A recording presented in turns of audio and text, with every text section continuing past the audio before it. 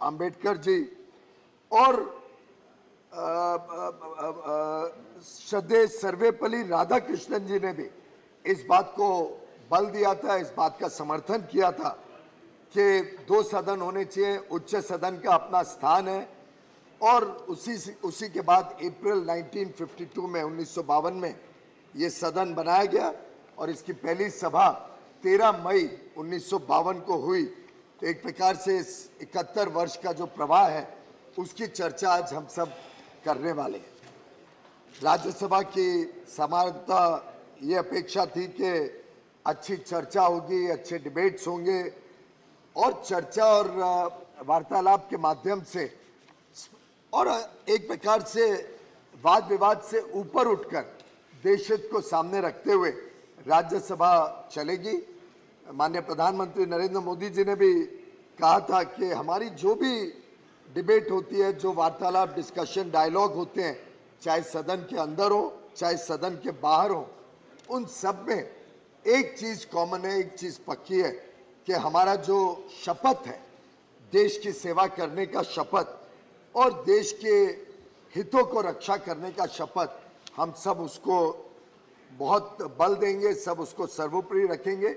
और मैं समझता हूं उसमें हम सभी ने अपना अपना दायित्व अपने हिसाब से निभाया है। इस 71 वर्ष की प्रवाह में कई सारे महानुभावों ने भारत की संविधान की रक्षा करने के लिए, भारत की लोकतंत्र की रक्षा करने के लिए अपना अपना योगदान दिया।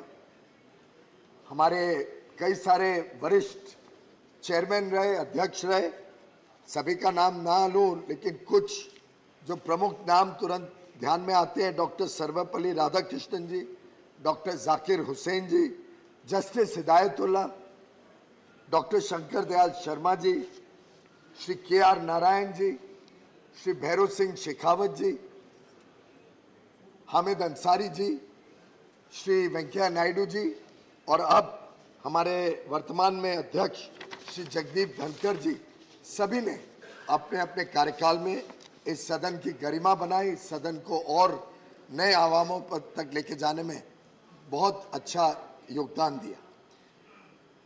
वेंकैया नायडू जी की तो बात याद आती रहती है, तो कई बार व्यंग भी करते थे, कई बार विषय को बहुत अच्छी तरीके से समझाने का प्रयास करते थे।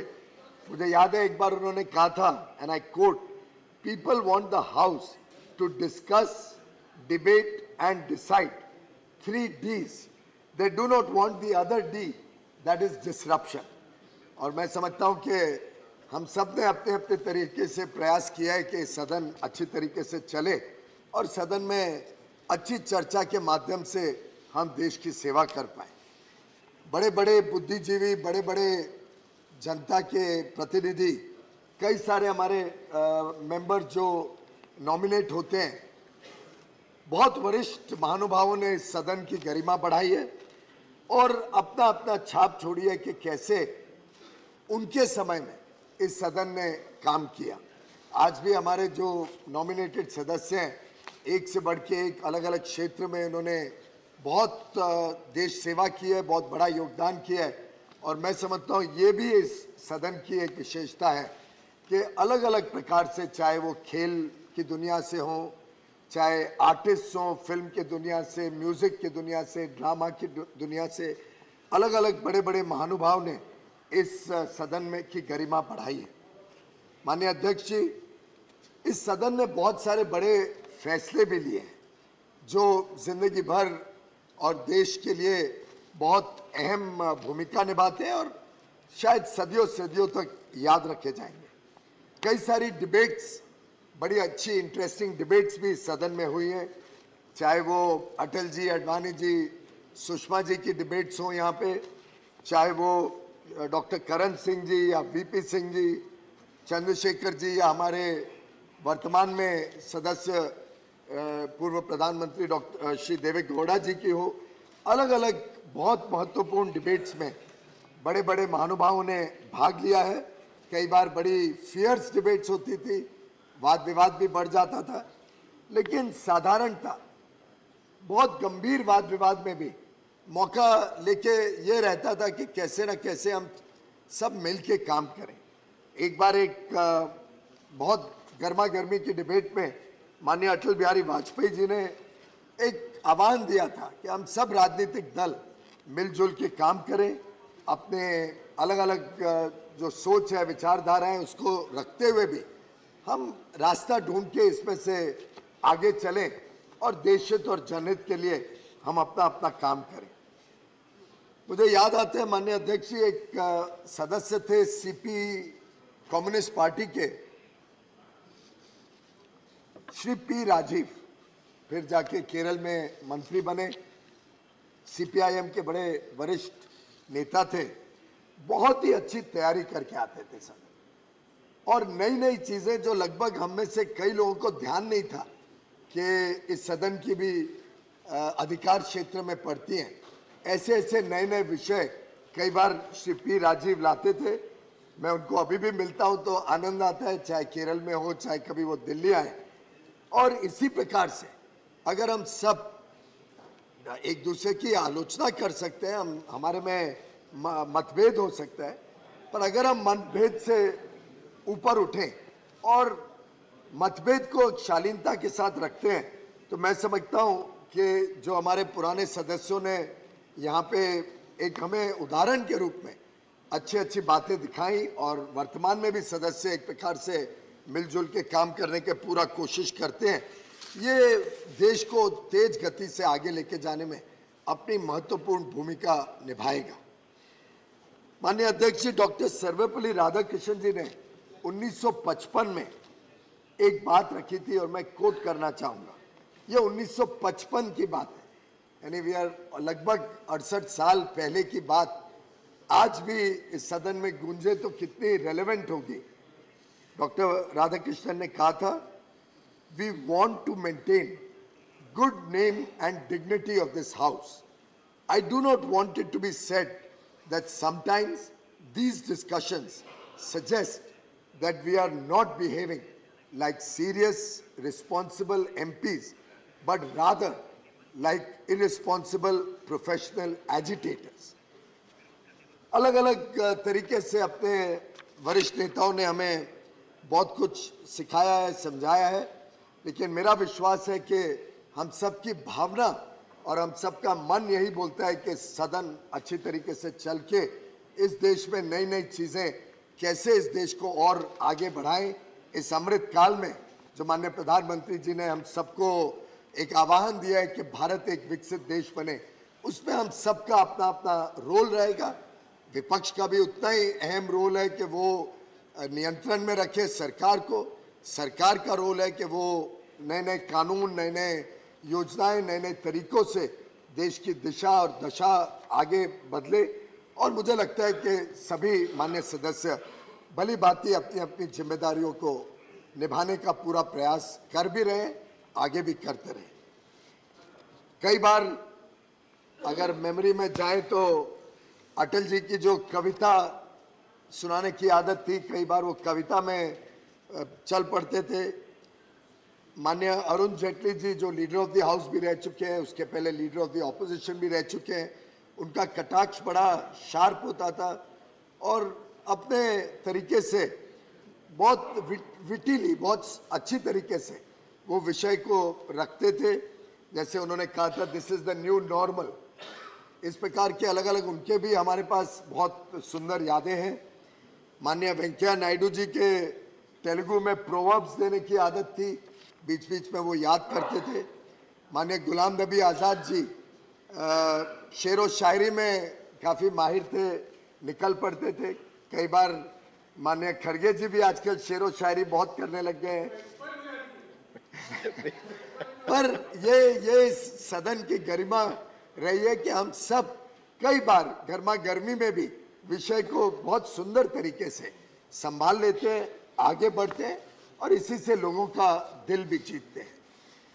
माननीय अध्यक्ष जी, मुझे याद है जब माननीय प्रधानमंत्री जी ने गुलाम नबी आज़ाद जी को उनकी टर्म खत्म होने पर फेयरवेल स्पीच में याद किया था, उन गुलाम नबी जी का और प्रणब दा का, माननीय पूर्व महामहिम राष्ट्रपति जी श्री प्रणब मुखर्जी जी का जो काम सरकार में रहते हुए, एक विपक्षी सरकार गुजरात में थी, उस समय भी किस प्रकार से उन्होंने गुजरात के लोगों को कश्मीर से पुनः वापस जाने के लिए मदद की जब आतंकवाद चरम सीमा पे था।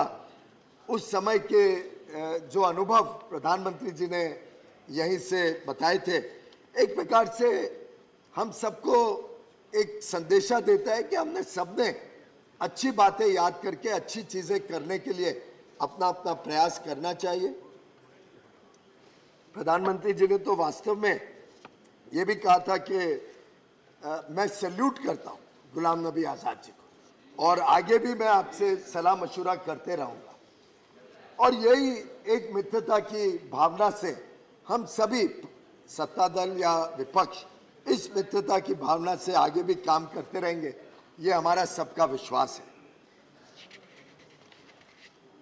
और एक प्रकार से सदन की गरिमा उसी में होगी कि हम देशहित और जनहित को अगर सर्वोपरि रखते हैं तो स्वाभाविक रूप से सदन की भी गरिमा बढ़ते जाएगी और अच्छा काम होते जाएगा। वैसे मुझे याद आता है जब मैं पहली बार मेडन स्पीच देने के लिए उठा था, मैं नया नया सदस्य था, जुलाई 2010 की बात है और माननीय पूर्व प्रधानमंत्री मनमोहन सिंह जी जहां अब बैठे हैं उसी के बाजू में नासिर हुसैन की सीट पे, जहां तक मुझे याद है मैं वहां पे बैठा था और माया सिंह जी हमारी चीफ विप थी, आई बोला कि परसों तुम्हें IRDA और सेबी का कुछ वाद विवाद चल रहा था, डॉक्टर मनमोहन सिंह प्रधानमंत्री थे और प्रणब दा वित्त मंत्री थे, तुम्हें उसकी डिबेट को शुरू करना है। और मैं एकदम हैरान हो गया, 2 ही दिन हुए थे मुझे सदन में आए, शायद तब तक तो कुर्ता पजामा और जैकेट भी नहीं सिलवाया था, जब माया सिंह जी ने कहा कि 2 दिन बाद तुम्हें ये डिबेट शुरू करनी है। और मैं भी थोड़ा परेशान हुआ, मैं उसी दिन रात को मुंबई गया क्योंकि सब्जेक्ट भी मेरे लिए नया था, इंश्योरेंस या के बारे में बहुत ज़्यादा जानकारी नहीं थी, सेबी तो समझता था, फिर भी तो वाद विवाद समझने के लिए पूरे 2 दिन, उस दिन से लेके अगले दूसरे दिन तक दिन रात रिसर्च करते रहे और पूरी समझी कि क्या ये विषय है, क्या समस्या है, क्या विवाद है। और इसके मुझे फायदा भी हुआ, उसमें मुझे कई चीज़ें मालूम पड़ी कि जो निजी इंश्योरेंस कंपनियों की पॉलिसीज़ होती हैं वो कैसे एक तरफा होती थी उस समय। मुझे विश्वास है अब तो बहुत बदलाव आ गया होगा, पर नई नई इंश्योरेंस कंपनीज आनी शुरू हुई थी और एक तरफा पॉलिसीज़ होती थी।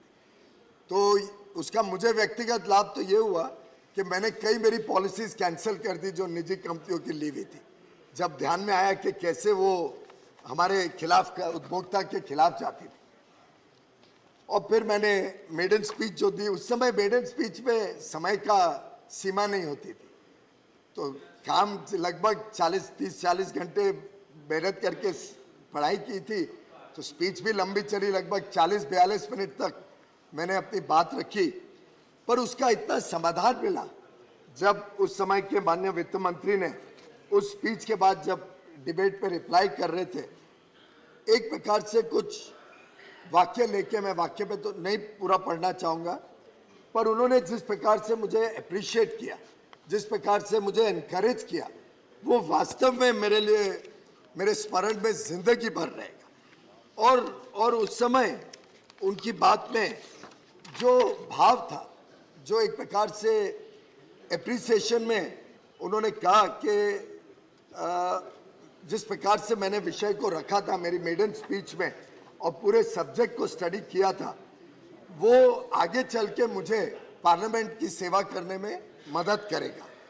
उन्होंने यहाँ तक कहा था, this is the chamber, this is the system where we agree to disagree, there will be divergence of views, there will be differences of opinion, and through these divergences, through these differences of opinion, through discussion we will arrive at a solution. ये उनका वाक्य मेरे लिए जिंदगी भर एक प्रकार से दिशा दिखाता है कि कैसे हमने आगे चल के अपनी अपनी बात भी रखनी है, दूसरों की बात से भी सीखना है।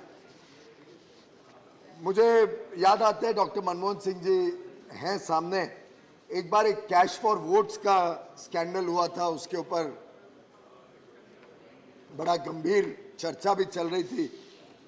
तो माननीय मनमोहन सिंह जी ने उर्दू के शायर मिर्जा गालिब जी को कोट किया था, हमको है उनसे वफा की उम्मीद जो नहीं जानते वफा क्या है।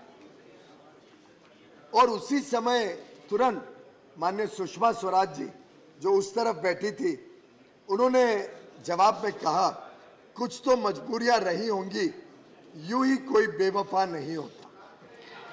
ये जो भावना थी दोनों तरफ, ये वास्तव में इस सदन की गरिमा बढ़ाती थी। और ये है जो छाप, मैं समझता हूं, जो यादें हम यहां से लेके जब नए सदन के नए प्रांगण में जाएंगे, नए वास्तु में जाएंगे, तब ये यादें लेके मैं समझता हूं हम सभी प्रयास करेंगे कि और अच्छी तरीके से हम आगे अपना अपना काम कर सकें। अटल जी ने एक बार मई 1996 में अपने भाषण में, एक बहुत ही ऐतिहासिक भाषण में कहा था, सत्ता का तो खेल चलेगा, सरकारें आएंगी जाएंगी, पार्टियां बनेंगी बिगड़ेंगी, मगर ये देश रहना चाहिए, इस देश का लोकतंत्र अमर रहना चाहिए। और मैं समझता हूं कि हम सब ने कभी ना कभी रिकंसाइल करना पड़ेगा कि परिस्थितियां बदली है और हम कोई भी एंटाइटल नहीं। ये जो सेंस ऑफ एंटाइटलमेंट कई जगह पे देखने को मिलता है, कई जगह पे अनुभव होता है, उससे जब देश उठेगा तो मैं समझता हूं हम सही माने में देश की सेवा में और अच्छा काम कर सकेंगे। छोटी छोटी प्रतीक होते हैं, जैसे लाल बत्ती खत्म कर दी गई थी सब मंत्रियों की, छोटे प्रतीक, लेकिन बहुत बड़ा मैसेज देश को कि सेंस ऑफ एंटाइटलमेंट किसी के लिए भी इस देश में अब नहीं चल सकता। 2014 में हमारी सरकार बनी, वो भी एक ऐतिहासिक मौका था क्योंकि पहली बार गैर कांग्रेसी सरकार पूर्ण बहुमत के साथ देश ने चुन के भेजी थी। कई सारे बड़े लैंडमार्क लेजिस्लेशंस पास किए गए हैं इस सदन में 2014 से अभी तक, जिसका देश की विकास यात्रा में और सामाजिक समरसता, समाज को और आगे लेके जाने में बहुत बड़ा योगदान है। मैं समझता हूँ कोई भी इस बात को इनकार नहीं कर सकता कि 9 वर्ष का समय एक बड़ा ट्रांसफॉर्मेटिव, देश के बदलाव का समय रहा है। आज भारत विश्व की 5वीं सबसे बड़ी अर्थव्यवस्था बनी है माननीय प्रधानमंत्री नरेंद्र मोदी जी के नेतृत्व में, माननीय वित्त मंत्री निर्मला जी के नेतृत्व में, और हम सब ने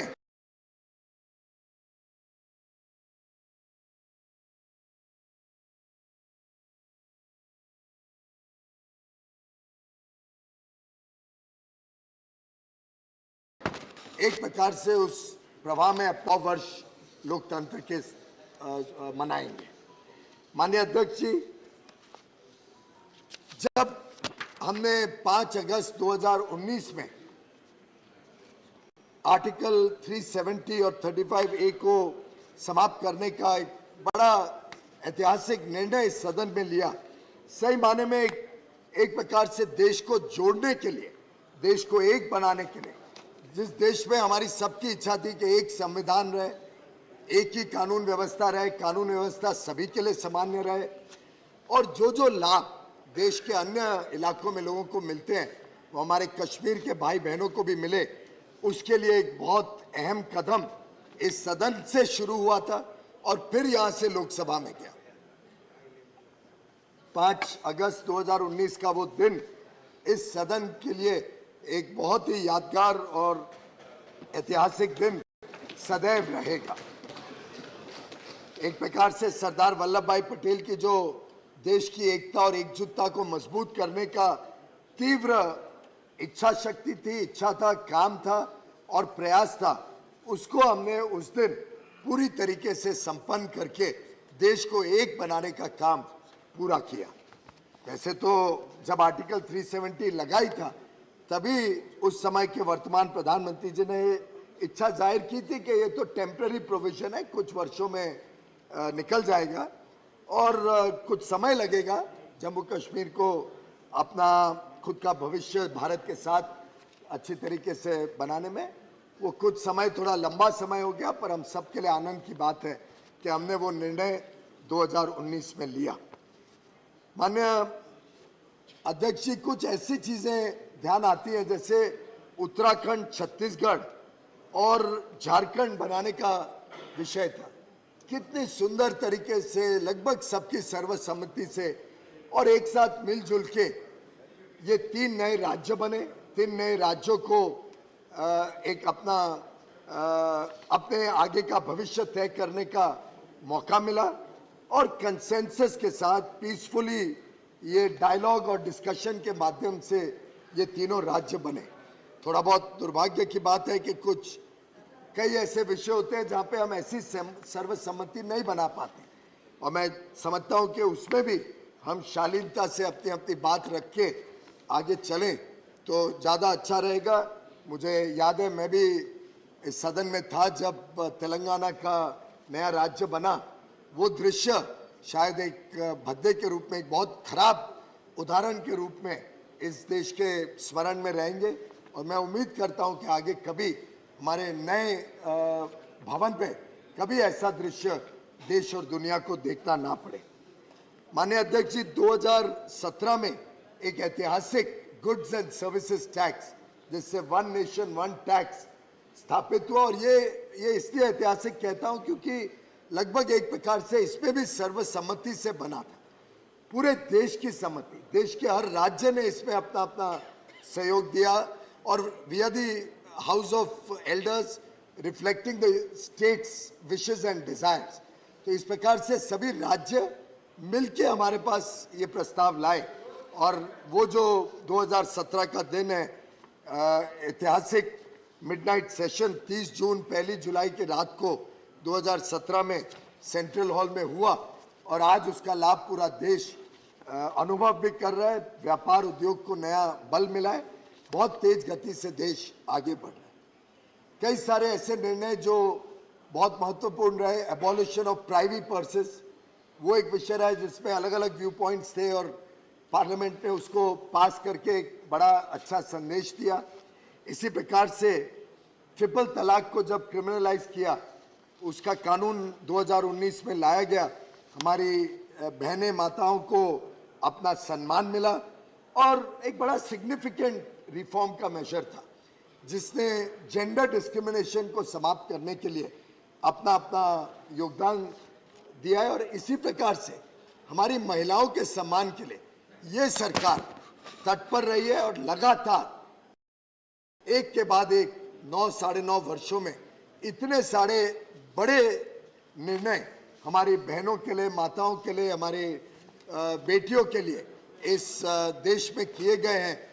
right from the day one, Beti Bachao Beti Padhao से लेके आज तक, और भविष्य में भी भारत, हमारे बहनों को और अच्छा सम्मान मिले और अच्छा स्थान मिले।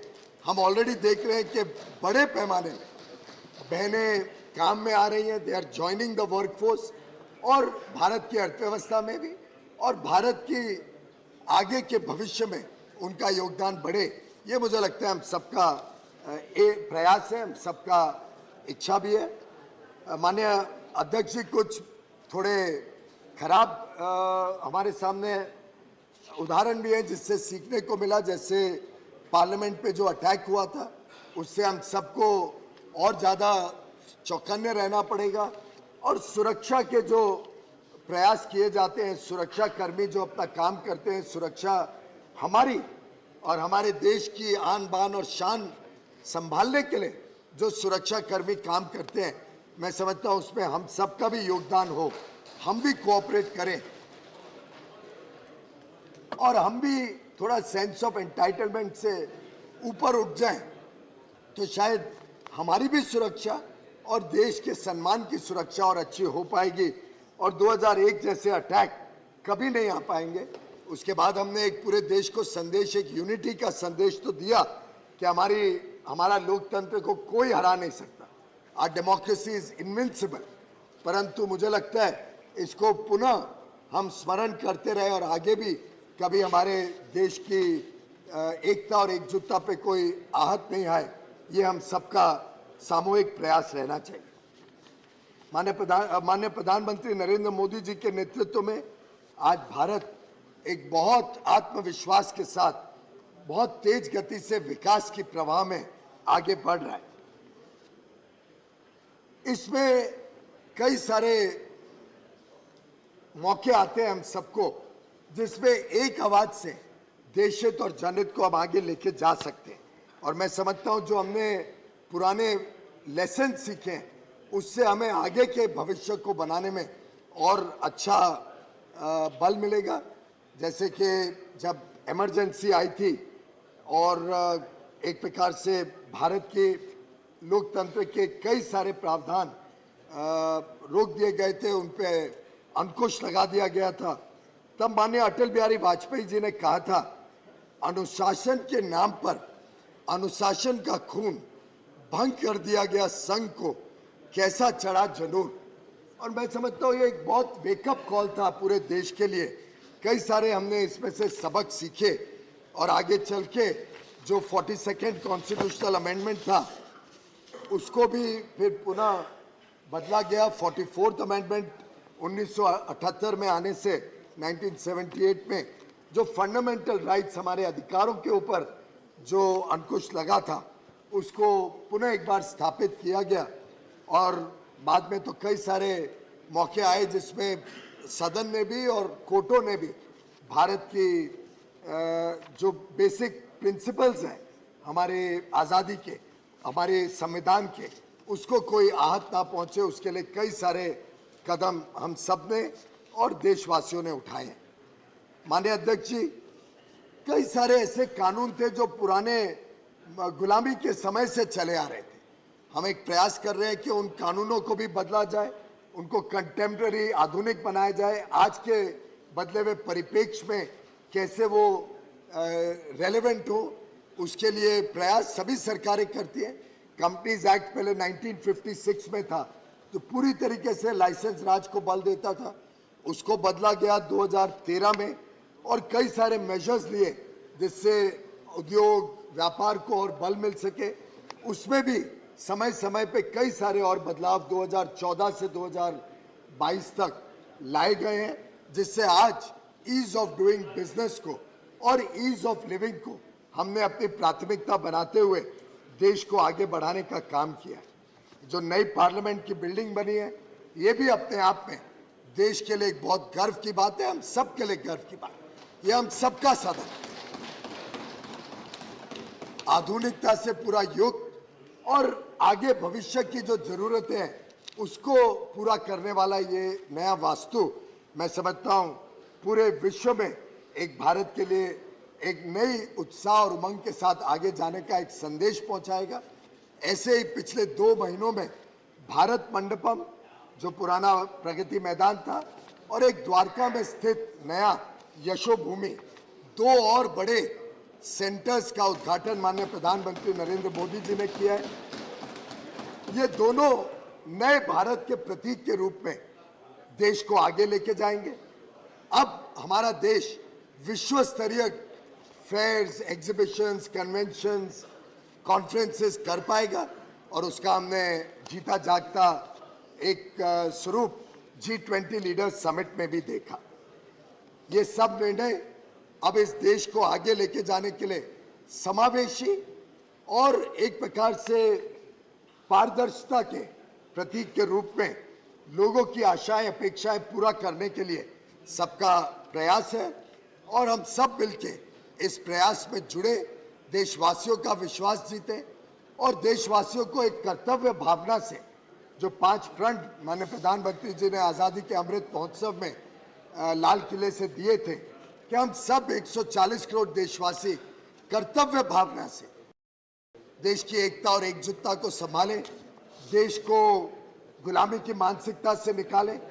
हमारे इतिहास से जो सीखने को मिला है, जो हमारे इतिहास में, हमारी परंपराओं में, हमारे जो रिच कल्चर और हेरिटेज, पारिवारिक वैल्यू सिस्टम्स हैं, उन सब से जो हम सीखते हैं उस सब को कर्तव्य भावना से आगे लेके जाएं, नारी शक्ति का सम्मान करें और एक भ्रष्टाचार मुक्त भारत को विकसित भारत बनाने के लिए हम सब संकल्प लेके आगे चलें।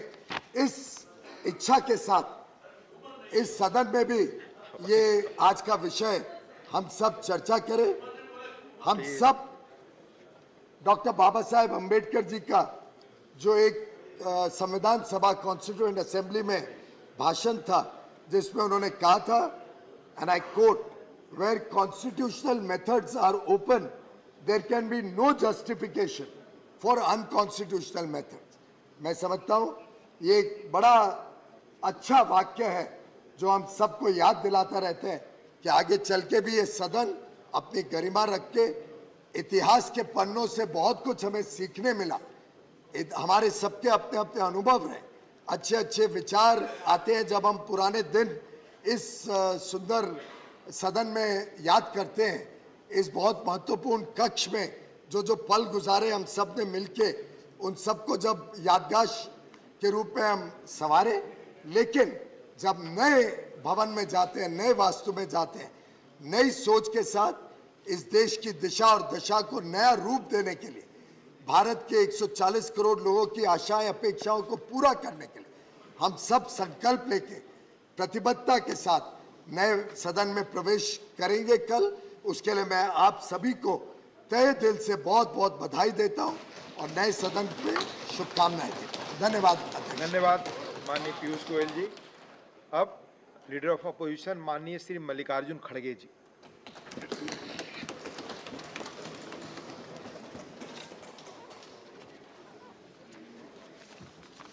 सर, आपका मैं आभारी हूँ क्योंकि मुझे आप जल्द बुलाए और अपनी बात रखने के लिए मुझे मौका मिला, इसलिए मैं आपका आभारी हूँ। मैं इस शब्द से शुरू करूँगा ताकि कोई ये न समझे कि हमारे लिए ही ये बोल रहे हैं।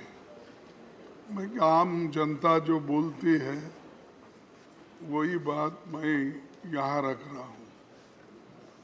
और संविधान, आगे ये भी बोलूँगा कि संविधान कैसा बना और संविधान के तहत हम कहाँ तक चल पाए और संविधान ने कितनी हमको आज़ादी दी है, उसका हम कहाँ तक किस ढंग से अच्छी तरीके से देश को बनाने में हम इस्तेमाल कर रहे हैं, ये बहुत बड़ी बात है।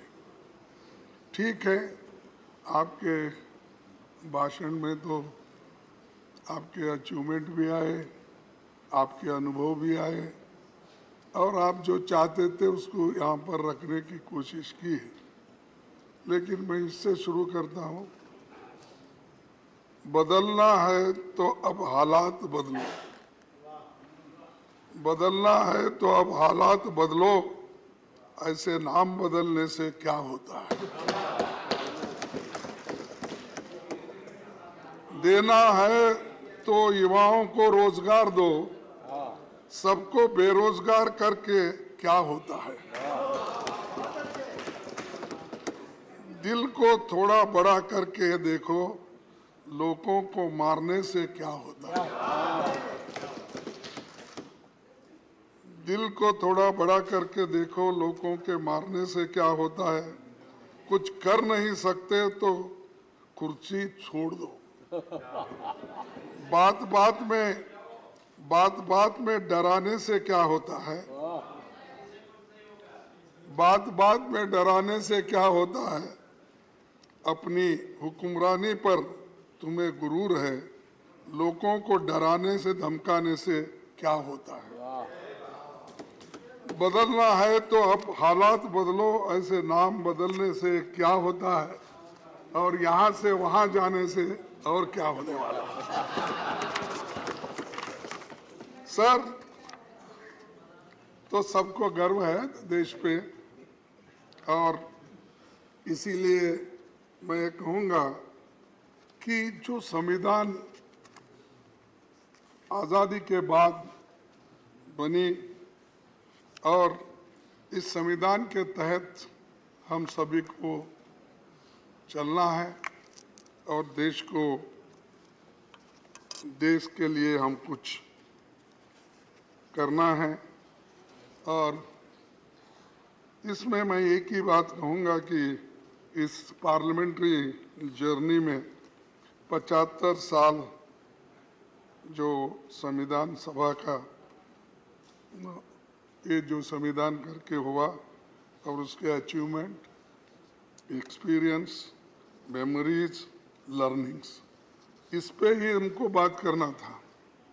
तो मैं इसी पे थोड़े शब्दों में बोलूँगा कि एक मेरी भी जर्नी 50 साल में असेंबली और पार्लियामेंट मिलके 52 साल हिस्सा है मेरा भी, लेकिन मुझे यहाँ ज़्यादा समय नहीं मिला, मेरे को वहीं पर रखना पड़ा, बेंगलुरु में ही था। यहाँ बहुत से नेताओं के भाषण सुनने को मुझे कम मौका मिला, सिर्फ 14 साल मिले। कहाँ जा रहे हैं?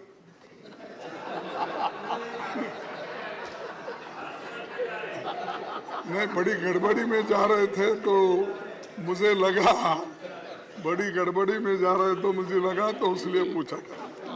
ये टच करना कानून का उल्लंघन भी है।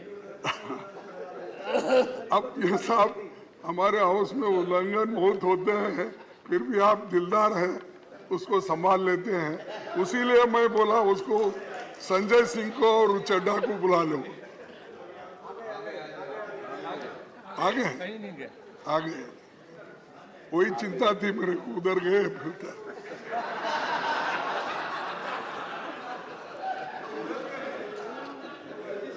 सर,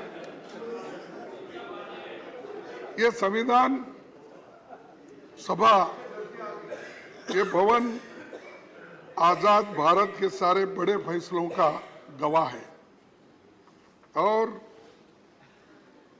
इसी भवन में हमारी संविधान सभा 11 सत्रों में 165 दिन बैठी।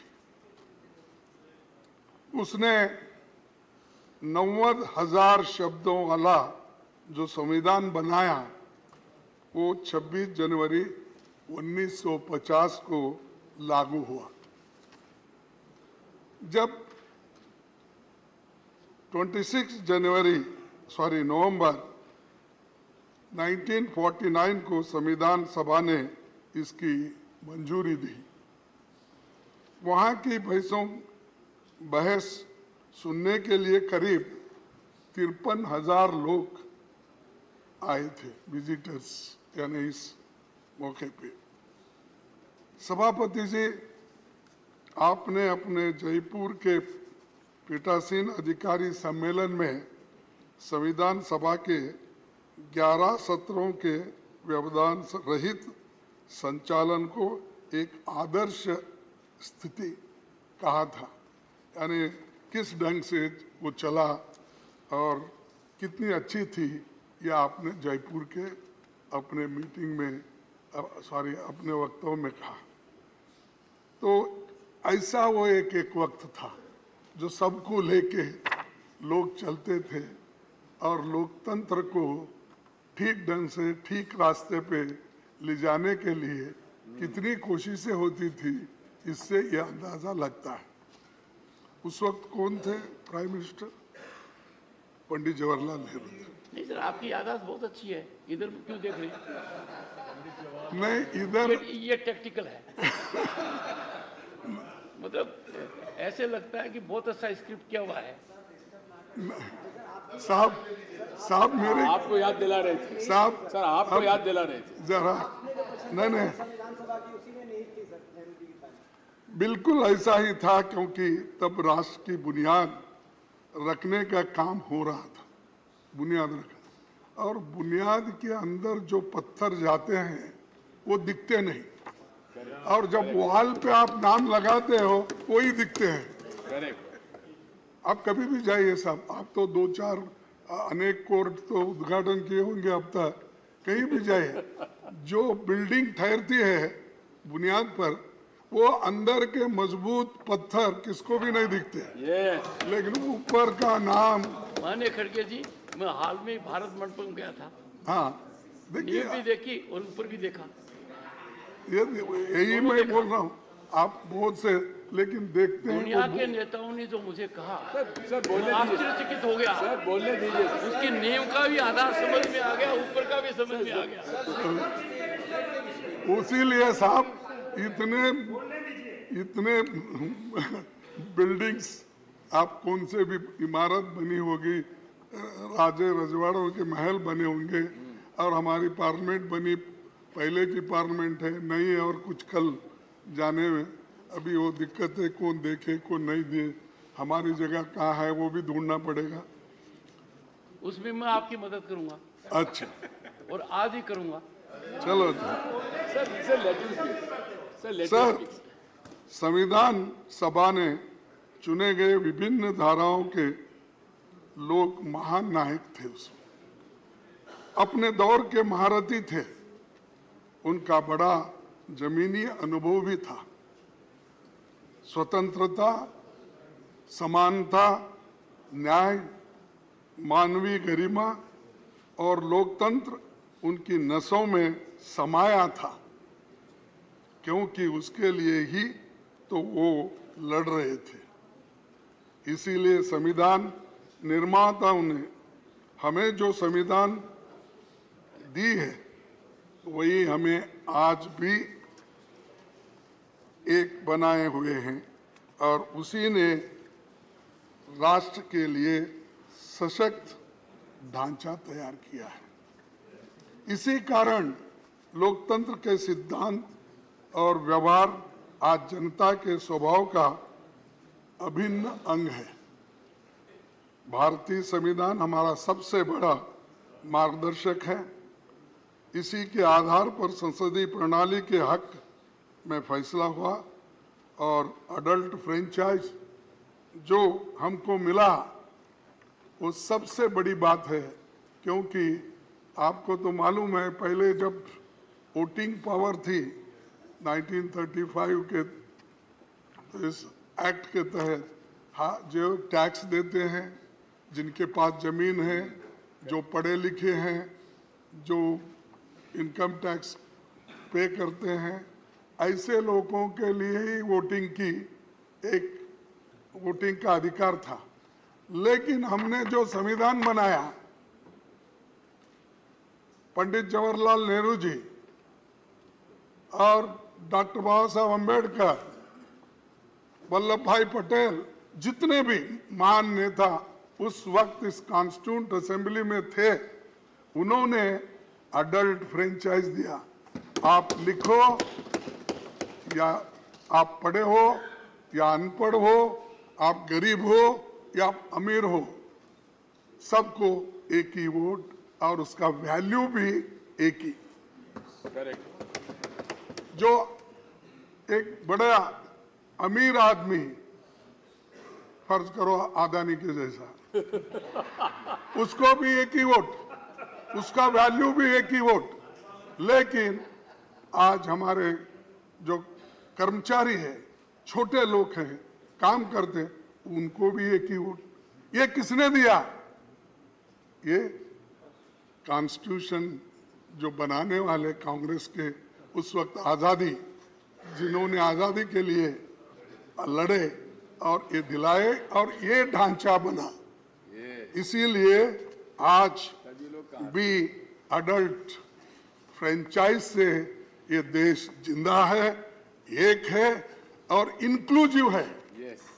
और ये इंक्लूसिव बोले तो थोड़ा सा डर होता है उनको। इंक्लूसिव बोले तो फिर इंडिया, उसको क्या करते हैं छोटा करने के लिए, हमारे नड्डा साहब इंडी बोलते हैं। ठीक है, उसीलिए तो बोलो नाम बदलने से कुछ नहीं होता। इंडी बोलो और कुछ भी बोलो, हम है इंडिया। अरे आप कुछ भी बोलो, हम सब इंडिया। अरे बैठो, अरे आप क्यों बात करते, बेंगलुरु से आए हैं, चुप बैठो। राजस्थान से बेंगलुरु गए। हमारे नायकों ने बहुत मंथन करके जो संविधान दिया वो जनता की आकांक्षाओं को खरा उतरा है। बाबा साहब संविधान सभा के अपने अंतिम भाषण में उन्होंने ये कहा था, मैं ये कोट करना चाहता हूं, अगर आपकी इजाजत है तो। इजाजत है? मसौदा समिति का कार्य बहुत ही कठिन हो जाता यदि ये संविधान सभा विभिन्न विचार वाले व्यक्तियों का एक समुदाय मात्र होती, विभिन्न विचारधाराओं के लोगों का एक समुदाय होता, एक उखड़े हुए फर्श के समान होती, जिसमें कहीं एक काला पत्थर होता तो कहीं सफेद, और जिसमें प्रत्येक व्यक्ति या प्रत्येक समुदाय स्वयं अपने को विधिवेता समझता, सिवाय उपद्रव के और कुछ नहीं होता। तो उस वक्त बोल रहे कि इतने सब रहने से उपद्रव के कुछ नहीं होता। सभा में कांग्रेस पक्ष की उपस्थिति ने इस उपद्रव की संभावना को पूर्णतः मिटा दिया और इसी के कारण कार्यवाहियों में व्यवस्था और अनुशासन दोनों बने। कांग्रेस पक्ष के अनुशासन के कारण ही मसौदा समिति यह निश्चित रूप में जानकर कि प्रत्येक अनुच्छेद और प्रत्येक संशोधन का क्या भाग्य होगा, इस संविधान का संचालन कर बैठी।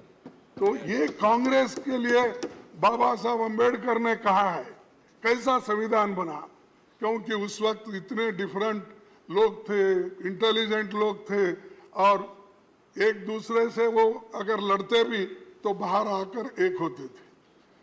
वो कभी किसी के ऊपर कुछ नुक्ताचीनी करके बैठते नहीं थे। सर, मैं और एक आपको बात बताना चाहता हूँ कि ये बाबा साहब अम्बेडकर ड्राफ्टिंग यानी संविधान बनाने के लिए कितनी कोशिश की है बहुत लोगों को मालूम नहीं। चूंकि ये कहते हैं ड्राफ्टिंग कमेटी चेयरमैन थे, वो क्या ये क्या, ऐसा बोलने वाले बहुत हैं, क्योंकि कोई व्यक्ति को हम नहीं चाहते। ये खासकर ये हमेशा ये दलितों की हालत होती है, तो जब उन्होंने इतना कष्ट करके रात दिन बैठ के जो संविधान उन्होंने बनाया, इसीलिए उसमें एक टी कृष्णमाचारी का एक कहावत अपना स्टेटमेंट है, मैं आपके सामने पढ़ के। संविधान का निर्माण करने वाली चुनिंदा 7 सदस्यों की ड्राफ्टिंग कमेटी में सबसे बड़ी भूमिका डॉक्टर अंबेडकर ने बना। 7 लोगों, इसमें क्या होता, क्योंकि उसके एक सदस्य ने वो 7 में एक सदस्य त्याग पत्र दिया, कितने बचे? 6। एक सदस्य का निधन हो गया, कितने बचे? 5। जबकि एक अमेरिका चले गया, बचे 4। एक सदस्य रियासत के कार्यों में व्यस्त रहे और 2 सदस्य दिल्ली से दूर थे। उनकी सेहत खराब होने के कारण कम मौजूदगी होती थी, तो सारा दारोमदार बाबा साहब अम्बेडकर की। ये इतिहास है, हम इसको कभी नहीं कहते हैं। ये बार बार यही बोलते हैं ड्राफ्टिंग कमेटी के ये थे, सब मेंबर्स ने मिल। अब ये टी कृष्णमाचारी जो मेंबर थे उसके कॉन्स्टिट्यूंट असेंबली के और खासकर इस ड्राफ्टिंग कमेटी के मेंबर थे, उन्होंने ये बात कही। तो एक व्यक्ति देश बदलने के लिए, संविधान को मजबूत करने के लिए, लोकतंत्र को मजबूत करने के लिए और कॉन्स्टिट्यूशन को जीवित रखने के लिए सबसे कंसल्ट करके कंसेंसस जो बनाते हैं, वो किसके जमाने में हुआ? वो कांग्रेस ने किया। उसकी रक्षा के लिए हम लड़ रहे हैं। उसी के लिए हम तैयार हो गए। यस सब कुछ हम ये नहीं समझते, हम जो कहेंगे वो हमको मिलेगा। हमारा एक टेक द कॉन्स्टिट्यूशन। सभी का एक इरादा है कि जो चीज इतने कष्ट से, इतने मेहनत से कमाई है, उसको हम गुमाना नहीं चाहते। तो इसलिए सर, आपको और एक यही बात करूंगा कि इसके बाद 1950 में भारत ने जब लोकतंत्र अपनाया तो बहुत से विदेशी विद्वानों को लगता था कि यहाँ लोकतंत्र विफल हो जाएगा, क्योंकि ये करोड़ों अंगूठे छाप लोग हैं। तब ब्रिटिश प्रधानमंत्री, आपको तो मालूम है, फिर मैं बोलने की आवश्यकता नहीं है, फिर भी चर्चिल ने यहाँ तक कहा था, अंग्रेज चले गए तो उनके द्वारा स्थापित न्यायपालिका, स्वास्थ्य सेवाएं, रेलवे और लोक निर्माण का पूरा तंत्र खत्म हो जाएगा। ये चर्चिल ने कहा। यानी इतना अंडरमाइन किया हमको कि ये लोग अनपढ़ है, अंगूठे छाप है, ये लोग क्या करेंगे, डेमोक्रेसी को कैसा टिकाएंगे। लेकिन हमने टिका के दिखाया, हमने इसको मजबूत करा, इसका संरक्षण किया। और बार बार हमको टोका जाता है, 70 साल में आपने क्या किया। अरे 70 साल में तो यही किया हमने, इसको मजबूती दी, इसको मजबूती दी हमने, लोकतंत्र को बचाया हमने और संविधान को लेकर हमने आगे बढ़े। और बार बार आपके पास कुछ नहीं बोलने के लिए, ये बोल तो जाओ, और कितने दिन बोलते बोलते जाओ। सर, तब वर्ल्ड वार 2 में, उसके बाद में 7 आजाद हुए देशों में सैनिक तानाशाही थी, फिर भी हमारे लोग मजबूती के साथ इस देश में इस संविधान को टिकाया, डेमोक्रेसी को टिकाया। लेकिन हमारे यहाँ सत्ता का हस्तांतरण गोली या बंदूक से नहीं हुआ। महात्मा गांधी जी हमें जो आज़ादी दिलाए वो सिर्फ नॉन वायलेंस, नॉन कोऑपरेशन से। और इसीलिए हमारी जो संविधान में हमारी जो आदर्श हमारे सामने है, उनके वजह से आज सभी लोग इसका पालन करते हैं और इसको आगे ले जाते हैं। दूसरी बात मैं कहूँगा कि इस भवन में 75 सालों के दौरान देश की किस्मत बदली है और देश की सूरत बदलने वाली तमाम कानूनें यहाँ बनी हैं। जमींदारी एबोलिशन, छुआछूत मिटाने का, ओबीसी का आरक्षण के लिए कानून यहाँ बने, यहाँ तक कि ईडब्ल्यूएस के भी बने। सभापति जी ने, मैं पहले प्रधानमंत्री नेहरू जी का खास तौर पर जिक्र करना चाहता हूँ। उनका मानना था कि संसद तभी तक प्रासंगिक है जब एक समय की बदलती जरूरतों के मुताबिक निरंतर विकसित गतिशील संस्था बनी रहती है। तेजी से बदलाव के दौर में संसद की तेजी से काम करना होगा, ये नेहरू जी का कहना है। तो हम तो कोऑपरेट कर रहे तेजी से काम करने के लिए, लेकिन कभी कभी झगड़े की बात ही ज्यादा होती है। सर, नेहरू जी के पहले कैबिनेट में कैसा, यानी मैं ये बता रहा हूँ कि कैसे डेमोक्रेटिक वे से पहले चलती थी। नेहरू जी के कैबिनेट में वो सबको अपने साथ लेके चलते थे। उन्होंने जो पहली कैबिनेट बनाई उसमें सबसे योग्य लोगों को शामिल किया। जो कांग्रेस में नहीं थे वैसे 5 लोगों को शामिल किया। साहब उन्होंने तो 5 अपोजिशन के लोगों को शामिल किया, उनसे सहमति नहीं होती थी उनको किया।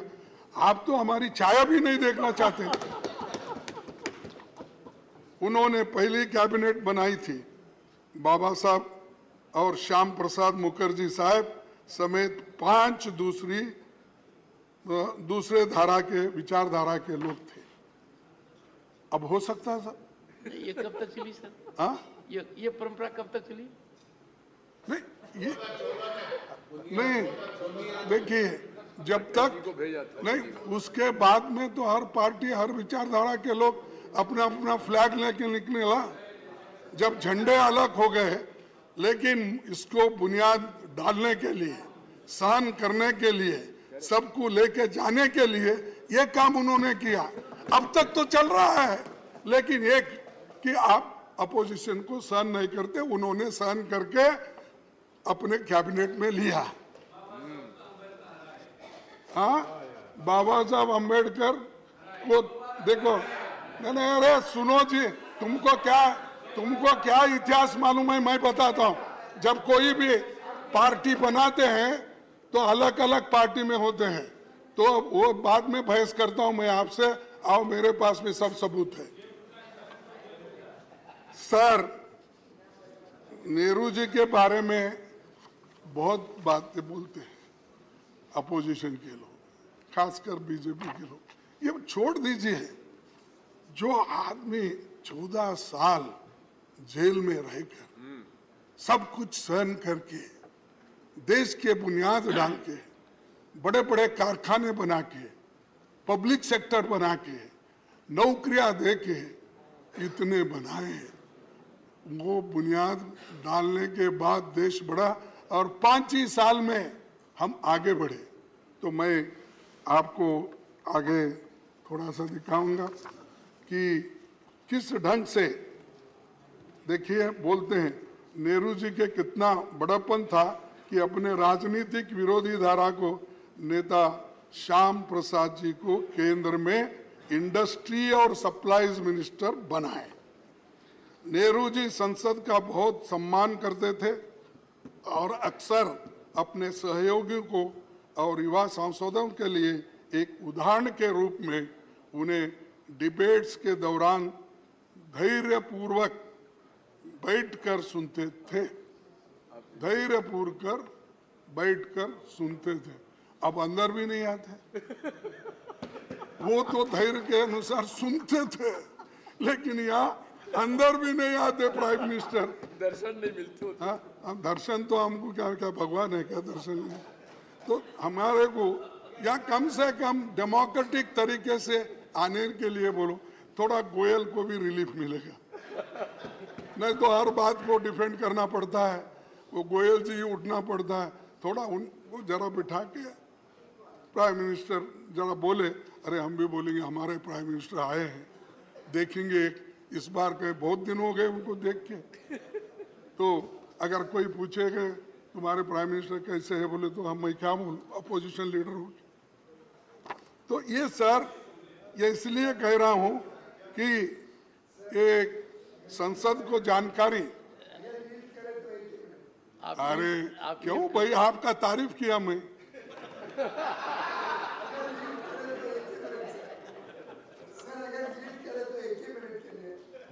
जब प्रधानमंत्री जी यहाँ पे आते हैं तो आप लोग बाहर चले जाते हो। नहीं, अब ऐसा है, जब वो नहीं, वो जब वो आते हैं हम बाहर चलते हैं ना, तुम पहले ही भगाते हो हमको, कुछ कह के झगड़े निकाल के। चलो छोड़ दीजिए।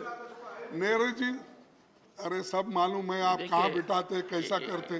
सुनो, अब नेहरू जी महत्वपूर्ण मुद्दों पर लगातार विपक्षी नेताओं से मिलते रहते थे। प्रमुख मुद्दों पर बहस के दौरान सांसदों की बातें ध्यान से सुना करते थे। नेहरू जी ने तो यहाँ तक कहा था, मुझे इस सदन की शक्तियों से ईर्ष्या है और मैं नहीं चाहूंगा कि कोई उन शक्तियों को सीमित कर दे। यानी इतना बड़ापन, मैं किसी को सीमित करना नहीं चाहता, सुनना चाहता हूं, सबकी ओपिनियन लेना चाहता हूं, तो ये बात उन्होंने कही। आज क्या होता है, कोई सुनने हमारे को सुने तो भी हमारी बात सुनने के लिए कोई नहीं आते, तो बार बार यही कहते हैं कि अब उन्होंने कहा नेहरू जी के विचार था मजबूत विपक्ष न होने का अर्थ है व्यवस्था में महत्वपूर्ण खामियां हैं। अगर मजबूत विपक्ष नहीं है तो वो ठीक नहीं है, नेहरू जी का कहना।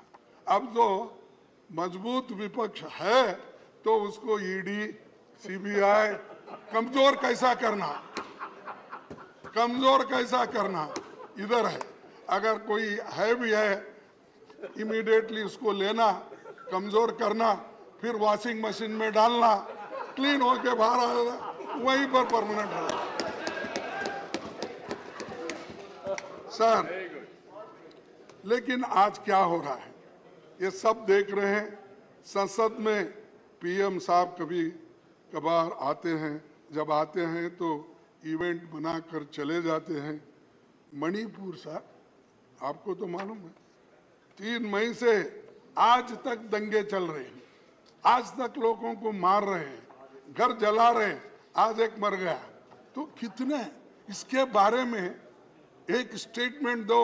हमने इतनी कोशिश की साहब, जरा आप कोशिश तो मैंने की थी, नहीं आपने की कोशिश थी तो मेरी तरफ से थी सब। नहीं कि हर हालत में चर्चा हो, नहीं आधी रात तक चर्चा हो।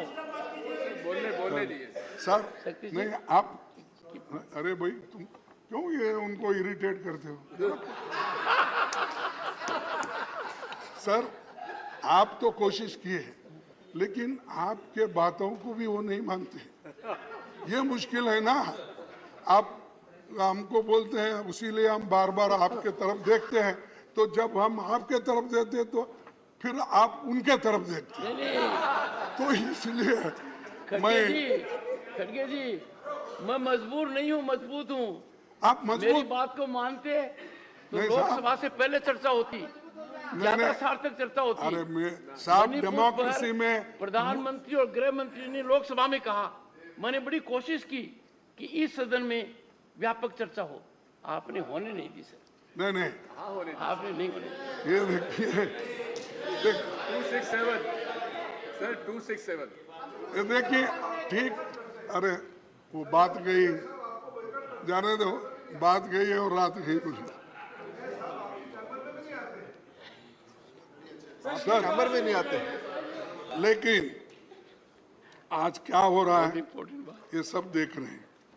सर वो देश के कोने कोने में जाते हैं लेकिन मणिपुर क्यों नहीं जाते। सर पहले आपको शिकायत थी कि वो आपकी कॉन्स्टिट्यूंसी में क्यों गए, नहीं बोल, आपने यहाँ पर कहा था। मैंने बोला माननीय वो खड़गे आने जी, दो। आपने इस सदन में कहा था नहीं। कि वो मेरे कॉन्स्टिट्यूंसी में क्यों जाते हैं। नहीं साहब वो आने दो मेरे कॉन्स्टिट्यूंसी में, कुछ काम करके दिखा के, कुछ तो करते नहीं। लेकिन खैर डेमोक्रेसी में हार जीत तो अलग है, लेकिन आते हैं तो इवेंट बना के चले जाते। मैं चाहता था वो गुलबर्गे में एक डिवीजन बने, मैं चाहता था वहाँ एक फैक्ट्री मैंने बनाया था उसको शुरू करे, मैं चाहता था वहाँ पर सेंट्रल यूनिवर्सिटी है वो कुछ इम्प्रूव करे। और कहाँ हमारे यादव साहब कहाँ है, हमारे लेबर मिनिस्टर, उनसे तो मैं आते जाते नमस्ते करता हूँ, साहब मेरा क्या हुआ, एक एम्स बना के दो, वहाँ बहुत बड़ा हॉस्पिटल बना है, तो वो उनके कंट्रोल में है। उन्होंने क्यों उसको इंटरेस्ट नहीं ले रहे। जब तक मोदी साहब का परमिशन नहीं मिलता तब तक वो नहीं देंगे। मेरी मुश्किल ये है कि आप सरकार के ऊपर, सरकार को क्यों रिक्वेस्ट नहीं करते। रिक्वेस्ट नहीं भाई, दबाव डाले तो भी नहीं कर रहे। और आते जाते मैं समझता 50 सलाम तो हो गए होंगे मेरे यादव से।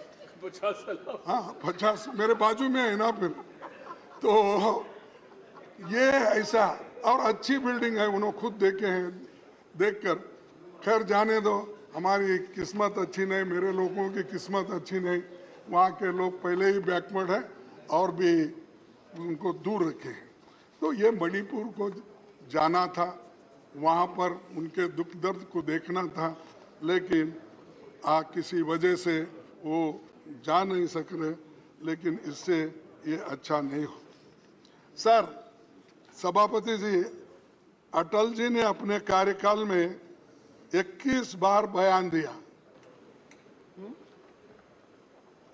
अटल जी ने अपने कार्यकाल में 21 बार बयान दिया 6 साल में। डॉक्टर मनमोहन सिंह जी ने 30 बार बयान दिया। केवल हमारे मौजूदा पीएम साहब ही ऐसे हैं जो सदन में 9 सालों में कस्टमरी बयानों को छोड़ के केवल 2 बार बोले। ये डेमोक्रेसी है साहब। अब इसको क्या कैसा सुधारते, मैं आपको ही छोड़ देता हूँ। सर, दूसरी, सर थोड़ा सा ज्ञानवर्धन कीजिए, ये कस्टमरी बयान कौन सा होता है? हाँ, कस्टमरी बोले तो ये अपने राष्ट्रपति जी का ये जो ऐसे इश्यूज रहते ना, कस्टमरी नहीं सर, बोलना ही चाहिए। सबसे महत्वपूर्ण तो वही है। नहीं, दिग्विजय सिंह जी, ये महत्वपूर्ण मुद्दा है कि यदि अगर प्रधानमंत्री उन कस्टमरी मुद्दों पर बोलते हैं वो कितना आवश्यक है। I am not in defence of anyone, but I am on hard facts. मैं तो समझता था कि माननीय खड़गे जी को शिकायत होगी कि प्रधानमंत्री जी इतना ज्यादा क्यों बोलते हैं लोकसभा में, राज्यसभा में। साहब नहीं साहब, सुनो नहीं साहब, I will ask the secretariat नहीं, to have full update on this and No. inform leader of the opposition नहीं in next 3 days. आप अपने स्टाफ को पूछिए। अटल बिहारी वाजपेयी 21 बार बयान दिए। बयान देना अलग है, कस्टमरी जो उत्तर देना, हर चीज पे जो राष्ट्रपति के इस पे भाषण देना, वो अलग है। तो ये 21 बार बयान जो वाजपेयी साहब ने दी, अलग अलग ओकेजन पे दिए सो है। वैसा ही मनमोहन सिंह जी ने 30 बार दी, ये अलग अलग ओकेजन में दी। ये बात मैं बोल रहा हूँ, वो भाषण देते नहीं, बोलते नहीं, बाहर बहुत बोलते हैं, इतना बोलते हैं वो हजम ही नहीं होता हमको, इतना बार बोलते हैं। साहब, वो आपने बोला कि मैंने तो चांस दिए तो भी आप लोग नहीं बोलते हैं, चर्चा नहीं करते। सर, हमने पहले 267 में 7 बार इस सदन में 267 में 7 बार चर्चा हुई। क्वेश्चन आवर सस्पेंड करके 10 बार चर्चा हुई। कितने सालों में? हाँ, कितने सालों में?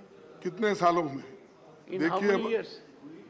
देखो, मैं कह रहा हूँ ये सदन में जो हुआ है, लेकिन आप एक बार भी नहीं कर आप रहे। मुझे कटघरे में खड़ा कर रहे हैं, इसलिए आपसे संरक्षण मांग रहा हूँ कि जो फिगर दे रहे हैं, आपके हाथ में जिन्होंने फिगर ठीक दिया है, है, मैं वो उनसे फिगर आपको पूछिए भेज दूंगा। कि कितने दशक में ये हुआ है। नहीं, मैं डेट वाइज, सर, मैं बहुत नरम दिल का आदमी हूँ। वो फिगर दे दूंगा।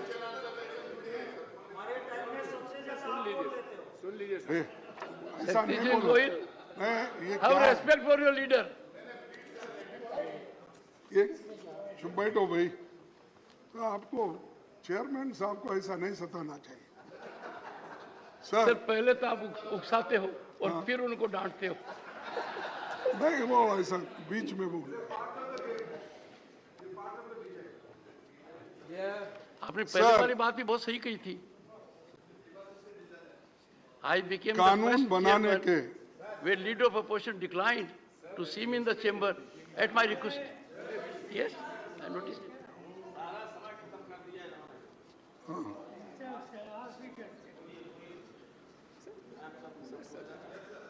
सर, संसद और विधानसभा जनता की सर्वोच्च प्रतिनिधि संस्थाएं हैं, जिनके माध्यम से जन आकांक्षाओं को अभिव्यक्ति मिलती है और बदलते समय में जनता की अपेक्षाएं बढ़ रही है। लिहाजा सदनों में स्तरीय चर्चा होनी चाहिए। इन चर्चाओं को पूरा देश लाइव देखना चाहिए। इसको जरा ठीक करिए। अब तो मेरा दिख रहा है, बाकी के वक्त तो किसी अपोजिशन का आता ही नहीं ज़्यादा। वो जरा क्या कंट्रोल हमारे गोयल साहब करते हैं और फोन करते हैं मुझे मालूम नहीं, लेकिन वो बोल दीजिए। कम से कम हमको तो बाहर चांस नहीं मिलता, यहाँ तो चांस मिलता है, तो जरा दिखाते दीजिए। जनता के सवाल उठा सकते हैं। अब जब भी हमारे ये अभी तेलंगाना के नेता उठा रहे थे, ऐसा उठते रहते हैं, हम डांटते रहते हैं, लेकिन वो जो कहते हैं कम से कम यहाँ अगर रजिस्टर हुआ तो बाहर भी मालूम होता भाई हमारी बात कोई रखे।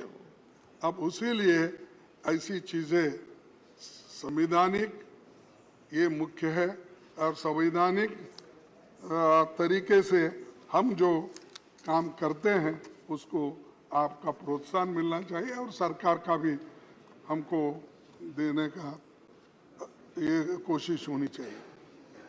और ये संसद लोगों के हितों तथा अधिकारों का संरक्षक है, और आप हमारे गार्डियन हैं, और अगर हमारे ऊपर कुछ अन्याय हो रहा है फौरन आप हमारे अपने को संरक्षण देने वाले आप भी हैं।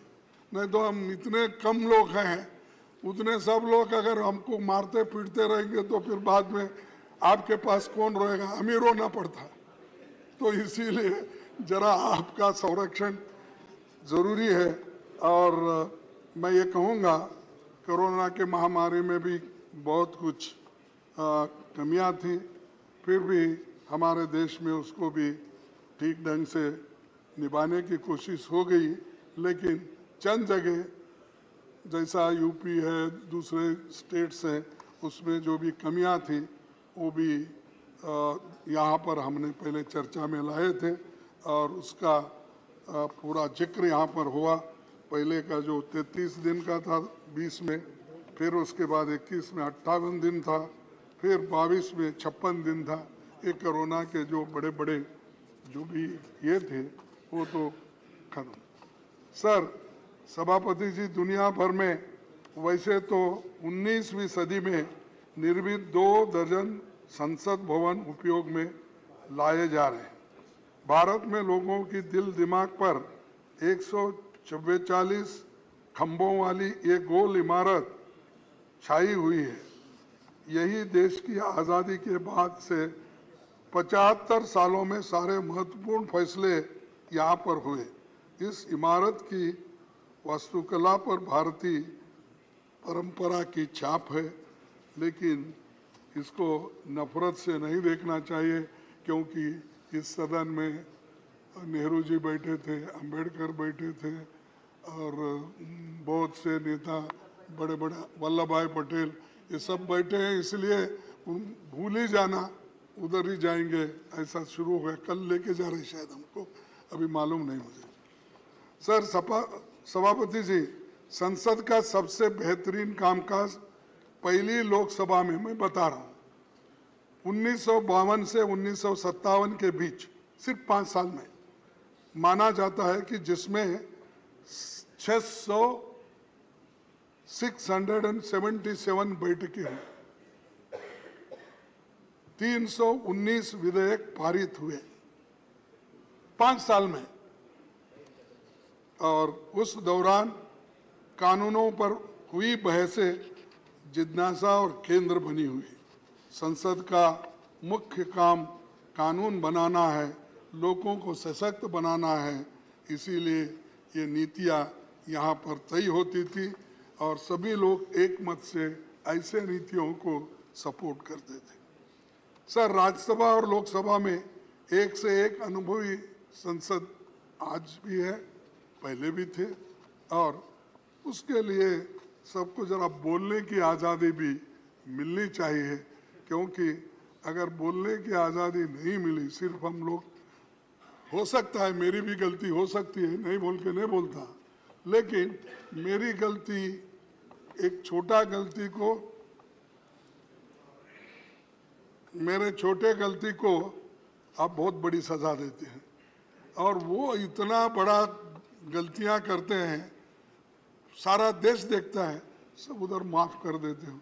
तो इसीलिए मैं कृपया करके दोनों बैलेंस करके चलिए, दोनों बैलेंस करके अगर चलेंगे तो हमको भी एक मौका मिलेगा बार बार आपको कहने का, विनती करने का, ये सब चीजें होती। सर, और एक कानून बनाते समय बिलों की स्टैंडिंग कमेटी में छानबीन के लिए नहीं भेजा जाता, तो कम से कम ये तो करना चाहिए सर। ये तो आपको हक है। नहीं, इस बिल में खामियां हैं, इसीलिए इसको स्टैंडिंग कमेटी को भेजना चाहिए। और इसके लिए सभी लोग, मैं आपको उदाहरण के तौर पर चंद चीजें बताऊं। कमेटियों को भेजे जाने वाले बिल्स का प्रतिशत 2009 और 14 के दौरान 71% था, 71% था। वहीं 16वीं लोकसभा में 2014 से 2019 के बीच घटकर 27% हो गया, रह गया। और 2019 के बाद इसमें इतनी गिरावट आ गई, 13% रह गया। साहब, कहा 71%, और फिर पूछते हैं आपने क्या किया, क्या किया? यही किया हम, 71% स्टैंडिंग कमेटी को भेजा छानबीन करके, और आपने क्या किया? 13%, 27%। ये इससे बिल कैसे स्क्रूटनाइज होंगे? वो जैसा दिल में आया वैसा हो जाएगा, फिर बाद में हम पछताएंगे। फिर सुप्रीम कोर्ट बोलेगा इसको छानबीन करके नहीं लाए, और वहाँ के सभी एमपी और राज्यसभा के मेंबर, लोकसभा के मेंबर शायद अनपढ़ होंगे, समझते नहीं, तो ऐसा ही भेज दिए। तो उधर से एक टिप्पणी हमको सुप्रीम कोर्ट से, बाकी के जनता लोग ये कहते हैं कि भाई हमारे बारे में ये सोचते नहीं, सोच कर कानून नहीं बनाते। लेकिन आप गड़बड़ी में इतने कानून भेज देते हो, वो बुलेट ट्रेन से भी फास्ट आता है, बुलेट ट्रेन से भी फास्ट बिल पास होते हैं। तो इसीलिए सर, मैं अभी 5 मिनट लूंगा, फिर आपको बोर नहीं करूंगा। आपने देखा समय खत्म हो गया, 5 मिनट से। गोयल, आज आलम यह है कि सरकार विधेयकों को सीमित समय में पारित कराने से लेकर सदनों की बैठक कम से कम कराने की कोशिश में चली। इस कारण कानून की गुणवत्ता वैसी नहीं रहती जो व्यापक विचार मंथन या छानबीन से गुजरे कानूनों की होती है। आज आलम यह भी है, 2021 में भारत के प्रधान न्यायाधीश ने कहा कि बिना व्यापक बहस के जल्दबाजी में संसद में कानून बनाने से गंभीर खामियां रह जाती है, कई पहलू अस्पष्ट रह जाते हैं। वही बात मैंने कहा। और ये इसके हालत ये नहीं होती थी कि लोग यहाँ पर बॉर्डर पे किसान हमारे बैठ नहीं सकते थे।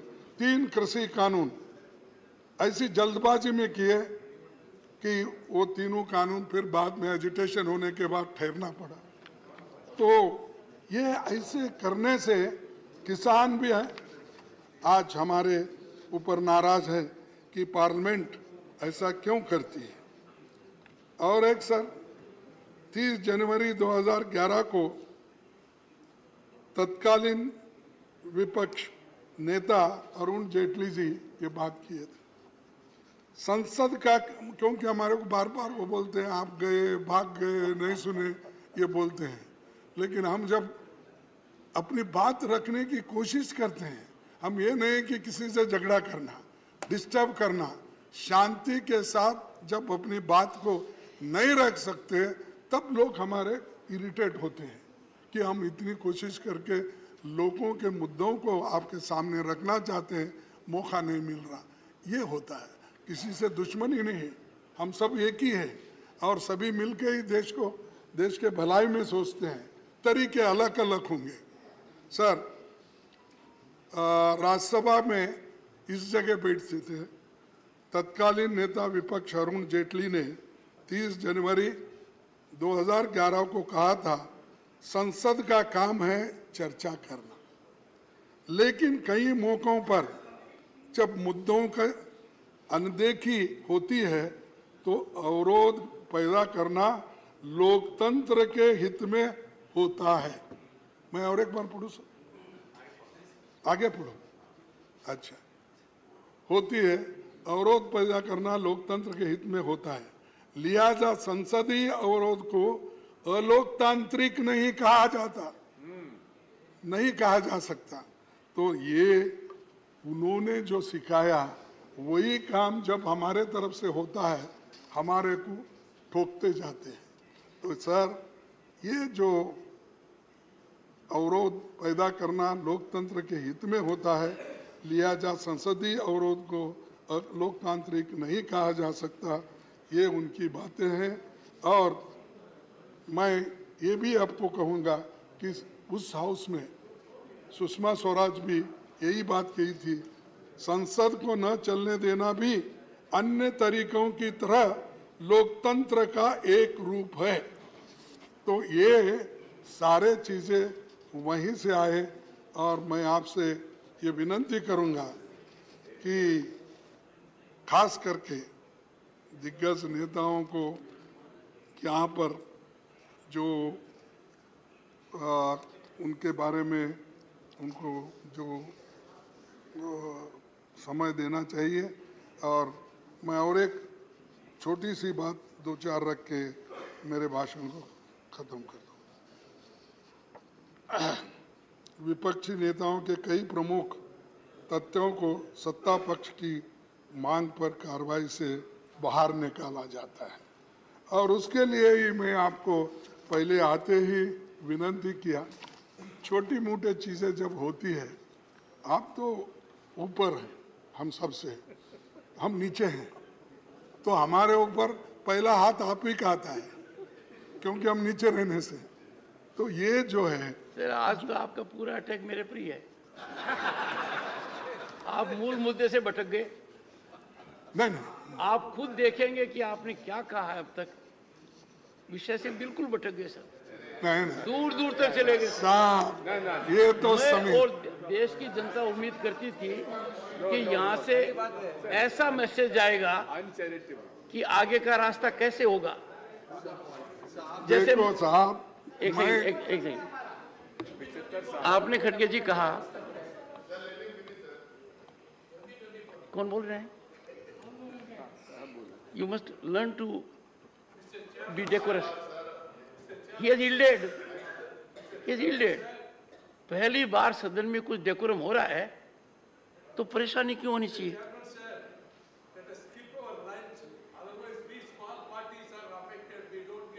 You will get the chance, sir. You are a very senior member. You will get the chance. Sir, I agree. We may skip the lunch at Microsoft's request. Good idea. It's a good idea. But that I will do at 1 o'clock. That I will do at 1 o'clock. खड़गे जी, मैं माननीय सदस्यगण को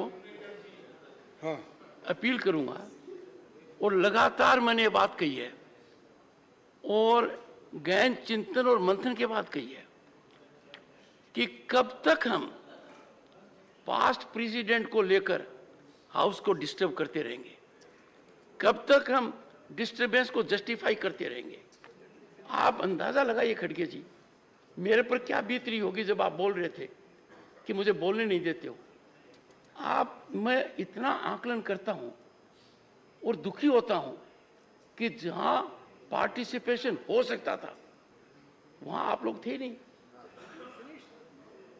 मतलब आप अंदाजा लगाइए, if leader of the opposition would rise on this critical occasion to sanctify disturbance, disruption.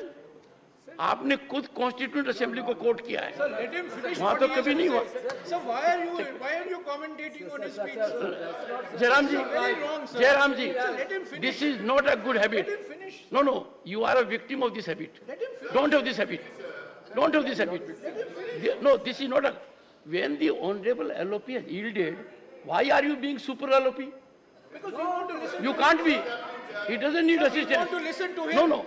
You want to listen to him, but it is regulated by the chair. Otherwise, come and sit here and control it. Every time, I have no desire to sit there. even if you to have, listen to him. even if you have, there is a mechanism. Sir, you are constantly No, interrupting please, him, sir. please, take your seat. So, Manya Khadge ji, this is a rare historic occasion where after taking note of 75 years, we are required to unfold a vision for next 25, 50 years. Sir, exactly. I know it. I know it what he knows. And in the entire discourse, you are focused on two things, sir. I find it. There is a debate between you and him, sir. This is the problem.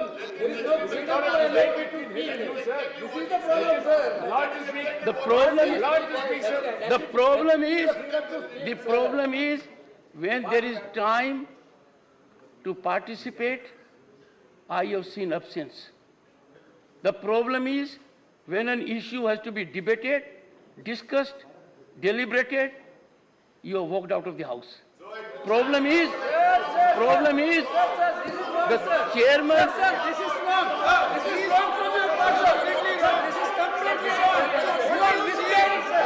You are misleading the house. Sir, don't do that. You are misleading the house. You are misleading the house. This is totally wrong. It's a very partisan attack. Remark from you, sir. Sit down, sit down, sit down. Sir, please I explain your have own said, statement. one second, I request you to one second, explain your own Jairam, statement. take it, take it. Sir, please Everybody is explain your own cooperating statement. today. Take it. You are misleading the house, sir. No, no. You are not debating here, Sir, you are not debating here. Sir, let him speak. Digvijay जी, दिग्विजय जी, एक second please. अरे आप बैठो यार. Sir, let him speak. Digvijay ji, with my modest understanding, I can tell you, and I am a great judgment of myself. I self-judge. I can tell you, I am not a stakeholder in politics. I am certainly stakeholder that this upper house, the House of Elders, conducts itself in a manner so that it earns respect of others. We must exemplify our conduct by decorum, discipline. One second. One second. Sir, please don't cast aspersions on all. One second. Sir, Would you approve that two honorable members should every time come to the rescue of LOP? Is it not an insult to the position he holds? Sir, allow him to speak. Put some people in discipline court. I would urge, if you do not curb the tendencies of other members, let me tell you, things will get on a tangential route. There was an occasion when you wanted to speak and somebody said, give Digvijay Singh ji an opportunity. In the process, the honorable member was insulting you, insulting me. You don't want that. Okay.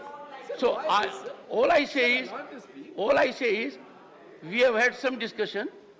We have to emanate from this theater sir, a मैं तो most खत्म करता important हूँ. message to the world outside. Sir, that applies to all of us, including the Conclude, sir. Honorable members, with the sense of the House, we are continuing during the lunch recess as well. Go ahead. Sir, thank you sir. क्या tolerance है अच्छा बस आपने thank you तो कहा. Sir. सभापति जी, मैं ज़्यादा बात नहीं करना चाहता हूँ क्योंकि अब टेंशन में आ रहा मामला. तो सर, हम बहुत दिन से ये कोशिश कर रहे हैं, सभी की इच्छा है कि महिला रिजर्वेशन का बिल आना चाहिए और महिलाओं को देना चाहिए जो ड्यू है. आज तक हमने सब कोशिश की, लेकिन अब मैं समझता हूँ जब आप ये मुद्दा उठाएंगे तो ज़रूर आपके बात को मान्यता वो दे देंगे. तो मैं ये आंकड़े इसलिए देता हूँ थोड़े से. सर, सभापति जी, दुनिया बदल गई है.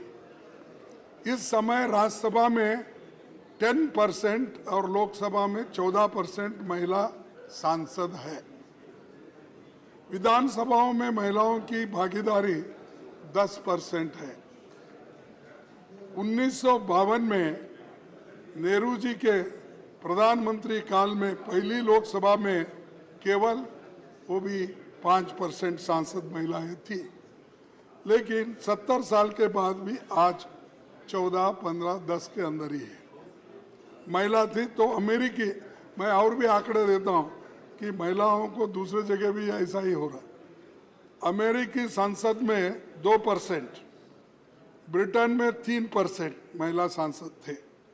आज अमेरिका की संसद में 28% और ब्रिटेन में 33% महिला सांसद आज है। तो इसीलिए मैं आपसे गुजारिश करूंगा कि इस महिलाओं का जो बिल है इसको आप ये कर दीजिए।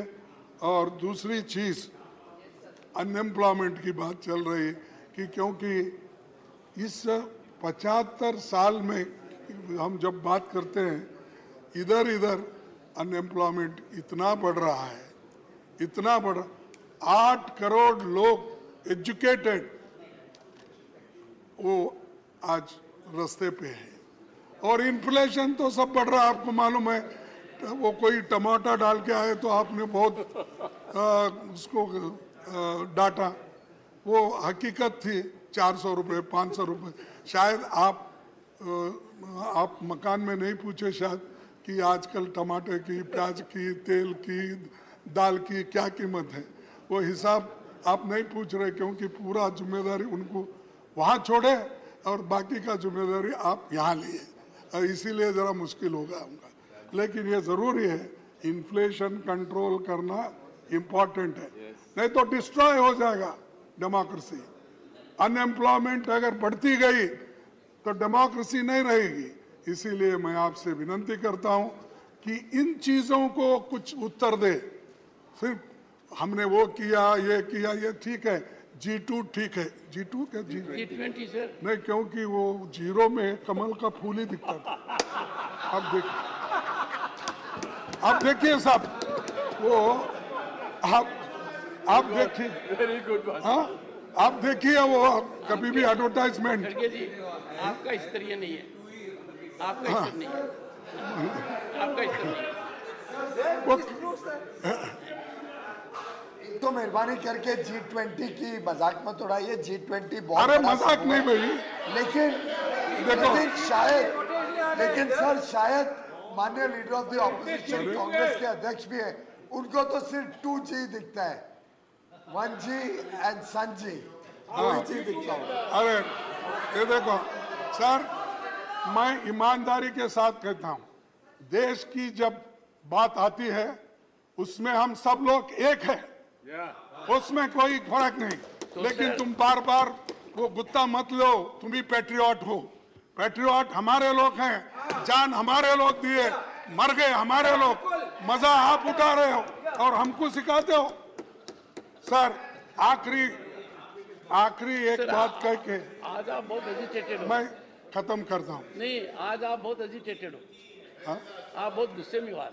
नहीं ना ना सर, हमारी वतन परिस्थिति के अनगिनत तारीखें हैं, हमारी वतन परिस्थिति के अनगिनत तारीखें हैं, बेशुमार किस्सा है। हो भी क्यों ना वतन से मोहब्बत, हो भी क्यों ना वतन से मोहब्बत, ये तो हमारे ईमान की हिस्सा है। तो धन्यवाद सर, आपने इतना टाइम दिया। आपने खड़गे जी, आपने आज पढ़े शुरू में और आखिर में, और पहले भी पढ़ा था जब माननीय वेंकैया नायडू जी का फेयरवेल था, और आपने कहा मौसम कैसा होगा, कितना सताएगा। नहीं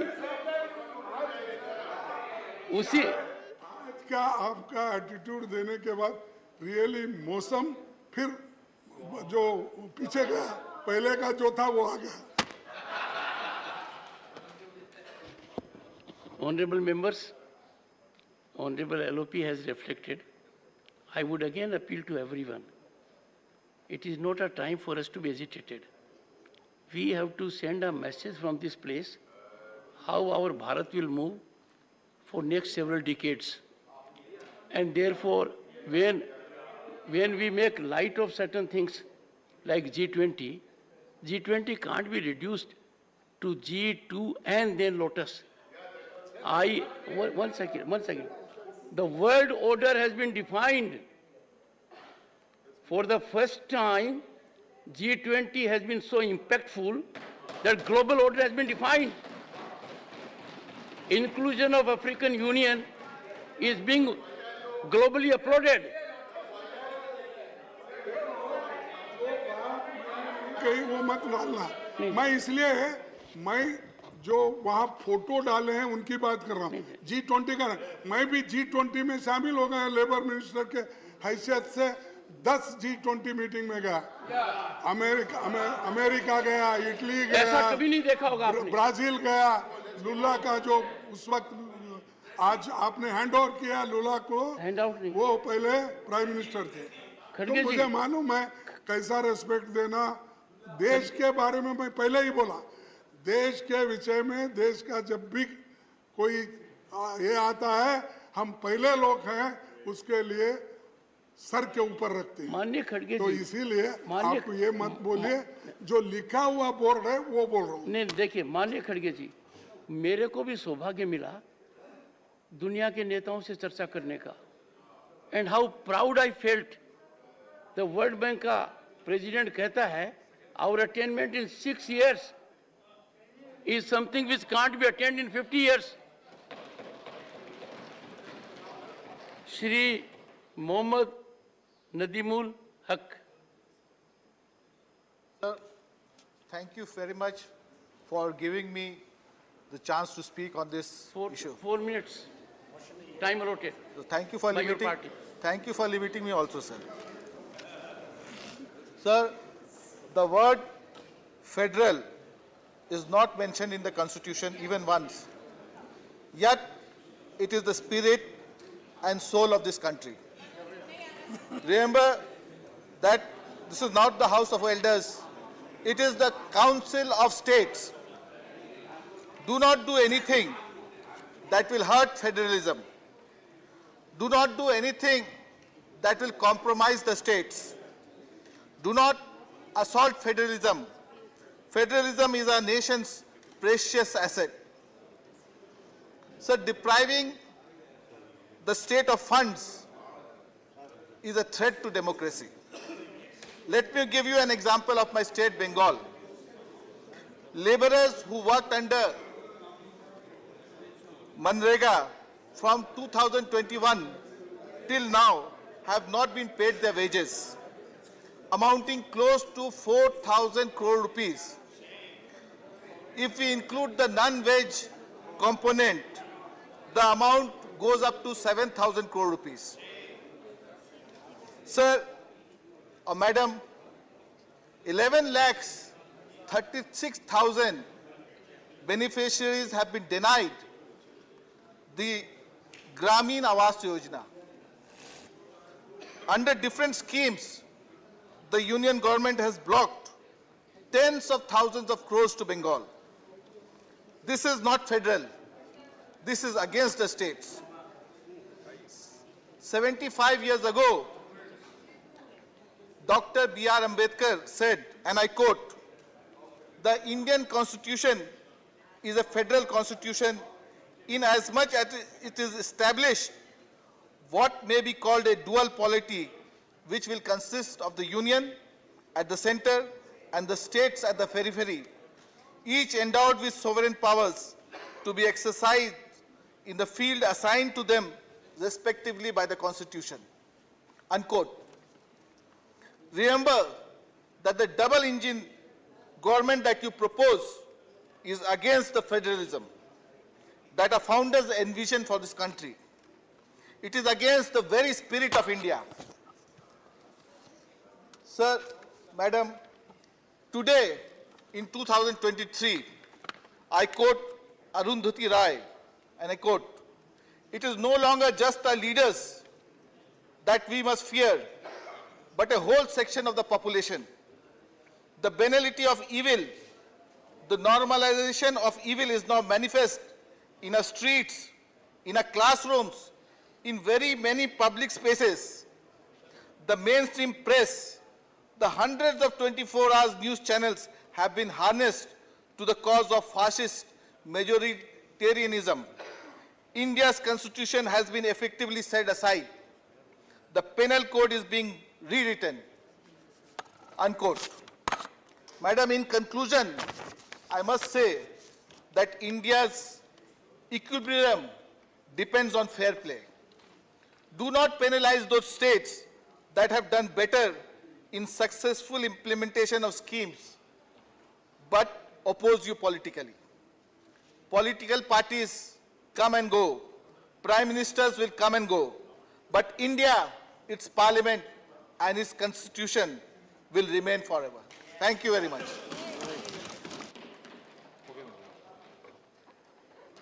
Shri R.K. Rajesh Kumar.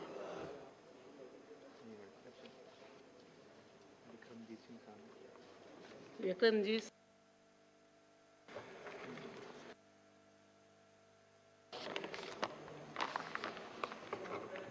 सकरीम Patra. Going through a change, ma'am.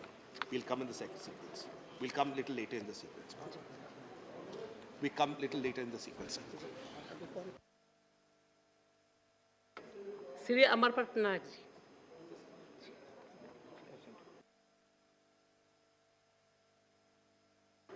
S.K. Niranjan Reddy. क्या?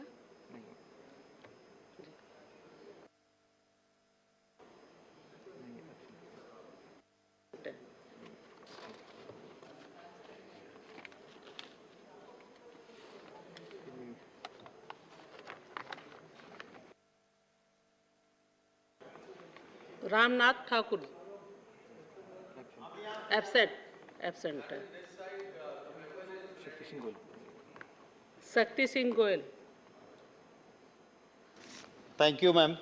सर क्या लंच कर? मैं आज ये बात करना चाहूँगा कि हम जिस तरह से संसदीय परंपराओं की, प्रोसीजर की, पार्लियामेंट्री प्रोसीजर की बात करते हैं, तब मैं तो गुजरात से आता हूं, जब first speaker of Lok Sabha Ganesh Vasudev Mavalankar ji, जिसे मावलंकर दादा के नाम से पहचाना जाता था, वो उस थे महाराष्ट्र से, पर कर्मभूमि गुजरात की होने के नाते गुजरात में एक बहुत बढ़िया परंपराएं वहां बनी, और उसी को चलते देखते हुए आज जब मुझे यहां बात करना है, तब मैं सबसे पहले तो यही कहूंगा कि भवन बदलने से कुछ नहीं होगा, दिल की भावना बदलनी चाहिए। इन परंपराओं को ठीक करने के लिए जो काम हमें करना चाहिए, उसकी आज जरूरत है। लोकतंत्र में सर्वोपरि सबसे अच्छा दुनिया में माना जाता है लोकतंत्र को, कि democracy is the best system. फिर भी हम क्या कहते हैं कि राम राज्य हो तो अच्छा। ये क्यों कहते हैं हम? क्योंकि वो एक ऐसा राजा था जो लोगों की आवाज सुनता था। एक धोबी की आवाज निकली प्रशासक के खिलाफ, राजा के खिलाफ, तो राजा ने उसको देशद्रोही नहीं माना। राजा ने यह नहीं कहा कि ये धोबी, उसके वहां ईडी, सीडी, सीबीआई भेज दूं। राजा ने कहा कि राजा शक से परे होना चाहिए। हम बात करते हैं राम राज्य की। क्यों बात करते हैं? क्योंकि वो शासक, वो राजा ऐसा था कि झूठे बेर एक शबरी मां के आए तो महिला सम्मान में वो शासक विश्वास रखता था। वो झूठे बेर उस मां शबरी के उन्होंने खा लिए। और हम आज क्या बात करते हैं? मणिपुर में एक महिला के पर अत्याचार होता है, सुप्रीम कोर्ट फटकार लगाती है, तब तक हमारे शासक को उस महिला सम्मान की चिंता नहीं होती है, तब जाके हमें चिंता होती है। हम बात करते हैं लोकतंत्र की। मैंने एक कहानी सुनी थी। वो कहानी ये थी कि एक गांव में एक शासक था, बड़ा ही डिक्टेटर था, पर वो पूरे गांव को इकट्ठा करता था और फिर कहता था मैं ये करना चाहता हूं, और गांव के लोग हाँ बोलते थे। एक दिन उसी गांव का एक आदमी का बेटा जो बाहर के राज्य में पढ़ने गया था, वो आया और उसने सुना कि बड़ी अच्छी बात है, हमारे राजा तो हमारे शासक पूरे गांव को पूछते हैं और फिर तय करते हैं, मैं भी आऊंगा। उसके बाप ने कहा, बेटे आना है तो आ, पर जो सब कहते हैं उसमें हाँ हाँ हाँ बोलना और कुछ मत बोलना। गया बेटा वहां, शासक ने कहा बकरी ले गई ऊंट को, पूरे नगर ने कहा हाँ जी हाँ जी। वो लड़का खड़ा हो गया कि बकरी इतनी छोटी सी ऊंट को कैसे ले जाएगी, मैं सहमत नहीं। ठीक है, सभा बर्खास्त हुई। जैसे ही घर आए बाप ने थप्पड़ लगा दी, क्या कर दिया तूने? बोले कैसे, मैं सच बोला।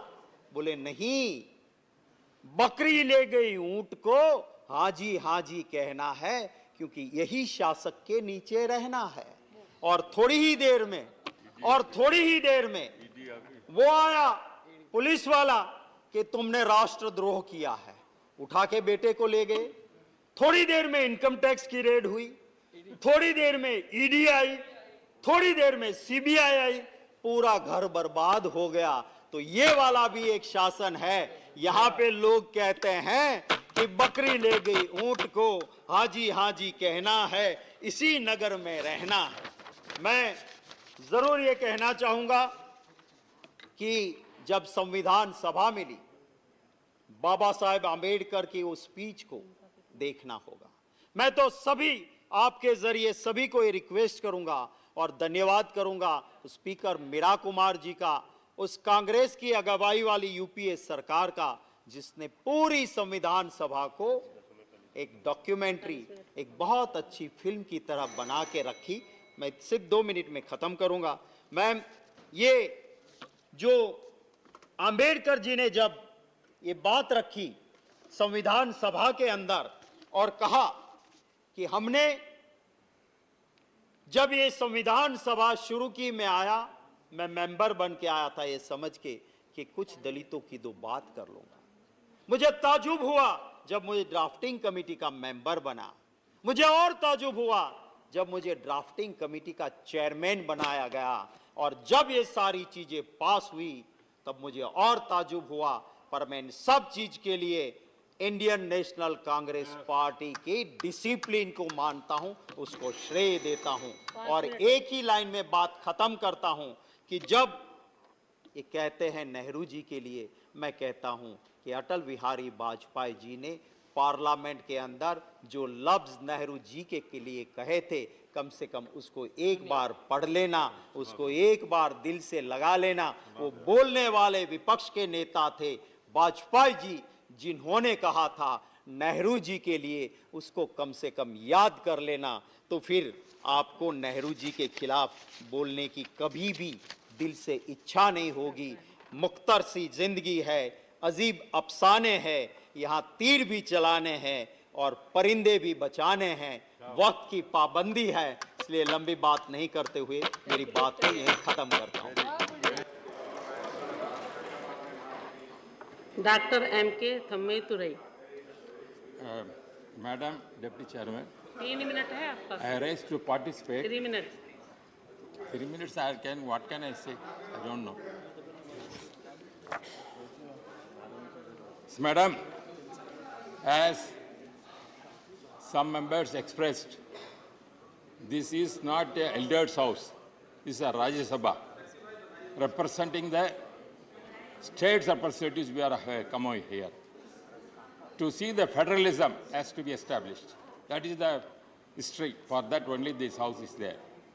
I served as 5 times Lok Sabha member there, and also 2 times Deputy Speaker of Lok Sabha and presiding officer also. 15 years I done that. That the history is there. I want to say, first of all, Madam, in this house, our founder, Dravidian party leader, Per Anna, came here and sat in this house. He fought, he's a single member at the time, Dravidian party came at the time. Then 2 Lok Sabha members at the time. Now, afterwards, the development took different way. My leader, Purachitalavi Amma, created history, Indian history, bringing 50 members of the Parliament, 37 member Lok Sabha member, 13 Rajya Sabha members, like that 50 members we have developed in this history. In the Parliament, 37 Lok Sabha member, the highest number we got the Dividend Party, then 13 members here Rajya Sabha, that total 50 members we started. When we Anna started for number 1 and took, like that history took place. Madam, when Anna was here, he fought for the federalism under the language issue. Because here the language is one of the important issues we are discussing. Every time the federalism is not respecting the regionalism, especially for Tamil Nadu, we are all fight for our language. Where Anna said, we want Tamil has to be made as the official language of this country. That is the spirit of the thing.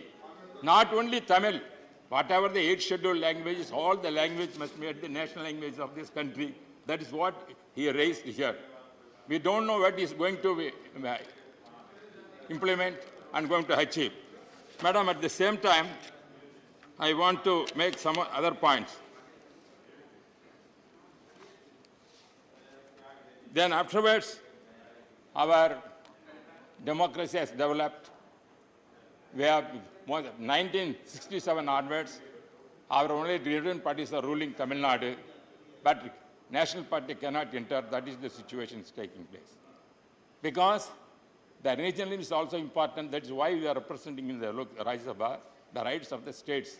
The states are treated some kind of stipend treatment, and they are not able to get sufficient men. During my present General Secretary of ADMK, Edappadi Palaniswamy, was the Chief Minister. He raised many occasions. We wanted more funds from the state, but we could not get. But in spite of that, he ruled very well and got the good name. 4 years he established a good government in Tamil Nadu and became appreciated by everyone. Why I am telling, because even though we are now some limited members in the Rajya Sabha, we are still fighting for our Tamil Nadu people, for Kaveri issue, like the important issue which is suffering now, the Kachethi issue.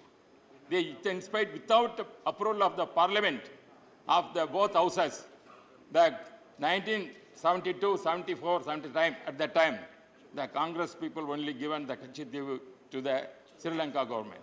Still, it is part of our India. It is not approved by this Parliament. We are fighting for that. ADMK is fighting for that. Our Amma, I went to the Supreme Court and filed at the time. This Kachethi is a part of our India because our Tamil fishermen is suffering that. This kind of rights we have to fight, and this history we are going fighting, madam. Madam, and also, apart from that, now we are facing so many problems, but the Parliament also were raised regarding, for example, take pandemic situation. At that time, we all united together how to solve this problem.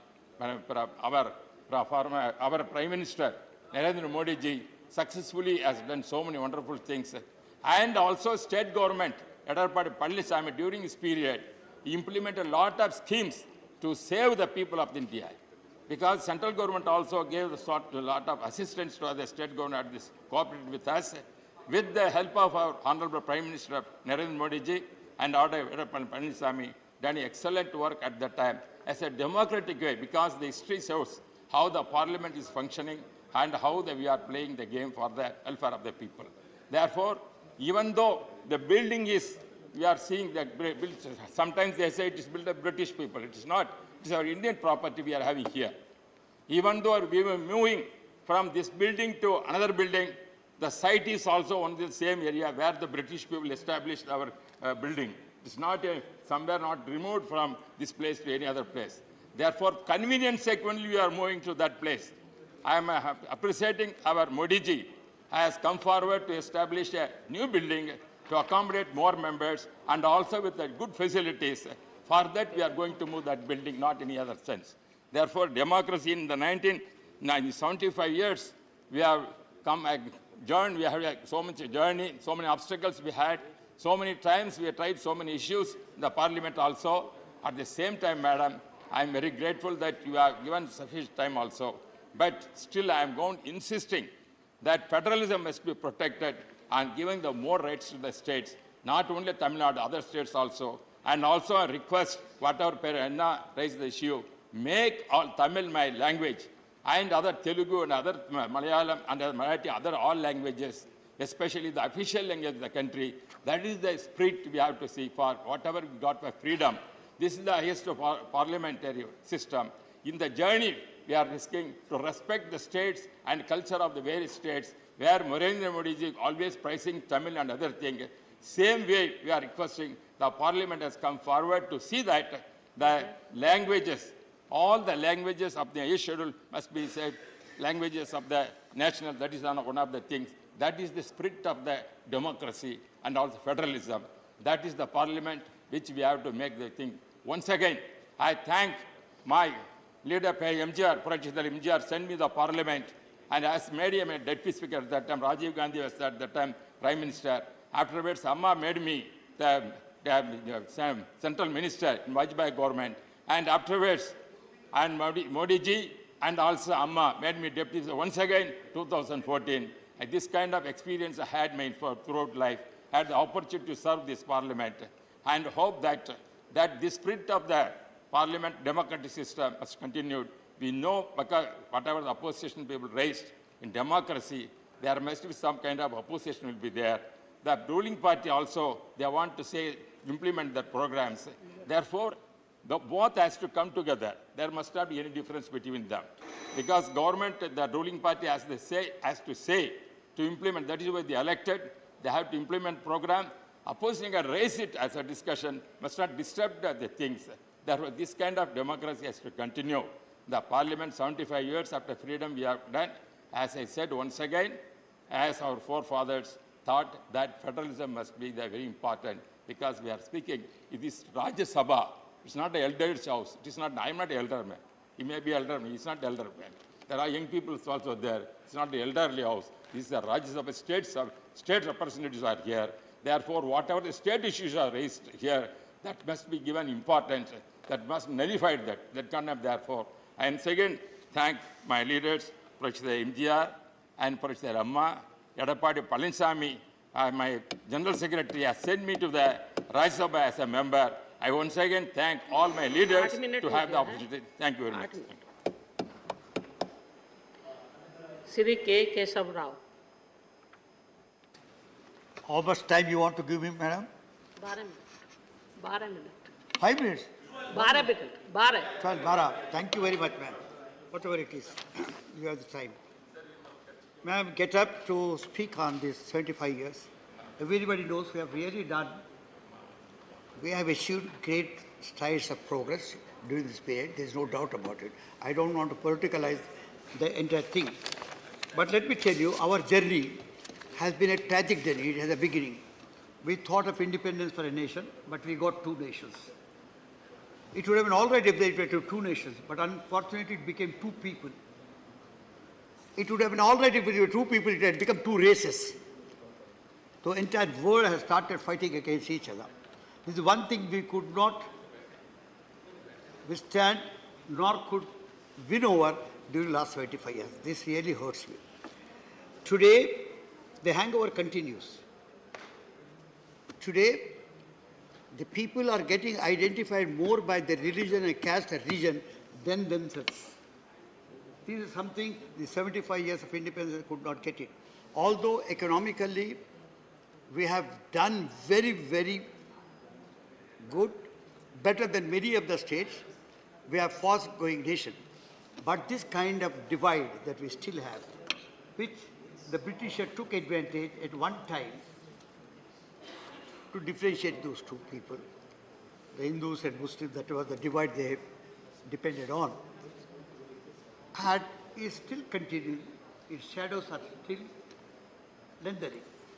This is something which really hurts us today when we are standing to gain out of it. Madam, to really speak, it is not 47, it is 1930 where the Congress party declared itself as an independence and passed the resolution, and they were all over the country, the celebrations of independence at that time. Anyhow, whatever it is. But we did not have at that time, when we had partition, and when Nehru went to give his stirring speech of Tryst with Destiny, where he had said, we had promises to keep, not if totally, at least substantially. And we have really done substantially well during the past 25 years. I'm not talking about this 10 years. Even these 10 years you also might have done good. This morning we were hearing a statement made by the chairman, a resolution, I don't know in what kind it came, but it did come. It spoke very well. The wording was good. I only hope that we followed it in our country to give rise to the people's voice as you want to do it internationally, when you want all the 125 countries to do it. This should have been really good, ma'am. That is the feeling one carries along. Madam, when we think of Nehru's speech, there is some guffe in that. Nehru, after the speech, went to give his list of ministers to Governor General. You know, he went and gave an envelope, an empty envelope. There were no paper at all inside. There were no names of the ministers.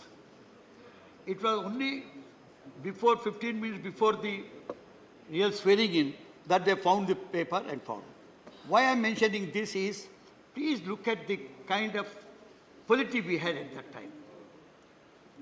It might be Gandhiji who said, we got independence for the nation, not to the Congress. We had in that cabinet, we had people who were adversarially opposed to Congress. Absolutely, who had aversion. Who did not participate in the freedom struggle at all, 3 of them. But yet, Nehru did not have any scruples, any reservations in including them. I'm taking Ambedkar or Shyam Prasad Mukherjee, who were against the Congress and who were against the movement. They were supporting the rulers at that particular time. I'm not trying to please diminish or dilute the importance, but I'm telling you the kind of mind we had, the broad mind that time government had. It wanted to take all people, it wanted to be inclusive. That, as I said, is being lost today. In the name of, you call Hindutva, whatever it is, today majoritarianism has come as a mass mobilization movement, which is wrong. We have never thought of majoritarianism of Hindus. We knew it had 82% of people, but today it has become a mass movement. That also is something which we must still fight for. So, as I said, it was Sen who said, Amrita Sen who said, Hindutva movement that seeks to convert the religion of the majority in an identity of mass mobilization. He said secularism as it is practiced in India, to some degree the working of Indian democracy, which remains the best guarantee of Indian pluralism, have served to create the postulates of India's various particularisms. India was a particular. If you look to each decade, it had its own map. We had the second thing that we had to do after getting the independence was not only get this kind of inclusive cabinet to govern, but we had also wanted to get all people on the board. This is what exactly Congress did at that particular time, because there's no other party, so let me not talk about it. But at the same time, we had what is called the other challenges that it had to see. The challenge of language, challenge of caste, where the challenge of religion, where challenge of the states, which has turned out to be the issue of federalism, the class, rich and poor. This was very important. These are things which had to do. Then gender. Sir, I will go and first try to tell you the class approach or the class situation that we inherited at that time. Some being rich and some poor. What did we do in these 75 years? We did not bridge it at all. We had allowed it to continue. So much so, today, in a given developing situation, it shows you more cracks than the bridging elements. This has to be understood. I'm only trying to point out it because I don't want to take much time, because we can talk much about rich and poor divide and how the 1% of people are holding the 40% of the nation's wealth. All this can be discussed, but I'm only trying to mention, because all of you in this house who have discussed these issues earlier know it better, that what exactly is the situation as far as the class is concerned. We always talk about the caste. Caste is there. The Varna system that we have inherited is something which is a debase, which is an insult to a nation. Yesterday I was trying to raise in the leaders' opposition meeting something about Sanatana Dharma. Because I'm a student of Hindu philosophy. Let people sitting that side know that you are not the monopolist of the Hindu philosophy. Because Hinduism is some word which came only in the 6th century. All right, let us forget. When we talk about Sanatana, I'm talking to you because the Constitution speaks about it. The Constitution, its preamble, ensures, although it did not use the word secular, it said, when it said about equality of religions, it talked about secularism. But I should congratulate again later this government, this nation, for bringing the 42nd Amendment, wherein they made it specific, a secular, a socialist secular nation. These were the two things which were missing, although they were practicing. This nation was essentially a socialist nation. We must understand at least 64% of people were really poor. 36 below the poverty line. The word socialist meant the equidistribution of the nation's wealth. This exactly we realized, and we brought in an amendment to the Constitution itself in its preamble. This is another great achievement that we have done. Having brought that, did we do anything? Did we walk the talk? We did not. The system did not allow.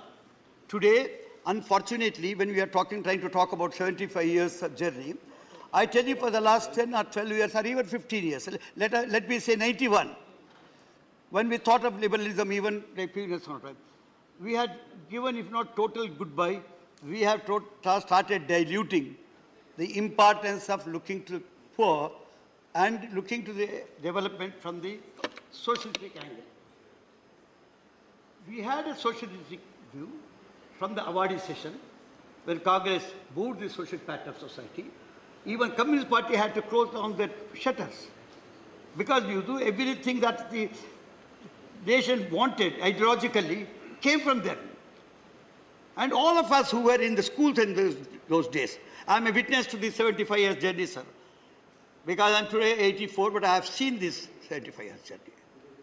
At the time when the awardee session came, as a socialistic pattern of society, it was not, we did not talk about socialism as such, because there was a crisis at that particular time. This is a part of 75 years journey. We must understand, great debate went on, whether we should go totally on the Russian model, or should have a socialism of our own, because Raman Royaji and other socialists in this country thought that socialism can be caught for the Indian ethos.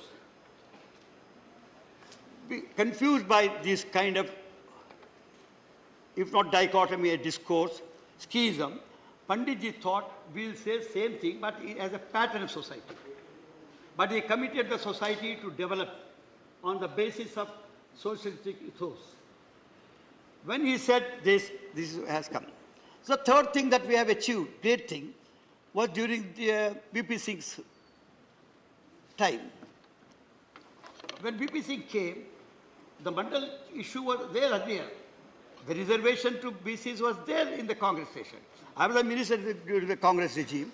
We knew that we brought in 15% to 25% in states, but yet accepting at the national level as these people whom you under Varna system considered as something lower, I would not like to say, because this is the very word, Varna. So, VP Singh is the one person who has brought this. This is something goes to the credit and goes as a feather in the cap of the Indian achievements. Sir, then we come to one unfortunate part. Is time over? Yeah, 12 minutes. Sir, we come to the part of religion. Today, as I said earlier, today we are trying to be identified more by our religion rather than by our nation. Mussolini, the great Italian writer, said, Italy we got, but Italians we not yet got it. Not that Nehru is the person who has made all of this. We were idiots. They were cynics at the time when we got our independence, like Secchi, like Churchill, like Kipling, many Dubé, who will not name them, that you get them. All of them thought that India will not be able to sustain democracy at all. It will go back to the age of barbarism, age of privation of the middle classes, and this kind of thing. But India not only sustained, not only democracy lived, but lived so well that other nations are looking to us for democracy. It is because we had a democratic tradition from the millennia. In Maurya's time, we had done republics, something like 260 republics in the Mauryan Empire. What we talk today as caste was a jati at that time. We had something like 3,000 jatis at that time. But there was no kind of clash as we find today. This is how we have not been able to manage. This is a recent phenomenon. Let me also tell you. We had real communal tension, we had a communal violence, but at present it has become some kind of pride. As I said, majoritism has become an issue for mass movement, mass mobilization. So once it comes, please conclude. It really troubles you most. Sir, I come to Hinduism, I'm not trying to take on the fundamental Hinduism, because there's nothing like fundamentalism at all in Hinduism. Take it from me. Hinduism is a way of life. Anything that transcends time and space is called truth. What you say today, if after 100 years people believe the same thing, and anywhere else in the world is the same thing, it remains a truth. That is, Gandhi reduced very aspect of God as a concept and said truth is God. This is what Hinduism is all about. It is only because, not because I should believe in Rama or I should believe in Krishna. Just now, the ADMK man was telling me, in Madras we had a movement, we totally opposed it. Today we have people who don't believe. If Hinduism is all that big, there wouldn't have been a need for Judaism. If Judaism is all that big, there wouldn't have been a need for Christianity. If Christianity is all that big, there wouldn't have been a need for the Islam. If Islam is all that big, there wouldn't have been a need for the Sikhism. So all this come time and space, take it. They include truth. That is what exactly Hinduism has done. I consider this as one of the greatest thought processes. Hinduism is one of the great thought processes which takes everybody to it. I am a Charvaka in me. If I believe in God, I am a Hindu, sir. Your time is over. If I don't believe in God, I am Charvaka, sir. I am a Hindu, sir. If I believe in somebody who reads a good, I am a Buddha, I am a Hindu, sir. If I am Jaina, all of you are the Buddha, sir. Karnataka, yesterday I was telling the leaders of opposition, they have got their funds. They don't believe in God, they believe in Shiva, they believe in... So what is Hinduism? It is self-realization. So let us all believe that. Let not the Prime Minister of the day say that all Sanatanis should unite, as if it is a war crime. I think, at this age, this is not something which is good to come from a people, because we accept all religions. Yesterday, Mr. Chidambaram was saying something, Mr. Chidambaram was saying, he was quoting Madhavacharya, 16th century saint, Indian saint. When he said, Sarva Dharma Samahava, so same thing, it is quoting Madhava or other saints. But all the believers, Hinduism believe that all are there. That is why we say, ekam sat vipra bahuda vadanti. People may call it by different names, but truth is only one. We believe in it. Unlike others, I'm not trying to criticize other religions at this time. They believe that mine is there. There is no Mr. Christ or Mr. Muhammad or no Mr. Zoroaster or no Mr. Confucius. We had a Hindu thought process as such. So this, I don't know, we are losing track. We must get on to that. We must build a nation, Indian nation as such. We are first Indians, last Indians. We are Indians. There is no question of first or last. Saying, like Sanathan is saying, there is no beginning and there is no end. If there is no beginning, where is the question of it being there? So let us not think. It is there. It is truth. It is all pervading. So I tell you, sir, the 75 years journey has been really rewarding, has been very good. I also congratulate. We had beginning, I told you, Tajik, the G20 was a welcome thing. But as I suggested earlier, let us learn to live with what we always boast of. We have today morning gave that big statement. I think you give scope for expression from all sides. Then what I call freedom of expression, that should be respected. The people's urges should be respected. You should not use your own agency because you are powerful. If that were to be the case, earlier regimes would have done that. Nobody has done it. They have respected nation. We have allowed the nation to grow. As Gandhiji said, independence is not for Congress, independence for the nation. Let us all think this nation, development is for the entire nation, not for one party or one thing. Thank you very much. Thank you. Now, Mr. G.K. Vasan, 3-4 minutes. Sir, thank you, sir, for giving me an opportunity. We all understand, sir, historic Parliament building. Today is the last day of our speech in this building. Maybe tomorrow we are all moving to the new Parliament, sir. This is the time to salute and respect our leaders who fought for our independence and got independence for us. This is the 75th year of our independence, sir.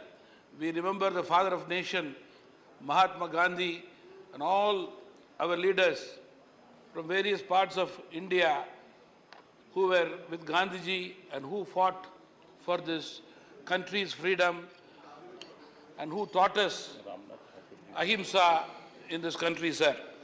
Sir, we also have to be very proud that we are the largest democracy in this country, sir. We have genuinely, sir, preserved the sovereignty, integrity, security, solidarity of this country with pride, sir. We have made remarkable progress in the 75 years in the field of education, agriculture, healthcare, industrial growth, economic equality, and even in scientific space research, sir. Above all, as Indians, we are all proud today that our nation is looked upon by foreign countries for our helping hand and support even in international problems today, sir.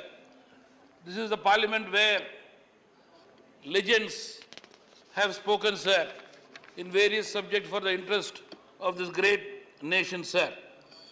We should be very thankful to our regional leaders, sir, who have been in this Parliament, spoken for the interest of the country. From Tamil Nadu, sir, I would like to proudly quote Rajaji and Kamarajji, sir, who have been the pioneers, and even today, sir, they are leaders who are the icons for youth in this country, sir, especially Tamil Nadu, sir. The national approach and outlook of leaders from the south, sir, has been great in the development of this country, sir. I must also place on record, sir, that India has achieved great heights during this 9 years under the Prime Minister of Modi ji, sir. To conclude, sir, I would say that the schemes, plans and programs launched by the government has embraced every citizen and have enhanced and improved the living conditions of every Indian, sir. With this, sir, I conclude my speech. Thank you very much, Chairman, sir, for giving me opportunity. Thank you. Ramnath Thakur ji. धन्यवाद श्रीमान the chair when our chances will come. No, it's just a question. I was told that he will speak after half an hour. No. Who said? I did not say. I also said like that as speaker. No. No, it is good that we should make new traditions, but then we have to follow the traditions also, how the house runs. Please let him speak. So, welcome. Ramnath Thakur ji. But I have a right to ask a question. Kalita ji. श्रीमान Kalita ji. श्रीमान No, I appreciate your support. श्रीमान but then in the process, our turns are not coming. This is no discrimination. श्रीमान Yeah.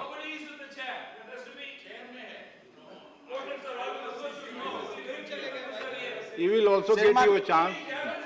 श्रीमान Yeah, please. मैं आपको He will also get धन्यवाद your देता हूं कि आपने इस महत्वपूर्ण सदन 75 वर्ष के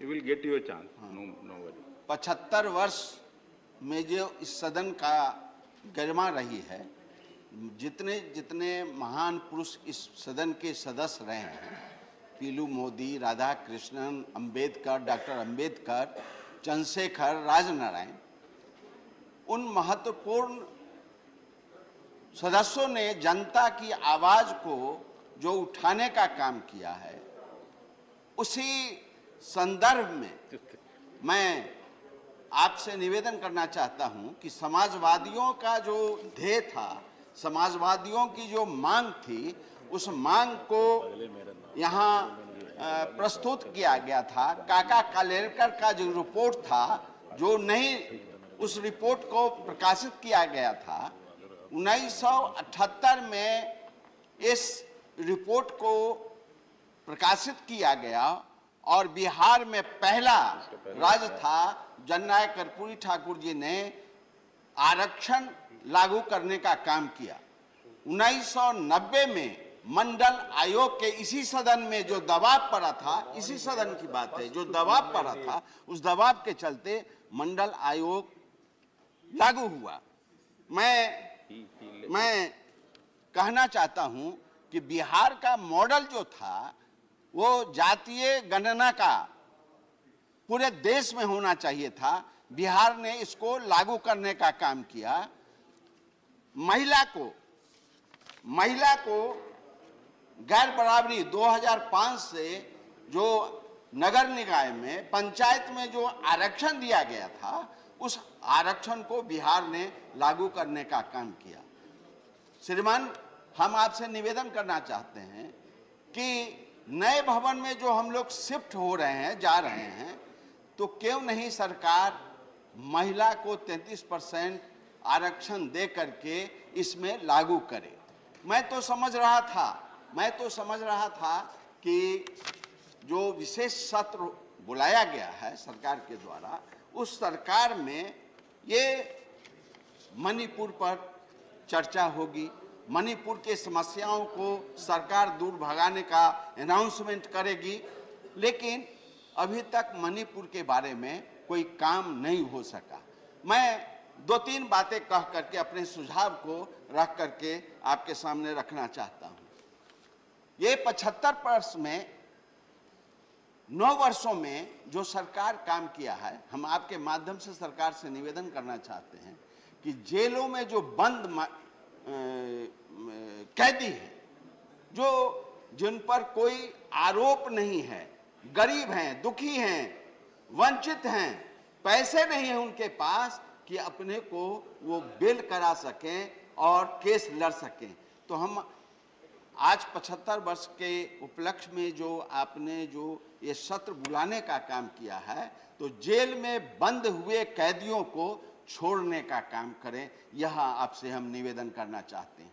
दूसरी बात हम आपसे निवेदन करना चाहते हैं कि इसी तरह विशेष सत्र बुला करके या विशेष दिन रख करके महंगाई पर चर्चा होनी चाहिए और उसका निदान करना चाहिए। उसी तरह आपको चाहिए था जो बेरोजगार है, बेरोजगारी जो बढ़ी है, बेरोजगारों के लिए नौकरी के लिए आपको अनाउंसमेंट करना चाहिए, आपकी सरकार की उपलब्धि बढ़ती।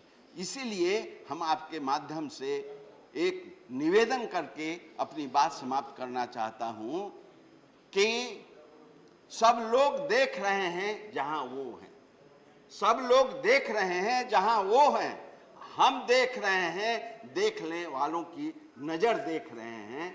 इन्हीं चंद शब्दों के साथ हम आपसे, आपके माध्यम से सरकार से निवेदन करना चाहते हैं कि जिन जिन मुद्दों को हमने उठाने का काम किया, सरकार ध्यान दे और उस पर अमल करने का काम करें। धन्यवाद। Dr. John Britas, 6 minutes. Thank you, sir. Sir, when we are having a discussion with regard to the Amritagal, I would say that I have a three-dimensional view of the Indian Parliament. I used to watch the Parliament from outside, from above, and now I am being part of this Parliament, sitting below, sir. Sir, when we speak about Parliament, the basic aspect which we need to keep in mind, that is parliamentary democracy, sir. That is very important. Sir, what is the tenet of parliamentary democracy? The fundamental, cardinal principle of parliamentary democracy, as Karge Saab said, accountability of executive to the legislature. Narendra Saab, aap senior advocate, sahi hai na? Have you ever seen an accountability of the executive to the legislature? Have you ever seen? Now, the opposition leader was speaking about the presence of the Prime Minister. I was trying to dissect that. You know what is the presence of the Prime Minister in Parliament? 0.001%. 0.001%. So that is the period in which he attended the Parliament sessions. Sir, the leader of the House was very vocal, but he missed many crucial names, sir, including Jawaharlal Nehru. Intention. And I know that when Dharmendra Saab is speaking, he would deliberately fill those void and would bring in Jawaharlal Nehru, Ambedkar Saab. Sir, I am telling you, sir, the names which have been missed by Piyush Goyal ji, you will have to spell out when you are speaking. Dharmendra Saab. Sir, the exercise would be meaningful if you discuss about the dreams and goals of our architects of Constitution. Sir, I will just dwell on the preamble of it, sir. So it speaks about, say, what does it say? Liberty, equality and fraternity. Sir, if you take justice, you will notice that we have reached the bulldozer era. That is justice now. The justice that is being imparted is the bulldozer era.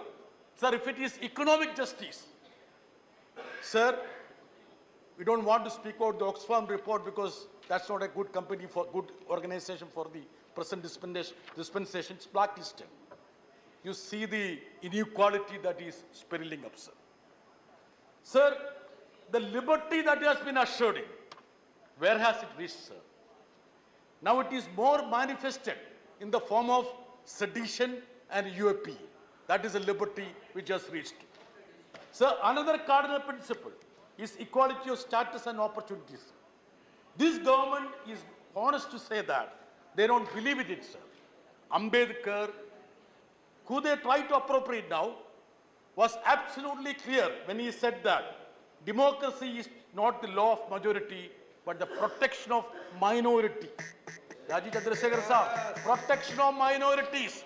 It's not said by John Brittas, by Ambedkar Saab. Sir, what is the representation of 20 crore Muslims in executive, in legislature, judiciary, even in media?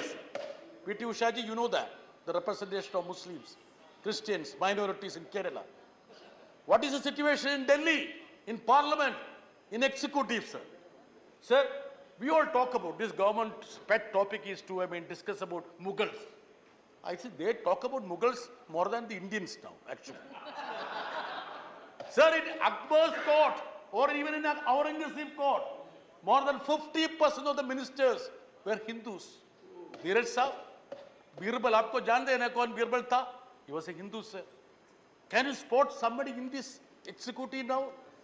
What is the status of the representation of minorities, sir? Sir, Nehru's cabinet, that was the first ministry. It was a model government.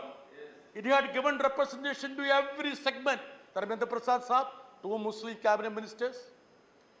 You know Maulana Azad, Rafi Ahmad, John Matai, that was a Parsi, Sikh, everyone. Of course, Shama Prasad Mukherjee. And even not having ideological, I would say, togetherness. I know Derek Saab, representation from Bengali, of course. Sir, it was Maulana Azad who stood on the steps of the Juma Masjid and said, this country is ours. We have built up this country. There is no need of going away from this country. You want to obliterate the last set of memory about Maulana Azad, you scrap the scholarship. Dharmendra Prasadji, you scrap the scholarship. Not you, I think Smriti Irani ji, I think. Even that, not he didn't scrap. Sir, coming to fraternity. Sir, what is the new usage of fraternity? Madam, you know what is the new usage of fraternity? Go to Pakistan. Go to Pakistan. If somebody speaks, they will say, you go to Pakistan. Sir, we are part of this country. We are as patriotic as you are, sir. Sir, maybe more. So now G20, there have been a lot of discussions, fanfare about G20. We appreciate if India get a standing amongst the other nations. But if you look at the indices, Rajiv Saab, what is indice? Per capita GDP, Human Development Index, Hunger Index, hum last hai. Bilkul last hai. And is that the reason why you brought in African Union to the G20? So that we did not be last? Anyway, I appreciate that. Sir, coming to the preamble again, sir. Sovereign, socialist, secular, democratic republic, sir. Sir, what is sovereignty now? Hugging Western leaders from Trump to Biden doesn't mean sovereignty. You finished up now because Nehru's name is there. We don't want non-alignment movement to be there. Just because Jawaharlal Nehru was instrumental in setting up non-alignment movement. Now, sir, the second word, socialism. What is socialism, sir? Socialism has become Adanism. That is a new word, Adanism. P.T. Usha, madam. Socialism badal gaya, Adanism ho gaya. Chupchap baith rahe aap. You should be standing up and talking about that. Now, sir, secularism. Another thing, sir. See, secularism. You know, a gentleman sitting in Prime Minister's office had the audacity to say, Dharmendra Prasad Saab, Dharmendra ji, suniye sir, Vivek Debroy, this constitution has become useless. Only 17 years it can stand. And he said he doesn't understand the meaning of socialism and secularism. A gentleman heading the Economic Advisory Council of the Prime Minister had the audacity to come and say that he doesn't understand the meaning of secularism and socialism. I would have expected a cabinet minister, the stature of Dharmendra Pradhanji, to say, shut your mouth. Did you say, sir? You should have said it. Sir, now, another word, sir, democracy. See, many of the members think, sir, democracy has turned to be namocracy or modiocracy. Sir, democracy or modiocracy because we don't see the Prime Minister. My daughter was asking, did you get an opportunity to sit with the Prime Minister, sir? I said, no. Very rarely only I get, sir. So, what does it mean, sir? Democracy means accountability of the executive to the parliament and parliament being accountable to the people. That is democracy, sir. Sir, republic. I know where is Rajesh Sinha ji. For Rajesh Sinha and others, you know what is the meaning of republic? Vice Chairman, sir, you know what is the meaning of republic? Arno Goswami. That is the meaning of republic for many of the treasury benches people. Sir, that is the state of affairs of this country. Dharmendra ji, please don't look me like this. Please. You will, sir. Please conclude. Sir, please. this time you will have to give me, sir. John, please conclude. I will yield, sir. I will yield. अध्यक्ष जी, अभी मेरे मित्र John बिटास अच्छे बोलते हैं और उनकी मुंह से हम लोग नेहरू जी की प्रशंसा सुन रहे थे, अच्छी है। मेरे को लगता है जॉन बिटास थोड़ा अच्छा रहता राज्यसभा में जब नमूद्रीपद जी की सरकार को केरला में पहली बार तोड़ दिया गया था, राज्यसभा ने क्या डिबेट किया होगा, उनकी पार्टी ने क्या व्यू लिया था। अभी बहुत तो नसीहत डेमोक्रेसी के बारे में दे रहे थे, अभी उनके बारे में जिस विचार पहली बार कम्युनिस्ट पार्टी के लोगों ने जीते केरला में, उन्हीं की सरकार को जिनकी आज कसीदा पढ़ रहे हैं, उन्होंने उनको बर्खास्त किया, इलेक्टेड गवर्नमेंट को, नमूद्रीपद की गवर्नमेंट को बर्खास्त किया। तो उस समय में राज्यसभा में सीपीएम के मित्रों ने क्या बोला होगा, थोड़ा अगर लाइट डालते तो शायद जॉन बिटास हम ये अपेक्षा कर रहे थे। ये मोकरी, John Brittas, you are very enlightened and very knowledgeable person, don't laugh at your colleagues. You may get box news in the Indian Express, but we expect some good light, good view of yours. When Namboodiripad was dismissed from the Kerala, what was the view of CPM in the Rajya Sabha? Please enlighten us. Thank you, sir. Sir, thank you, Dharmendra ji, for reminding me about the dismissal of EMS Namboodiripad. For such misdeeds, they have been punished. They are sitting here. Precisely that is the reason. Otherwise, do you think that they would have been put here? But you are repeating the same mistake. You are calling us, depicting us as Somalia. Say extreme poverty, let us look at. Extreme poverty in UP and Bihar is 30-40%. In southern states, it is 10%. In Kerala, it is almost zero.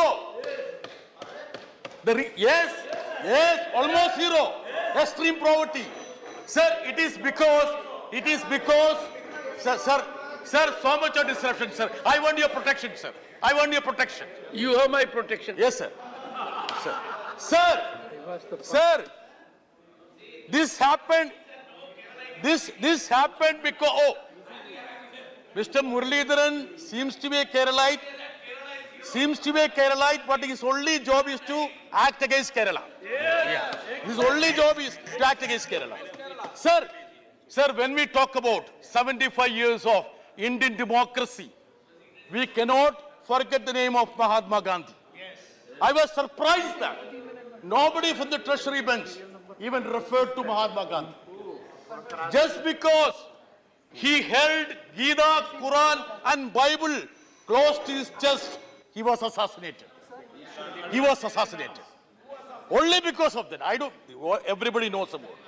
Sir, you are replacing Mahatma Gandhi with Savarkar. That's why, sir, the new parliament has been inaugurated on the birth anniversary of Savarkar instead of Mahatma Gandhi. You should have. If you had some respect, you would have done, sir. Sir, further, sir. Time allotted is over. Sir, I wanted to say your time is over, sir, so but much I came to know your time can never be over. 2 minutes. I will finish, sir. Sir, 2 minutes. Sir, the biggest business, sir, please. The main business of this government is to appropriate people. Sardar Patel. They think that Sardar Patel is theirs. Sir, wasn't Sardar Patel who banned RSS after the assassination of Mahatma Gandhi? What did he say, sir? The banning was to root out the force of hate and violence. that are at work in our country and imperil the freedom of nation and darken her fair name. Sir, another person who is being appropriated is Vivekananda. Didn't he say so? Sectarianism, bigotry, and its horrible descendant, fanaticism, have long possessed this beautiful earth. They have filled the earth with violence. That is what Vivekananda said, sir. Sir, the unfortunate part, sir. Sir, you are a legal luminary. We are very happy that you preside over this house, sir. Yes. Your rich knowledge. Sir, I have seen you as a minister. In 1989, when you came to Lok Sabha, sir, I was in the gallery, sir. With huge admiration, I have been observing you and watching you, sir.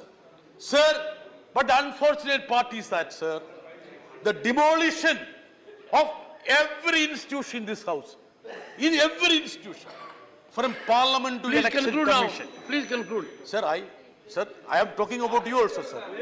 Sir, that is why you have to conclude. Sir, I am going to talk about you also, sir. Conclude. Every institution in this country is being demolished. From Parliament to Election Commission. Sir, what is Election Commission now? Now they are bringing the status of the Election Commissioners from the Supreme Court judge status to Cabinet Secretary. And day after tomorrow, Dharmendra Pradhanji will bring a bill to make them a chaprasi. That is going to happen, sir. Sir, every institution is being disbanded, sir. Sir, Article 1. Sir, what? Last one. Siri Vaiko. Sir, I'm just winding up. 1 minute. 1 minute. Sir, 1 minute. It says that India, that is Bharat, shall be union of states, sir. Sir, federalism, sir. Kerala contributes 1 rupee and get back 25 paise. That is the status of federalism in this country, sir. Yes, it has turned to be like that. The Honorable...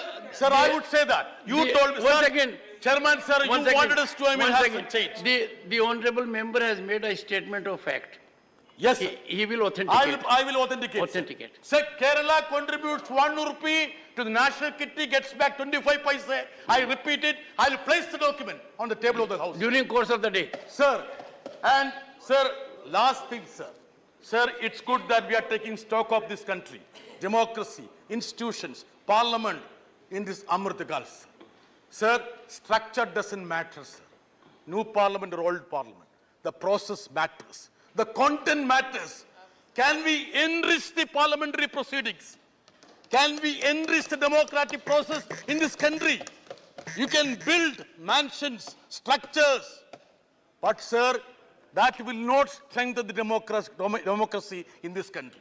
Unless you enrich, sir. Please so now I would urge conclude. I would urge upon the treasury benches through you, sir. Let us all resolve to enrich the democracy of this great nation. Thank you, sir. Okay. On a point of information from you, have you been to Statue of Unity? Have you been to Statue of Unity?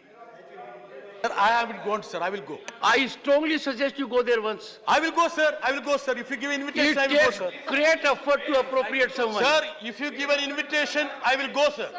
I have been there. Sir. And, sir, I will be happy to go with you, sir. No, I'll go with you. Sir. Mr. Vaiko. Sir, let me have a towering personality beside me when I go. Let us hear Mr. Vaiko.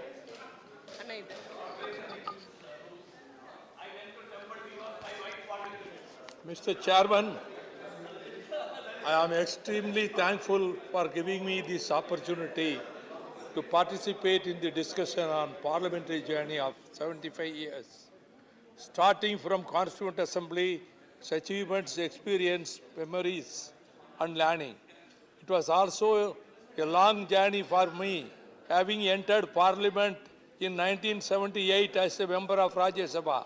Now it is my 4th term in the Rajya Sabha. Apart from being a member of the upper house, I had the honor to be a member of the Lok Sabha for 2 terms, in the 12th Lok Sabha and the 13th Lok Sabha. There were many swings and waves the nation has witnessed in the last 75 years. But what is shocking me, why the name is changed as Bharat, and when the G20 meeting took place, before the Prime Minister, the name was Bharat, not India. So we are not representing India. Then you call it United States of India. That should be called. All the states should be given equal opportunity. Bharat, where it came from, Bharat, from Upanishads, from Sanadana and Hindu Rashtra. So they are trying to take this country towards Hindu Rashtra. But one thing I would like to tell them, you never entered our area. Guptas never entered. Mauryas never entered. Nobody entered to Tamil Nadu. But we have come to Ganges. We have come to Himalayas. Sir, I am very sorry. The Prime Minister of India, he is putting Bharat instead of India. So hereafter, we have to call India. Why he is afraid of India? The formation of India has threatened them. The formation of India has threatened them. Therefore, they have put the name as Bharat. Sir, I don't want to take much time because you have given me a privilege to take this time. I demanded installation of Ambedkar portrait in Central Hall of Parliament, allowing army men belonging to Muslim community to offer Jummah prayers on Friday. Sir, secularism is under threat. The Muslims are under threat. The Sanadana forces are threatening them. They are afraid because you leave India, you Muslims India. This is not your country. This is the voice of the Hindu Rashtra people. In this way, the country will be balkanized. I today warn you on this particular day, it should be noted that it will become Soviet Union. What happened in Soviet Union, this will happen in India. India will be balkanized into so many states, and therefore I said United States of India. But at least you make a name United States of India. Otherwise, India will not be one. When you want to celebrate centenary celebration of independence, but 2047 there won't be any such India. Thank you, sir. Honorable members, there have been enough reflections on Dr. B.R. Ambedkar. Leader of the opposition was very focused. I hope he was here. But it was a glorious moment for me as a member of parliament in 1989 that it was during our tenure of 9th Lok Sabha that we could give the great man something that was long overdue, Bharat Ratna. Professor Manoj Jha.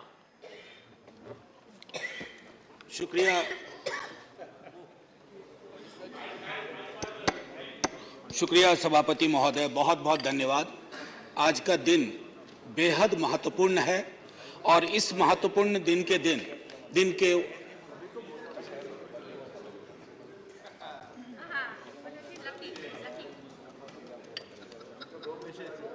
नहीं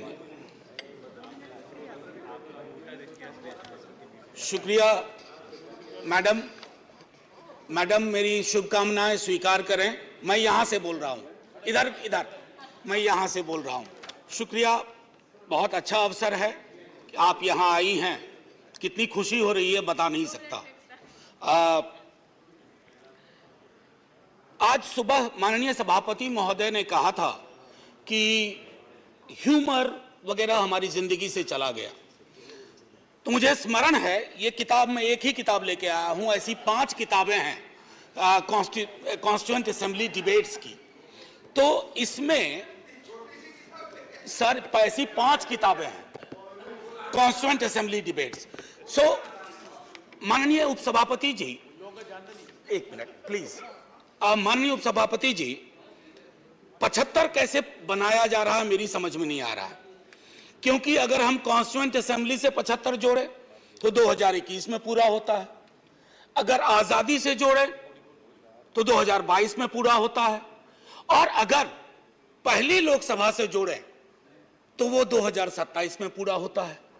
तो ये 75 की गणना कहां हुई, किस ज्योतिषी ने की, मुझे नहीं पता। मेरे हिसाब से 75 नहीं है, लेकिन 75 वाली फील्ड में अपनी बात रखूंगा। हां, तो माननीय उपसभापति जी, हुआ यूं कि सरोजिनी नायडू जी को बुलाया गया बोलने के लिए संभवतः 11 दिसंबर 1946 को। कम लोगों को यहां पता होगा कि सरोजिनी नायडू जी बिहार से चुनकर संविधान सभा में आए थे। तो उनको चेयरमैन साहब ने कहा कि अब बुलबुले हिंद, नाइटिंगेल ऑफ इंडिया आएंगी, लेकिन कविता में अपनी बात कहेंगी, प्रोज में नहीं कहेंगी। उन्हें थोड़ा बुरा लगा, मजाक में ही सही। उन्होंने कहा कि आपका अब ये व्यवहार, आपका ये कहना अनकॉन्स्टिट्यूशनल है। तो उन्होंने कहा नहीं, फिर भी सुनाना होगा। तो उन्होंने एक चीज सुनाई जो मैं पेशे नजर कर रहा हूं माननीय सभापति जी को। सुबह बड़ी बेसब्री से वो कह रहे थे कि ह्यूमर चला गया। तो उन्होंने सुनाया कि बुलबुल को गुल मुबारक, गुल को चमन मुबारक, रंगीन तबीयतों को रंगे सुखन मुबारक। तो ये मैं ये बता रहा हूं कि ये हमारा ध्येय था। अब सुबह चर्चा की, हमारे लीडर ऑफ द हाउस ने बड़ी खूबसूरत चर्चा की और जिक्र किया सर्वपल्ली राधाकृष्णन का। यहां ठीक सामने सर्वपल्ली राधाकृष्णन। उन्होंने एक बात कही थी और मैं वो श्लोक पढ़ना चाहता हूं। मृदुना दारुणं हंति मृदुना हंत्य दारुणम, मृदुना दारुण हंति मृदुना हंत्य दारुणम, ना साध्यं मृदुना किंचित तस्मात् तीव्रतरं मृदु। इसका आशय यह है माननीय सभापति, उपसभापति जी, कि अग्रेशन से, अग्रेसिव बिहेवियर से आप चीजें हासिल नहीं कर सकते।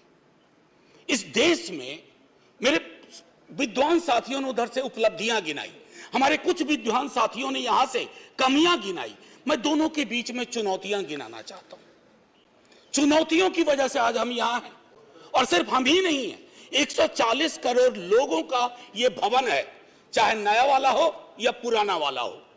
तो आज के दिन ये मेरी ओर से एक विदाई भाषण भी है, अपने दल की ओर से, इस इमारत को, जिस इमारत में हिंदुस्तान की तकदीर लिखी गई संविधान सभा के माध्यम से, और वो तकदीर लिखने वाले संकीर्ण दायरों में नहीं सोचते थे।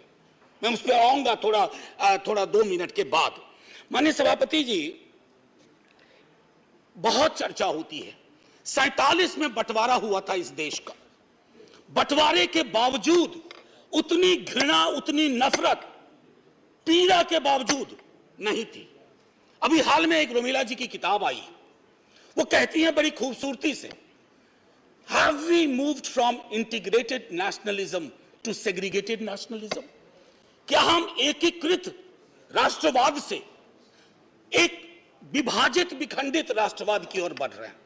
क्योंकि यह इमारत, इसकी बुनियाद मेलजोल पे है। इसकी बुनियाद में बंटवारे के बावजूद बंटवारा नहीं हुआ। तो मैं हाथ जोड़ के विनती करूंगा, सरकार जरूर बनाइए, अगला चुनाव भी लड़ेंगे, खूब दिल से लड़ेंगे। इंडिया भी रहेगा, भारत भी रहेगा, कोई में से एक चॉइस नहीं है, क्योंकि हमको इंडिया भारत करके जम्बू द्वीप तक नहीं जाना है। मैं सिर्फ इतना कहूंगा कि वो जो मेलजोल की सीमेंट है, उसका खात्मा हो रहा है, उसको बचाइए। माननीय सभापति जी, मैं 2 व्यक्तियों के मध्य में अपनी कुछ बात रखना चाहता हूं। संविधान सभा में ऑब्जेक्टिव रेजोल्यूशन जवाहरलाल जी लेके आए, और संविधान सभा में जब ड्राफ्ट सबमिट हुआ तो BR अंबेडकर ने वो ड्राफ्ट सबमिट किया। तो मैं सिर्फ कहता हूं, ऑब्जेक्टिव रेजोल्यूशन में बहुत सारी बातें थी, ये प्रस्तावना के बारे में, सॉवरेन डेमोक्रेटिक रिपब्लिक के बारे में काफी कुछ बोल चुके हैं, सॉवरेनिटी गिरवी ना चली जाए, मौलिक अधिकारों के बारे में। हमें आपके पीछे एक तराजू है, वो तराजू हमें लगाना होगा कि मौलिक अधिकार में कहां पहुंचे, सॉवरेनिटी में कहां पहुंचे, डेमोक्रेटिक रिपब्लिक के मसले पे कहां पहुंचे। High flying words don't cover up our failures, let's not look for that. और एक मसला आया, उन्होंने एक जिक्र किया ओथ ऑफ टेनिस कोर्ट। माननीय सभापति जी, फ्रेंच रेवोल्यूशन के बाद जब बड़ी शिद्दत से लोग काम में लग गए अधिकारों पर बात करने के लिए, तो राजा को शुरू में परेशानी नहीं हुई, लेकिन राजा को लगा कि कुछ ऐसा कर रहे हैं जिससे खुराफात की बू आ रही है। उसने क्या किया, दरवाजे बंद करवा दिए। जिस हॉल में वो लोग बैठते थे वो चले गए दूसरे दरवाजे रूम में, उसको भी बंद करवा दिया। तो वो चले गए टेनिस कोर्ट में, सारी कार्रवाई पूरी की। उसको कहा oath of tennis court. Oath of tennis court का जिक्र जवाहरलाल जी ने इसलिए किया था कि हमारे अंदर वो जज्बा हो, इमारत बनाने बिगाड़ने से इबारतें नहीं बदलनी चाहिए। हमारा जज्बा वही होना चाहिए जो ओथ ऑफ टेनिस कोर्ट में जवाहरलाल जी हमारे फर्स्ट प्राइम मिनिस्टर ने कहा। अब आते हैं कि बाबा साहब भीमराव अंबेडकर जी ने क्या कहा। माननीय सभापति जी, आप जिस इलाके से आती हैं, मैं जिस इलाके से आता हूं, वहां ये बातें बड़ी प्रबल है। आजादी का मूल्यांकन होगा तो इस आधार पर होगा कि राजनीतिक आजादी, सामाजिक आर्थिक आजादी में कितनी तब्दील हुई, अगर नहीं हुई तो क्यों नहीं हुई। उन्होंने कहा था कि एक दिन एक ज्वालामुखी बन जाएगा, और मैं उस ज्वालामुखी को बनते देख रहा हूं। वो इसलिए बनते देख रहा हूं कि जब मैं देखता हूं कि बिहार के जातिगत सर्वेक्षण पे देश के सॉलिसिटर जनरल कोर्ट में खड़े हो जाते हैं, तो मैं देखता हूं ब्लॉक करने की कोशिश हो रही है। यह एस्पिरेशनल वर्ग है, पिछड़ों की बड़ी आबादी, उसके एस्पिरेशन को आप सोशल डेमोक्रेसी के नजरिए से देखिए। जो बाबा साहब कह गए थे 31 में आखिरी हुई, उसके बाद पाकिस्तान बांग्लादेश बना। क्या इस देश को, यहां की सरकारों को, राज्यों की सरकार को वैज्ञानिक आंकड़े नहीं चाहिए? क्या आप आंकड़े आसमान से गिराएंगे? मैं समझता हूं आज के दिन यह भी हमें सुनिश्चित करना होगा कि हम इन आंकड़ों को लाएं, उसके आधार पर अपनी नीतियां तय करें। एक माननीय सभापति जी, अंबेडकर साहब दो और चीज कह के गए, प्रिवेंटिंग टिरनी ऑफ मेजॉरिटी। मैं बार बार इस सदन में कह चुका हूं कि मेजॉरिटी बेहद आवश्यक चीज है। मेजॉरिटी के बिना सरकार नहीं चलती है, लेकिन मेजॉरिटी और मेजॉरिटेरियनिज्म में फर्क है। यह फर्क अगर हमारी सरकार भूल जाती है तो बहुत बड़ी पीड़ा होती है। जब मेरे मित्र ने कहा, मैं अक्सर देखता हूं हम जैसे लोग छोटी आलोचना भी करते हैं, छोटी मोटी आलोचना जो कभी व्यक्तिगत नहीं होती है। आप कहते हो कि पाकिस्तान चले जाओ, अरे कभी देखा भी हो कितनी जगह है वहां का भूगोल क्या है? इतने लोग नहीं अट पाएंगे। मान लीजिए कि 65% लोगों ने आपको पिछली बार वोट नहीं किया, सबको पाकिस्तान भेज दोगे? ऐसी कोई व्यवस्था होती है? यहीं मेलजुल से रहना है, यहीं मिलकर रहना है। और ये सारी चीजें मैं नहीं कह रहा हूं, खुद अंबेडकर साहब कह के गए थे। मैडम, आपकी तरफ से मैं एक और चीज, एक दो छोटी चीज कह करके, इस देश की एक बड़ी आबादी, सभापति महोदया, मैं आपका सभापति महोदया अभी बिल मत 2 मिनट लूंगा, ज्यादा नहीं, आज पहली बार हैं, इतने नजरिए इनाद कर दीजिए। मैं सिर्फ इतना कहना चाहूंगा कि बेरोजगारी को लेकर के हमारा दृष्टिकोण साफ होना चाहिए। सरकार में आप हो, हम हो, बेरोजगारी हम सबकी पॉलिटिक्स खत्म कर देगा। राइट टू एम्प्लॉयमेंट के लिए हम क्या सोच रहे हैं, और इस देश की एक बड़ी आबादी से देशभक्ति का जो प्रमाण पत्र हम मांगते हैं ना मैडम, वो कहीं चलेगा नहीं। मैं आखिरी चीज कह करके एक सुनाना चाहता था। मैं इसलिए कहता हूं, एक घर में 5 सदस्य हैं, उसमें हर 5वां सदस्य उस आबादी का है। अगर उस घर में उस 5वें सदस्य को आप एलिनेट करेंगे, दूर करेंगे, घर कभी महफूज नहीं रह सकता। और आखिरी में मैं साहिर को जाता हूं और वहीं खत्म कर दूंगा, आपको घंटी बजाने की जरूरत नहीं पड़ती। आओ कि आज गौर करें इस सवाल पर, देखे थे हमने वो हंसी ख्वाब क्या हुए। दौलत बढ़ी तो मुल्क में अफलास क्यों बढ़ा, खुशहाली आवाम के असबाब क्या हुए। जो अपने साथ साथ चले कुएदार तक, वो दोस्त, वो रफीक, वो अहबाब क्या हुए। क्या मोल लग रहा है शहीदों के खून का, क्या मोल लग रहा है शहीदों के खून का, मरते थे जिन पे हम, वो सजाए याब क्या हुए। बेकस बरहनगी को कफन तक नहीं नसीब, वो वादा आए अतलसों के मुखाब क्या हुए। जमहूरियत नवाज बशर दोस्त अमन ख्वाह, खुद को जो खुद दिए थे वो अलकाब क्या हुए। मजहब का रोग आज भी क्यों लाइलाज है, मजहब का रोग आज भी क्यों लाइलाज है, वो नुस्खा हाय नादिर व नायाब क्या हुए। हर कूचा शोला जा रहे, हर शहर कत्लगाह, यकजहतिया हयात के आदाब क्या हुए। सहराए तीरगी में भटकती है जिंदगी, उभरे थे जो उफक पे वो माताब क्या हुए। मुजरिम हूं अगर मैं तो गुनाहगार तुम भी हो, मुजरिम हूं अगर मैं तो गुनहगार तुम भी हो, ए रहबराने कौम खताकार तुम भी हो। जय Hind ma'am, and salute to all the freedom fighters, संविधान सभा के उन तमाम लोगों को।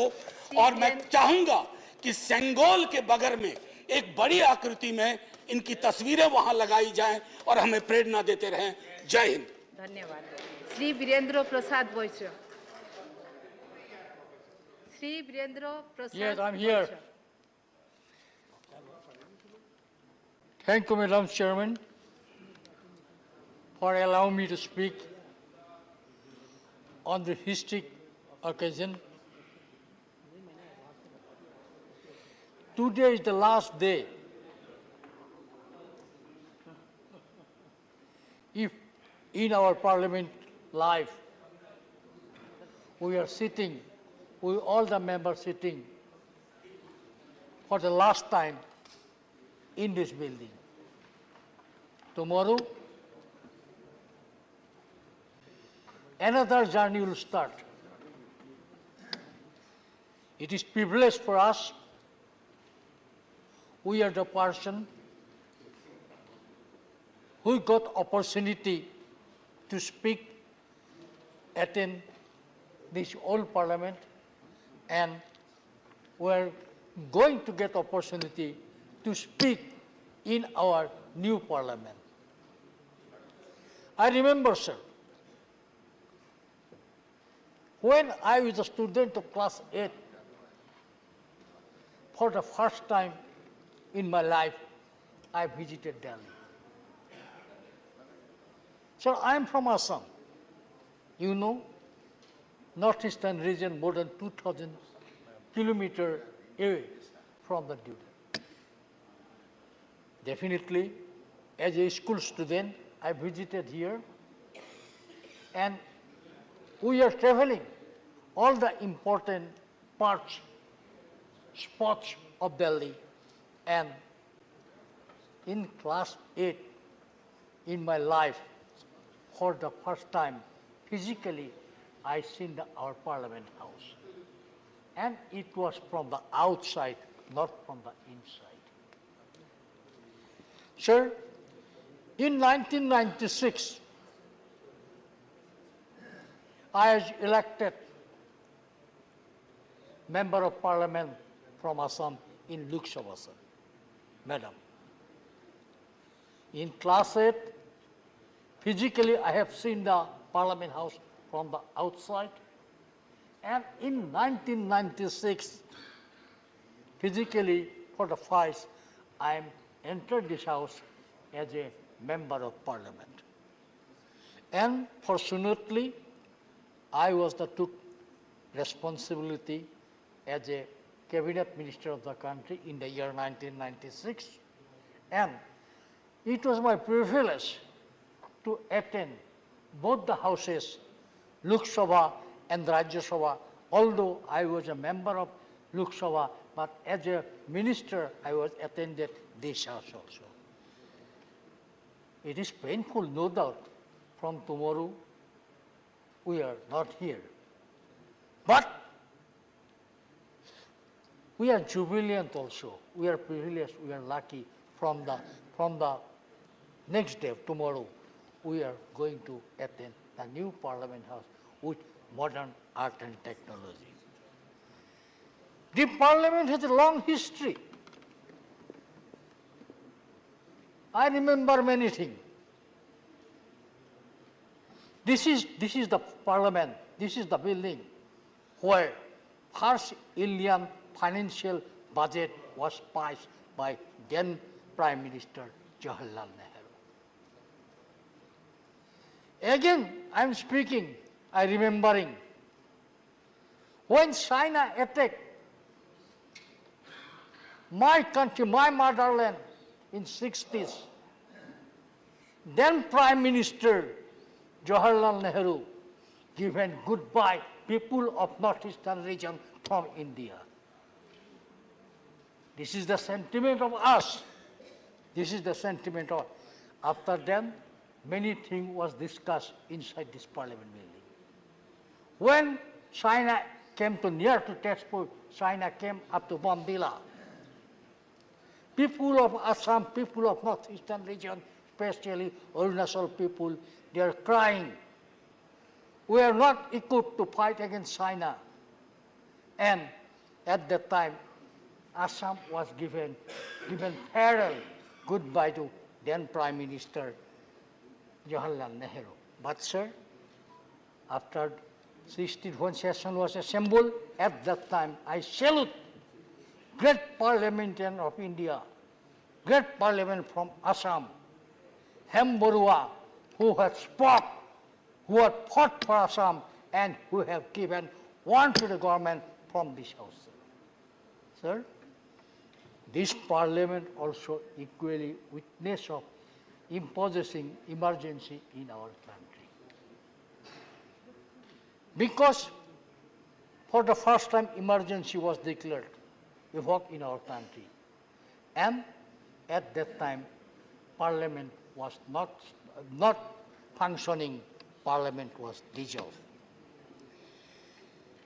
Our honorable Prime Minister always says, India is the mother of democracy. Yes, Prime Minister is very right, India is the mother of democracy.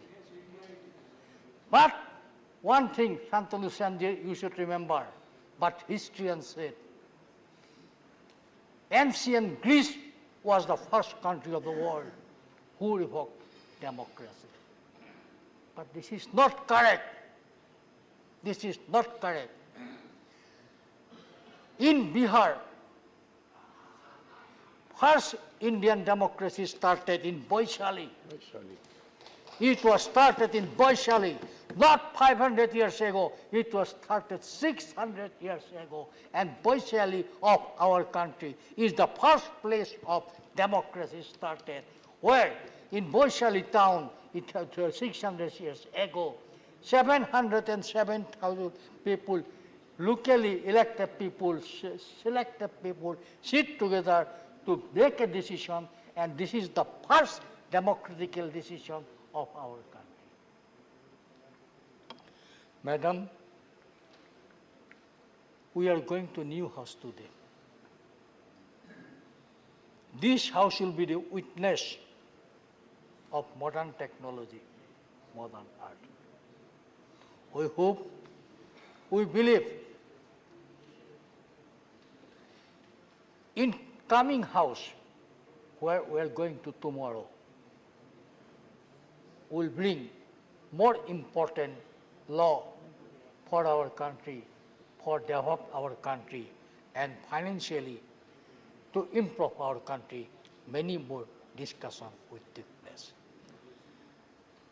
I remember, I have seen very, very important person, dignitaries, functioning in this house.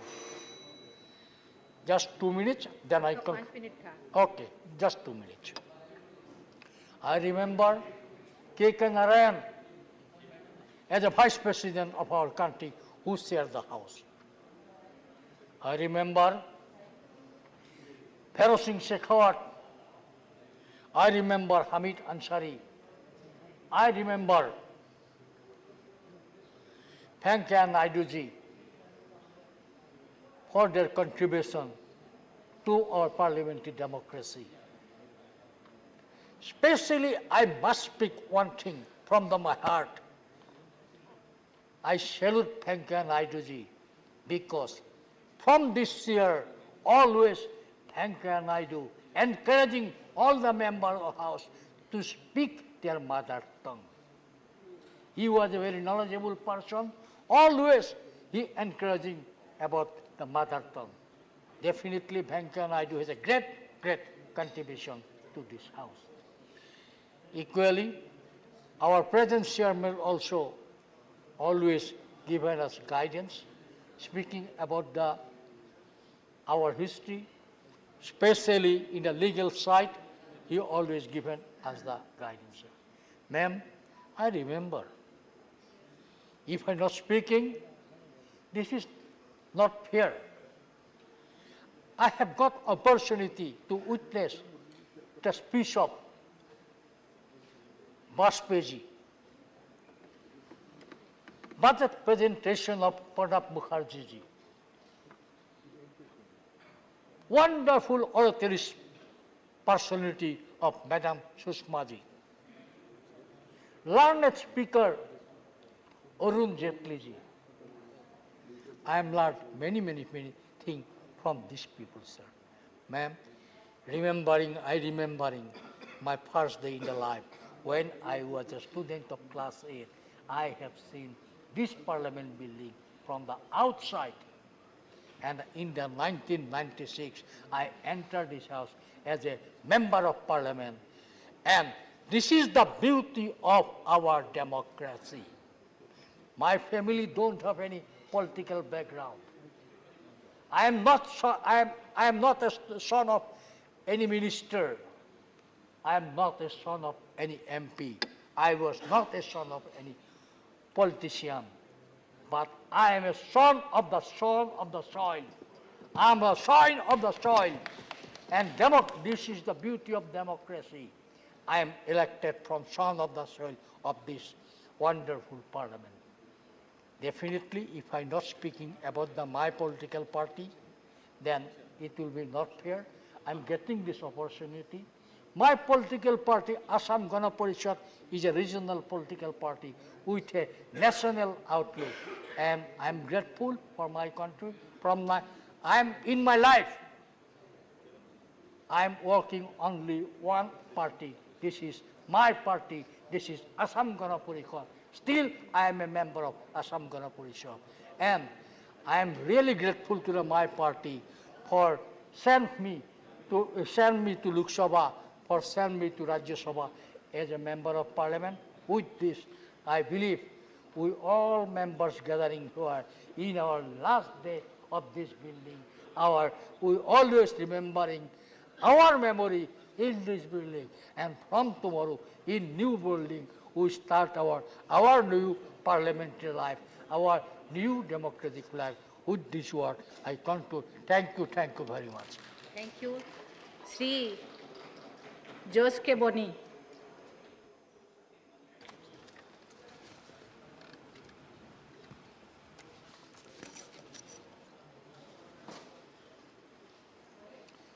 So today we gather here to reflect upon an extraordinary journey, more than 70 years of Indian Parliament. For 3/4 of a century, it has served as a cornerstone of our nation's governance.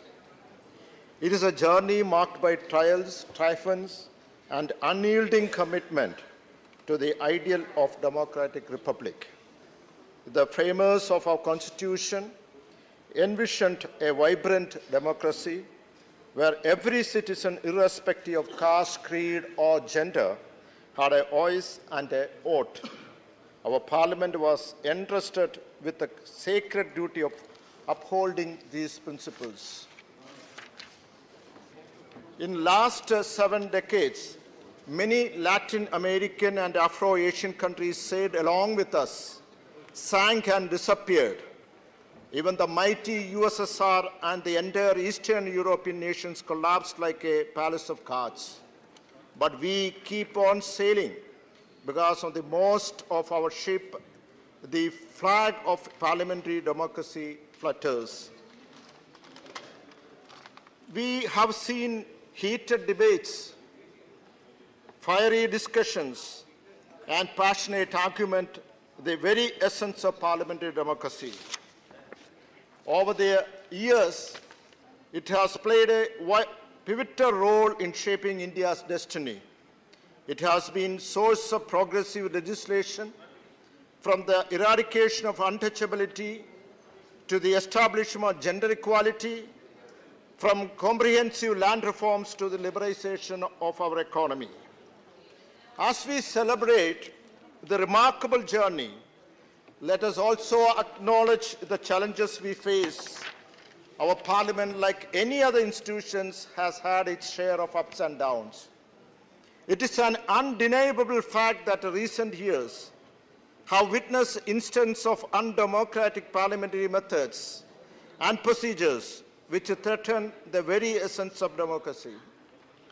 There have been occasions where legislative debates have been curtailed, opposition's voice silenced, and crucial bills passed without due discussions and scrutiny. The integrity of the Parliament committee and internal part of our democratic system has at times been compromised. Delays in appointments and the politicization of these committees have hindered their effectiveness. Only 25% of the bills were referred to these committees.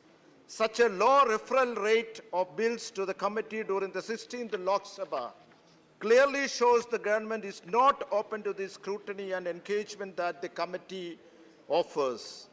The suppression of the dissent, be it from the civil society, academia, or the media, is a matter of deep concern. A thriving democracy encourages diverse perspective and respect the right of dissent. Recent incident involving curtailment of free speech cast doubt on the government's commitment to these democratic values.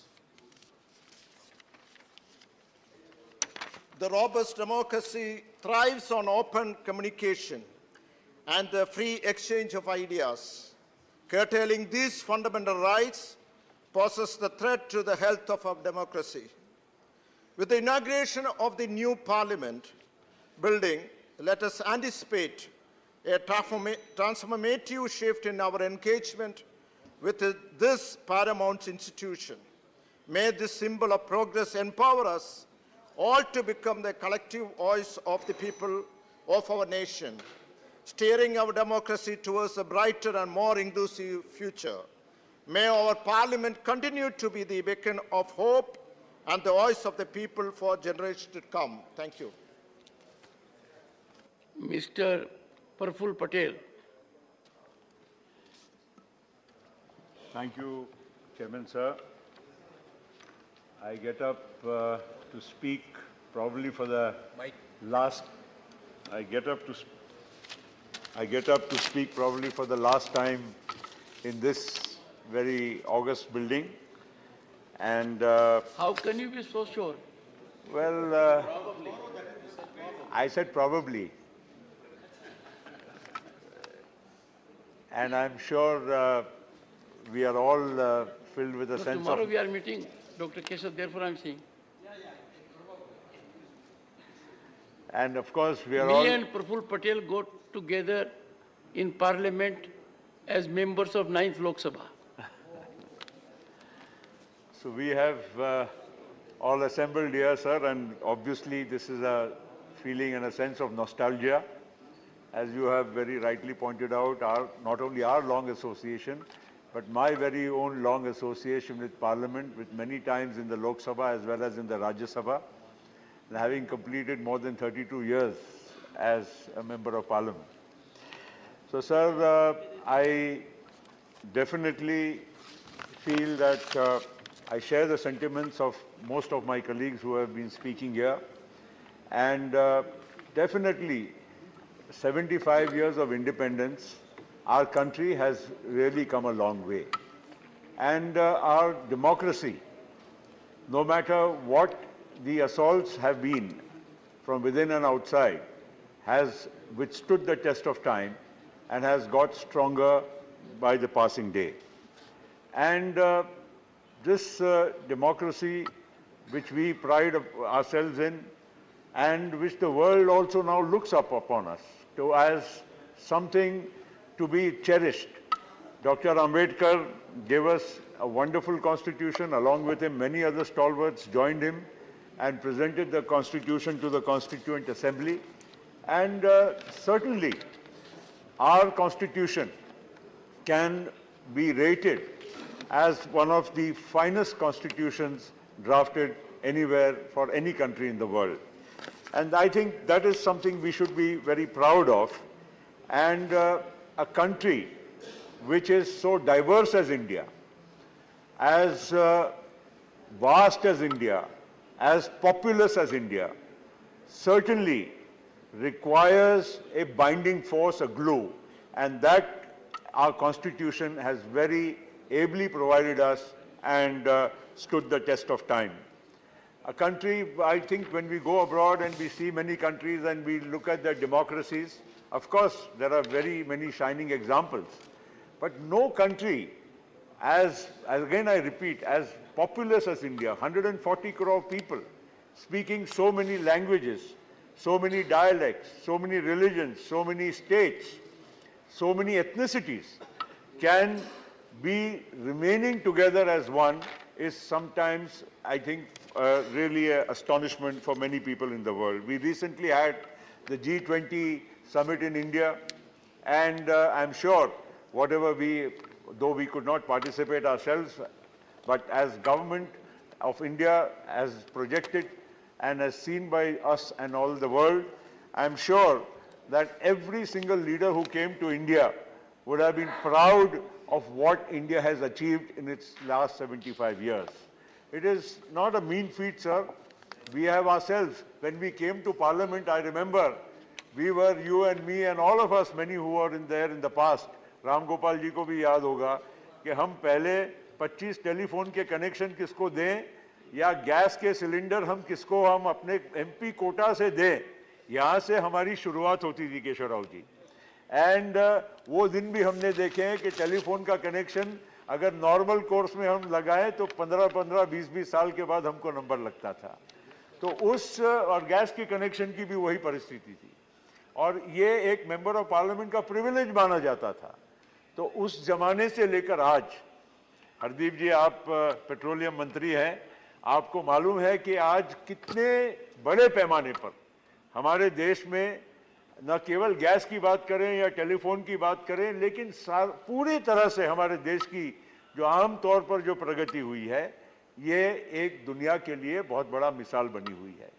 और इसीलिए 75 वर्ष जब हम पूरे करते हैं, अमृतकाल की बात करते हैं और इस सदन से नए सदन में जाने की बात करते हैं, तो आज का भारत और भविष्य का भारत कैसा होना चाहिए, आधुनिक भारत कैसा होना चाहिए, इसके लिए निश्चित इस सदन में एक अच्छी चर्चा होनी चाहिए और मंथन होना चाहिए और हर व्यक्ति का यहाँ पर जो सुझाव है उसका एक अहम महत्व होता है।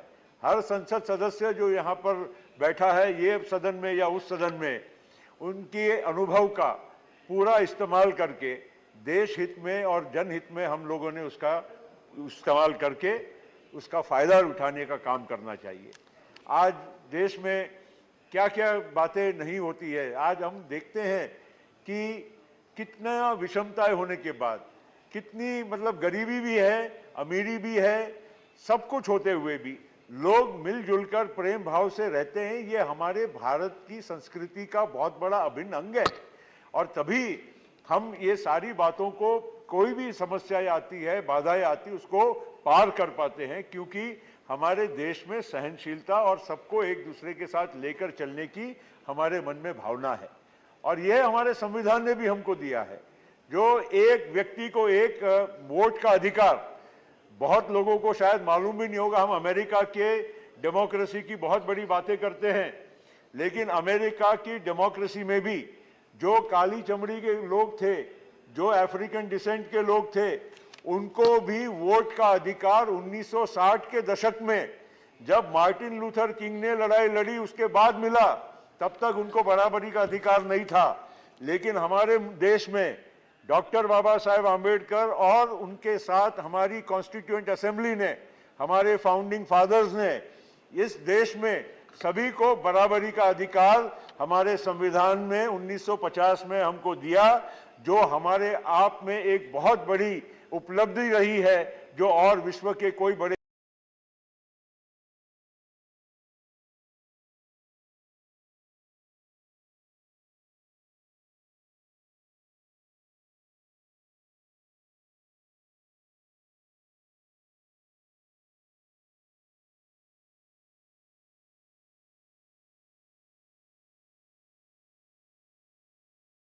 देशों में नहीं रही है।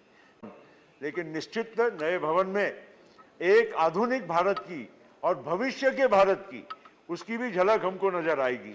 एक और हम चंद्रयान पहुंचे, एक और हम हमारे देश में इतना तक हमको नजर आएगी।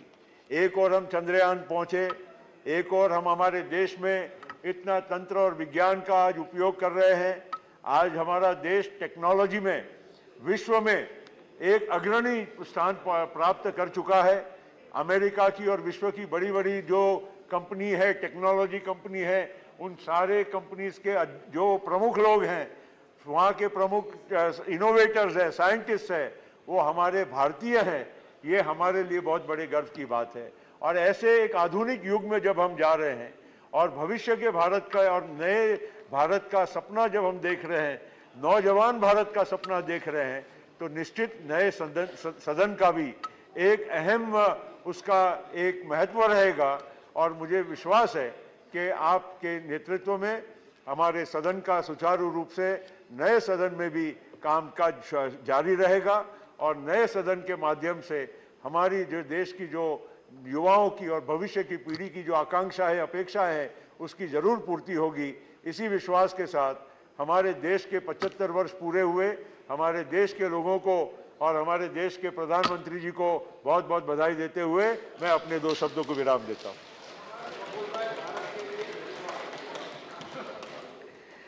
No, the honourable member has put across his points with positivity, and that is what is required. At an occasion like this, we all have to converge to see Bharat blossoms, politics apart. So that's a very important contribution. Sri Bhuvaneshwar Kalita. Thank you, Honourable Chairman, for giving me the opportunity. क्या पता कौन कितनी गलत जगह बैठा हुआ है? Thank you, sir, for giving me the opportunity to speak on this historic occasion of Rajya Sabha, to speak on the parliamentary journey of 75 years, starting from Samvidhan Sabha. Sir, today I remember when I came first to Rajya Sabha in 1984, when Justice Hidayatullah was presiding over that chair, and he was followed by, of course, R. Venkat Ramanji, Sangadel Sharmaji, and today you are in the seat, sir, and I thank you for that, that the Indian democracy and Indian Parliament has come over years of development and strengthening the democracy in this country. So today, I congratulate the new Vice Chairman for taking up the chair. Thank you. Today, as we assemble here to reflect upon the parliamentary journey of 75 years, starting from inception of the Samvidhan Sabha, we embark on a profound exploration of our nation's democratic evolution. This remarkable journey has been marked by achievements, experiences, memories, and invaluable lessons that have not only shaped our parliamentary institutions, but have also left an indelible imprint on the course of our nation's history. Madam Chair, while speaking on these 75 years of our journey, we must remember about some of the key milestones in the history of Indian Parliament. Madam, 1946, the Constituent Assembly convened for the first time on December 9th. So our journey starts from there. And in 1950, India adopted its constitution on January 26th, a momentous event for Indian parliamentary democracy. Madam, in 1952, the first general elections were held, marking the initiation of our democracy. And in 1956, the State Reorganizations Act has adopted, leading to reshaping of state boundaries.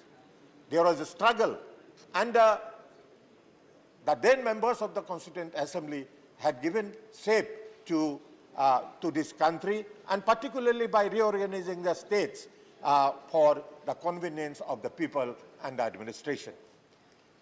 In 1957,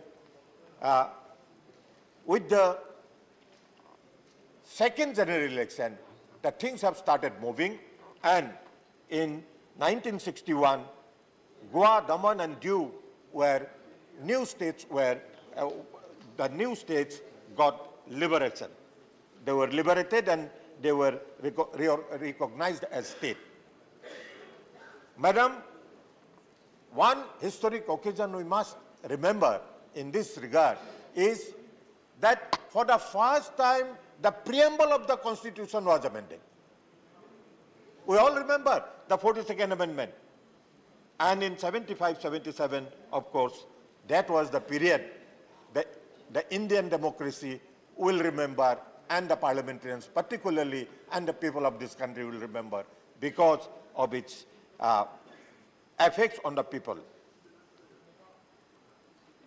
Madam, in 1986, a historic bill was passed, the Muslim Women Protection of Rights on Divorce Act was enacted. This is one historic legislation where the women of all religion, all communities were given equal power, and that equal power and equal opportunity and equal right. So this one we must remember during the discussion of this in this debate. And the economic liberalization came in 1991 during the Prime Ministership of P.V. Narasimha Raoji. And today we are step by step we are ahead to liberalize the economy and the benefits of the economy reaching to the poor and vulnerable sections because of that. And today, the country is progressing. The country has got remarkable progress in the economic field, where today India is considered as the 5th largest economy in the world. And very soon, our Honorable Prime Minister has publicly announced that within next few years, India will be one of the 3 top economies of the world. Madam, another remarkable event during the progress of this democracy, during the progress of Parliament, was the GST. The GST was Goods and Services Tax was implemented, and streamlining the taxation system. One nation, one tax was the motto, and today we have seen that the national exchequer is enriched by GST, and remarkable tax collection has been made, and which is helping the development of this country. So I remember, and the country will remember, this GST taxation for the benefit and for the progress of this country. Madam, one nation, one tax. But till 2019, this country had 2 constitutions, 2 flags, and this was possible to make one nation, one flag, and one constitution by the amendment brought by and the abrogation act of Article 370, which was brought in 2019, which says we can be proud of being one nation, one flag, and one constitution. And I congratulate the government for that. Madam, I did not disturb you, although you said certain objectionable thing, including balkanization of the country. So please don't do that. And Madam, the great thing, the great war that India fought was the COVID-19 pandemic. The India not only come out of this pandemic successfully, but also help other nations, neighboring countries, to fight with this. And the biggest achievement was the vaccines that India manufactured and vaccines, and the entire country was vaccinated, and today we are safe in terms of healthcare. Madam, while talking about the achievements, what during the 75 years of our journey, what achievements this country has made? Madam, the main achievement which we can today discuss is the inclusivity. This efforts towards inclusivity, one of our speaker was giving an example with a senior leader that it is not only India, other parts of the world also had the inclusivity in terms of women representation. The women representation has increased from 5% in 1951 to 14% in 2019. And the number of voters increased dramatically from 173.2 million in 1951 to 912 million in 2019. So this is not a less achievement. This has strengthened the democracy of this country. These things have improved, and this has brought achievement to our democracy, to our parliamentary democracy. Madam, some of the experience and some of the achievements that we have made is the 2023 where we are today. Today, we are sitting here in the Rajya Sabha chamber, and some of our members have become emotional also that maybe from tomorrow we will be going to the new building. This new building is that we have to cross a line. Up to this 75 years, we have achieved a lot. But from here, we have to make a leap forward so that this country becomes the developed economy. So next 25 years, in the new building of Parliament, we are having our Amrit Kal, where India will reach in the line of developed nation. So that will be our effort, and every one of us should make our efforts in our own way.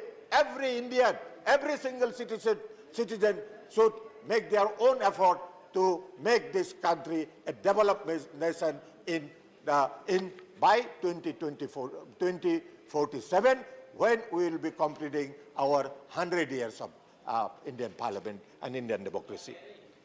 So,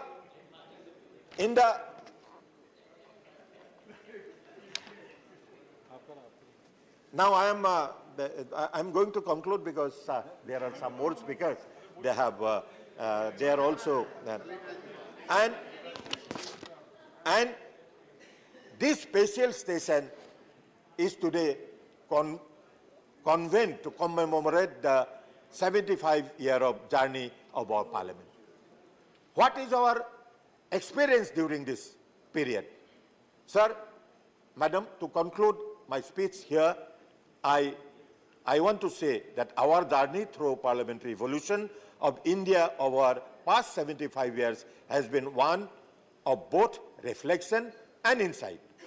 While we have witnessed certain challenges and shifts in the parliamentary dynamics, it is essential to recognize the significant efforts made to foster inclusivity within our democratic institutions. The rise of women's representation, the active engagement of citizens in public debates, the crucial role of parliamentary committees, and the passage of legislation aimed at social welfare and labor rights are testaments of our commitment to inclusivity. Madam, as we commemorate the key milestones in the history of the Indian Parliament, we are reminded of the enduring spirit of our democracy. From the adoption of Constitution in 1950 to the recent inauguration of a new parliament building in 2023, these events signify our nation's growth, resilience, and adaptability in the face of challenges. As we move forward, Madam, it is imperative that we continue to uphold the principles of democracy, inclusivity, and transparency that have been the cornerstones of our parliamentary democracy. By learning from our past and embracing the opportunities of the future, we can ensure that our democratic institutions remain robust and responsive to the ever-changing needs and aspirations of our diverse and dynamic nation. Let us celebrate this journey, Madam. Let us celebrate this journey with pride and commitment to a more inclusive and vibrant future for Indian democracy. Thank you, Vice Chair, for giving me the opportunity. Thank you very much. माननीय सदस्य विक्रमजीत सिंह साइनी।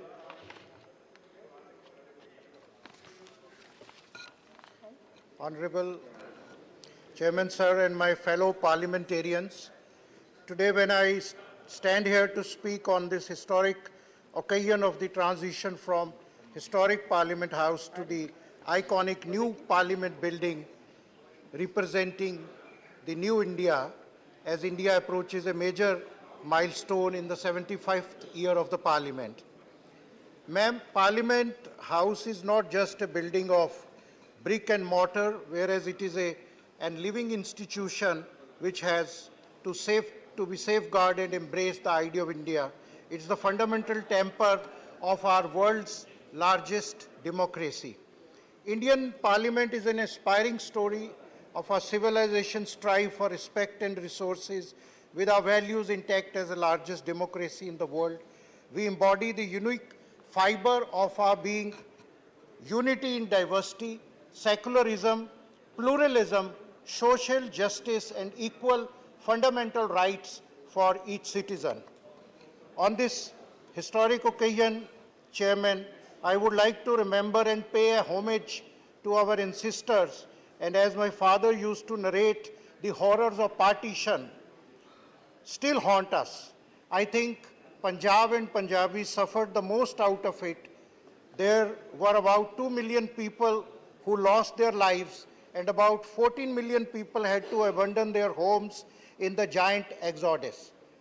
लाखों लोग बेघर हो गए और उन्होंने भारत को, इंडिया को, भारत अपनी मातृभूमि को अपनी जन्मभूमि माना और अपना सब कुछ, अपना कारोबार, अपने बर्तन, अपना जायदादें, अपना सब कुछ छोड़ के लाखों पंजाबी सफर करते हुए भारत को चुना, भारत को माना और फिर as a refugee they started their career और फिर रेफ्यूजी से बिल्डअप किया। ये उनकी देशभक्ति की सबसे बड़ी निशानी है और उन्होंने इस देशभक्ति का अभी तक पैट्रियटिज्म हमारे सामने है। I also pay homage to all the great Sikh leaders who spurned the offer of then Muhammad Ali Jinnah and decided to upkeep India as their motherland, and Punjabis and Sikhs have been proving their patriotism till today. We Sikhs are not by chance Indians, we are proudly by choice Indians. Honorable Chairman, sir, we also pay tribute to them. Dehe Shiva, Var Mohe Ehe, Shubh Karmante, Kabhu na Taru, Jab Aав ki Aud Nidhan Bane, At hi Ran Mein, Tab Jooj Maru. I would also like to remember on this historic occasion the Shaheed-e-Azam Bhagat Singh, who drew the attention of the British Samrajya and this very own parliament to further strengthen the freedom struggle. In this same parliament building, while presenting the constitution to our country, Dr. Bhim Rao Ambedkar had said, however good a constitution may be, if those who are implementing are not good, it will prove to be a bad.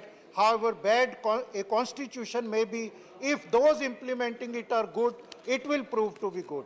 So onus is on us parliamentarians on 75th year of the parliament the dream, voice, and aspirations of a nation suppressed by a colonial rule came to surface.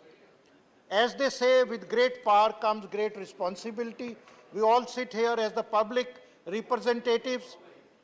We are emblematic of the aspirations of 1.4 billion people who want us to serve them. We represent them. We are their voice. We are their eyes. We are their ears. Eradicating poverty, unemployment, corruption, agrarian crisis, casteism, communal hatred have no place for India, and this parliament have to work for the fundamental things like ensuring health, education, infrastructure, nation's inclusive development, women empowerment, youth empowerment. ये अमृत काल तभी ही अमृत होगा अगर हम विद्या का, शिक्षा का अमृत, सेहत का अमृत, हेल्थ का अमृत, रोजगार का अमृत हर एक गांव में हर एक भारतीय को पहुंचाएंगे.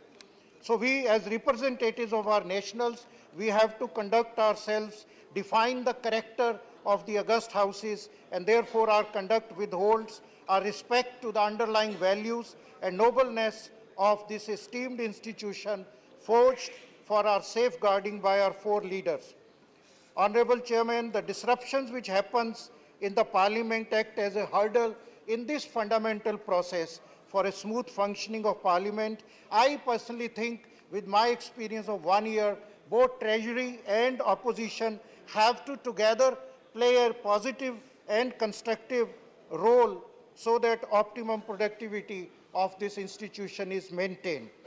I take this historic opportunity to pay homage to stalwarts like my elder brother, Shri Arun Jaitley ji, my elder dearest sister who given me love as a brother for 25 years, Shrimati Sushma Swaraj ji, and we pray for the long life of stalwart Dr. Manmohan Singh ji, who is here with us despite his ill health. It was Dr. Manmohan Singh ji who brought radical changes to the economy in 91, and he had said, कुछ ऐसे भी मंजिर तारीख की नज़रों में, कुछ ऐसे भी मंजिर हैं तारीख की नज़रों में, लम्हों ने खता की, सदियों ने सजा पाई. It is our humble invocation to every individual sitting here, both from government, treasury benches and opposition, that we all should commit to this parliament, that in the new parliament house, we will ensure healthy debates, discussions, least disruptions and adjournments, and we do maximum work for the nation building. Jai Hind. Thank you. माननीय सदस्य श्रीमती ममता मोहंता. धन्यवाद आप सभी को मेरी party Biju Janata Dal के तरफ से इस पवित्र गृह में मुझे बोलने का मौका दिया, इसीलिए धन्यवाद देती हूँ. मेरा देश भारत धर्म, भाषा, वर्ण और जाति के दायरे में से आगे हम सभी एक हैं. हम केवल भारतीय हैं. आप सभी भारतवर्ष का इतिहास जानते हैं. भारत देश कैसे और कब स्वाधीन हुआ, कितने बलिदान, त्याग, समर्पण के बाद स्वाधीन भारत हमें हासिल हुआ. इन सभी संग्रामी व्यक्तित्व को मैं इस पवित्र गृह से नमन करती हूँ, श्रद्धांजलि ज्ञापन करती हूँ. स्वाधीन भारत के सभी लोग को शासन पद्धति में रख के सुविधा देने की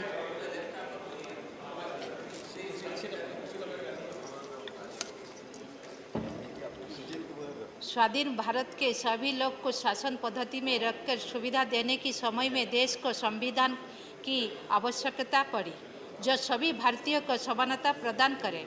स्वाधीन प्रणेता बाबा साहेब भीमराव रामजी अंबेडकर को भी इस गृह से नमन करती हूँ, जिसके कलम की ताकत से इस पुरुष प्रधान समाज में महिलाएं भी समानता प्राप्त कर रहे हैं. 1950 जनवरी 26 को इस संविधान लागू होने के बाद गणतंत्र भारत का शुरुआत हुआ. तभी से जाति, वर्ण, धर्म, शिक्षा आदि सभी क्षेत्रों में सभी को समान सुविधा मिला. इस संविधान के चलते हुए देश में शासन पद्धति लागू हुआ। इस प्रजातंत्र अर्थात गणतंत्र में विधायिका, कार्यपालिका और न्यायपालिका को समान गुरुत्व दिया गया। आज हम 21 सेंचुरी में पहुंच गए। विश्व के अन्य देश के हिसाब से यहाँ का लोकतंत्र और सुदृढ़ हुआ है। एक आदिवासी महिला आज राष्ट्रपति भारत देश का सबसे बड़ी पदवी महामहिम राष्ट्रपति की पदवी में अवस्थापित है। मैं एक आदिवासी जिला से आके यहाँ आप सबके सामने कुछ कह पा रही हूँ। इसी से बड़ी बात क्या है, महिला के विकास का और क्या उदाहरण दूँ। आज अगर आप कहीं भी जाओ तो ज़्यादातर इलाका में महिला जिला कलेक्टर, जिला एसपी, महिला सरकारी कर्मचारी ज़्यादा पाएंगे। शिक्षा क्षेत्र में आप देखें आईआईटी, आईआईएम, एमबीबीएस, यूपीएससी सभी क्षेत्रों में महिला को दबदबा है। भारतवर्ष में 700 से ज़्यादा आदिवासी वर्ग है। भारत के 8.6% इनका संख्या है। आज के हिसाब से संख्या बढ़ गई है। देश गठन के समय से ही इस वर्ग को गुरुत्व दिया गया है। सभी राज्य आदिवासी वर्ग के सामाजिक आर्थिक विकास तथा उनका संस्कृति की सुरक्षा, भाषा की सुरक्षा दिया जा रहा है। उनके विकास के लिए स्वतंत्र मंत्रालय बनाया गया है। सबसे बड़ी बात है कि उनकी भाषा में उन्हें शिक्षा दिया जा रहा है। लेकिन आदिवासी संप्रदाय के आंचलिक भाषा को सुरक्षा देते हुए प्राथमिक शिक्षा व्यवस्था में शामिल करना जरूरी है और संविधान के 8वें परिच्छेद में शामिल करना आवश्यकता है। शिक्षा क्षेत्र में भारत के पावन भूमि से चांद तक का यात्रा ही सबसे बड़ी उदाहरण है। यहाँ कितने विश्वविद्यालय, वैश्विक विश्वविद्यालय, भेषज विश्वविद्यालय समेत कितने अनुष्ठान हैं। यहाँ से लाखों संख्या में विद्यार्थी निकलते हैं जो देश विदेश में भारत का नाम रोशन करते हैं। इस देश में 77% से ज़्यादा शिक्षित है, 84% से ज़्यादा महिला और 71% से ज़्यादा पुरुष शिक्षित है। और कृषि क्षेत्र की बात कहूँ तो यहाँ 60% किसान हैं जिनको हम भगवान मानते हैं, क्योंकि ये लोग हमें 2 वक्त के खाने के व्यवस्था में जुटे हैं। सरकार भी इन किसानों के लिए बहुत योजना बनाए हैं। प्रति वर्ष स्वतंत्र बजट किया जाता है। स्वास्थ्य क्षेत्र में भी बदलाव आया है। सभी रोग का इलाज तुरंत हो पा रहा है।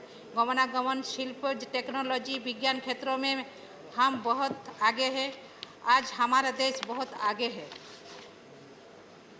इन नए संसद गृह से भारतवर्ष का नया इतिहास लिखा जाएगा।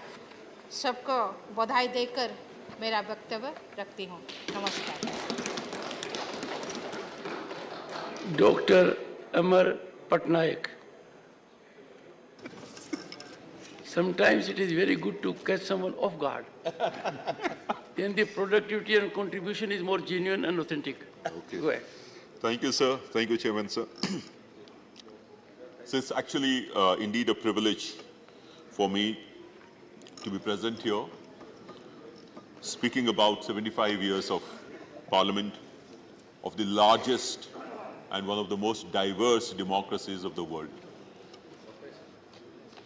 It's no mean feat, sir, that parliamentary democracy has flourished in this country because of this Parliament.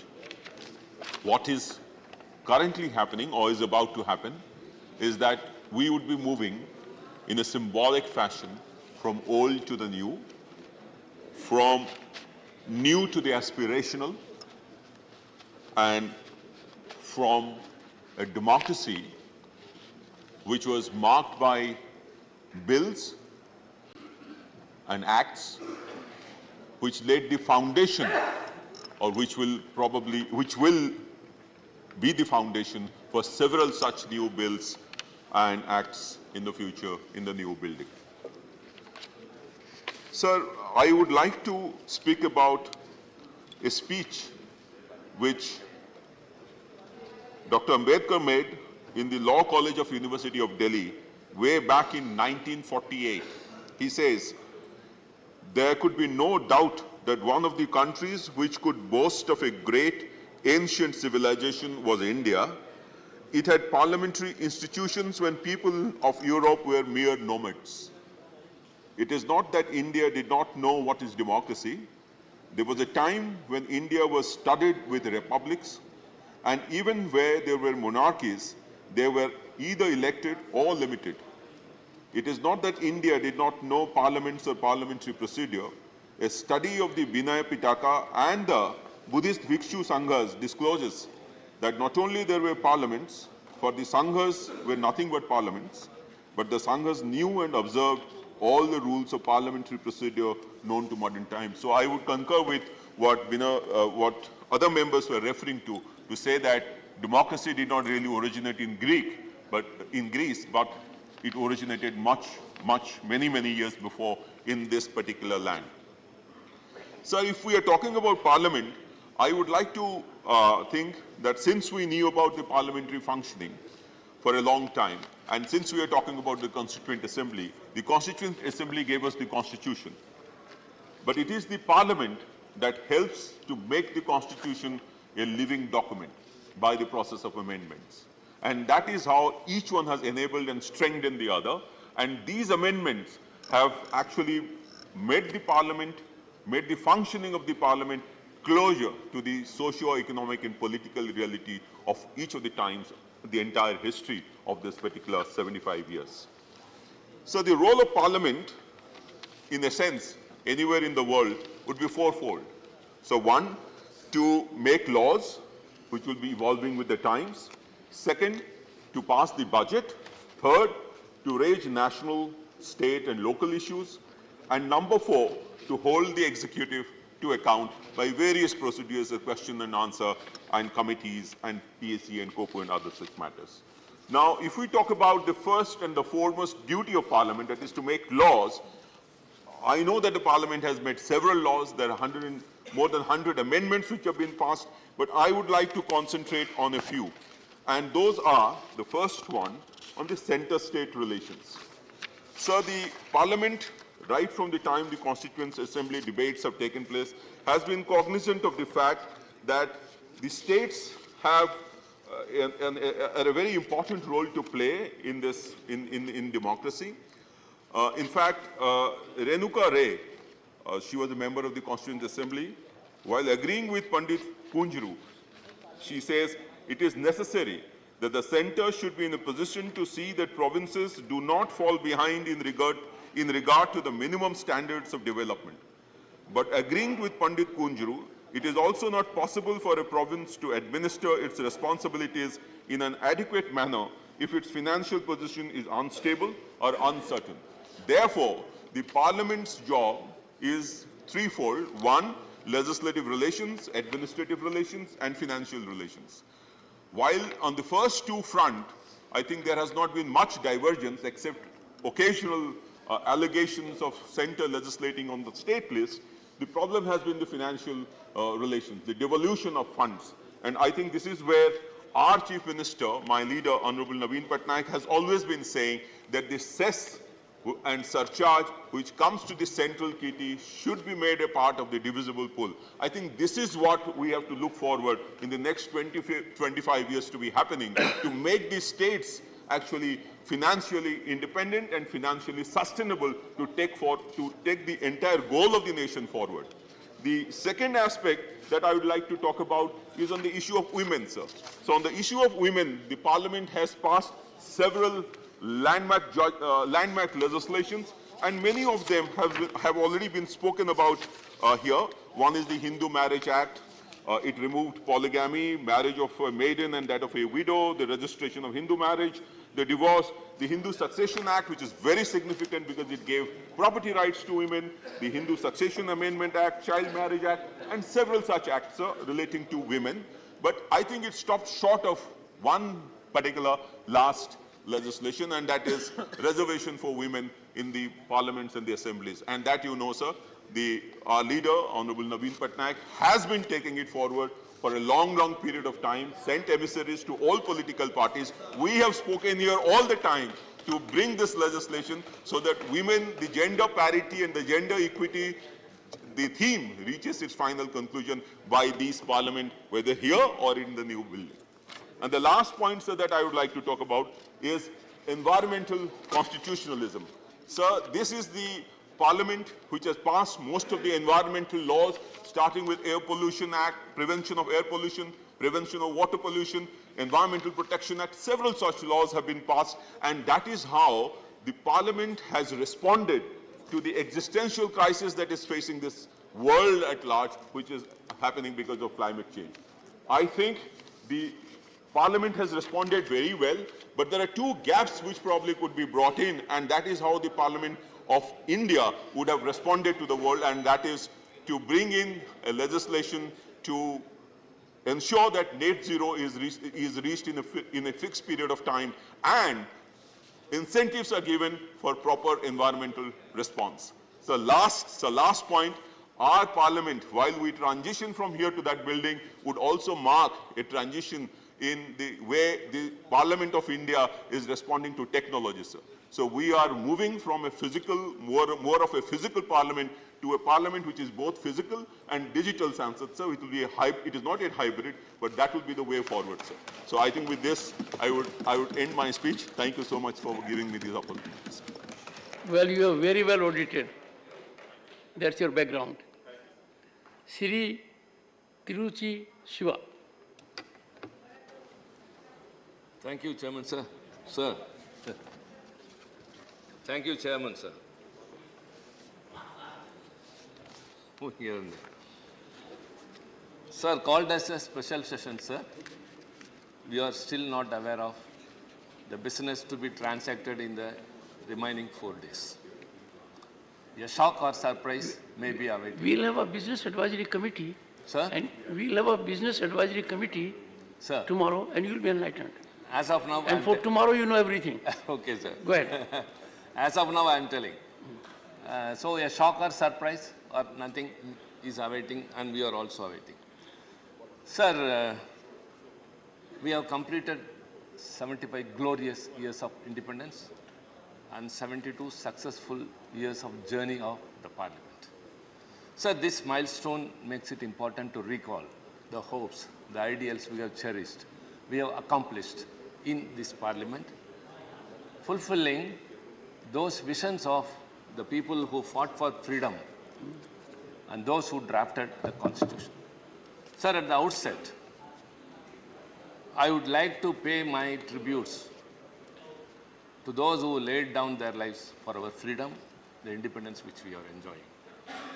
Starting from Pulitevan, Veerabandya Kattapomman, Marudu Brothers, Velu Nachiyar, Kuyili, and Tilakar, Gokhale, Mahatma Gandhi, Nehru, Sardar Patel, VOC, and unsung heroes and unsung heroines, which is very, very important, sir.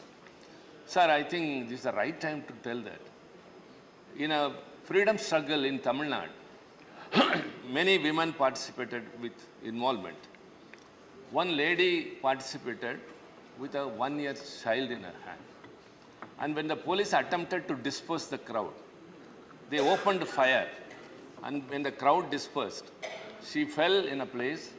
The flag which she was holding was in another place. The child fell in another place. And the bullet that was fired hit the infant, and the child died, sir.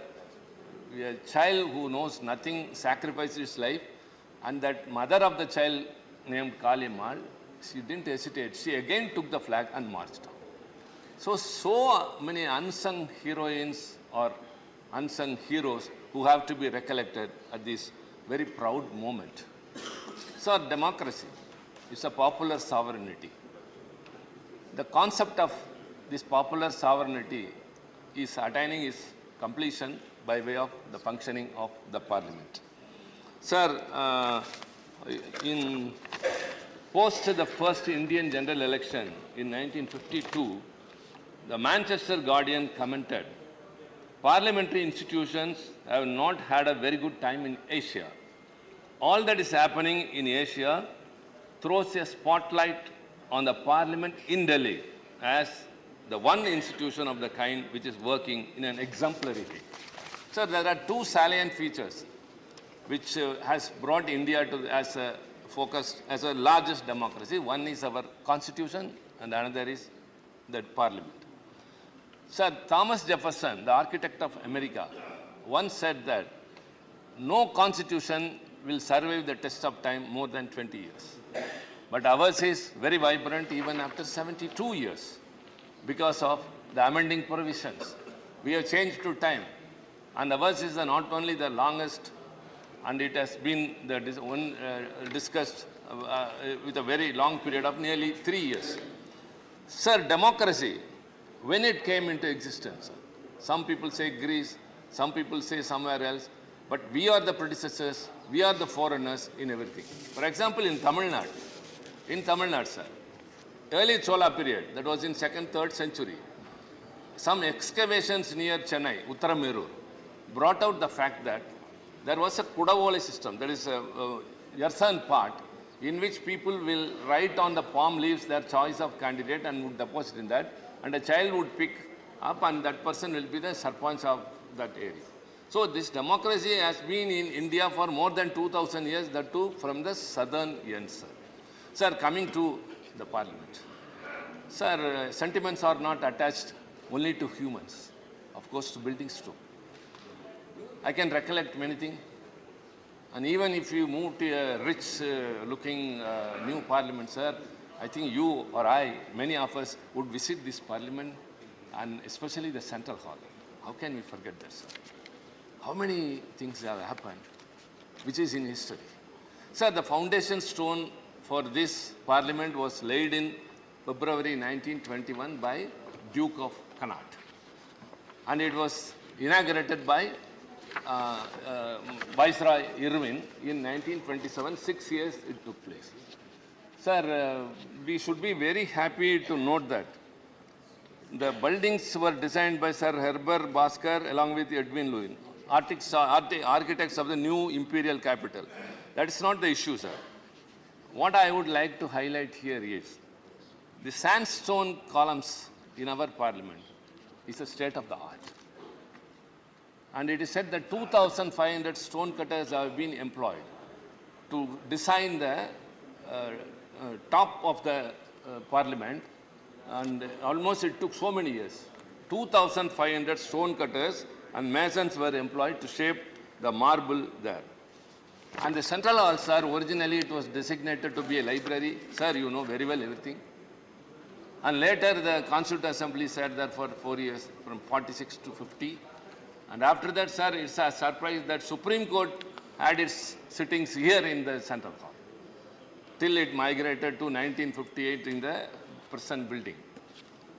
And this Central Hall has witnessed a lot. Sir, I can hear two sounds.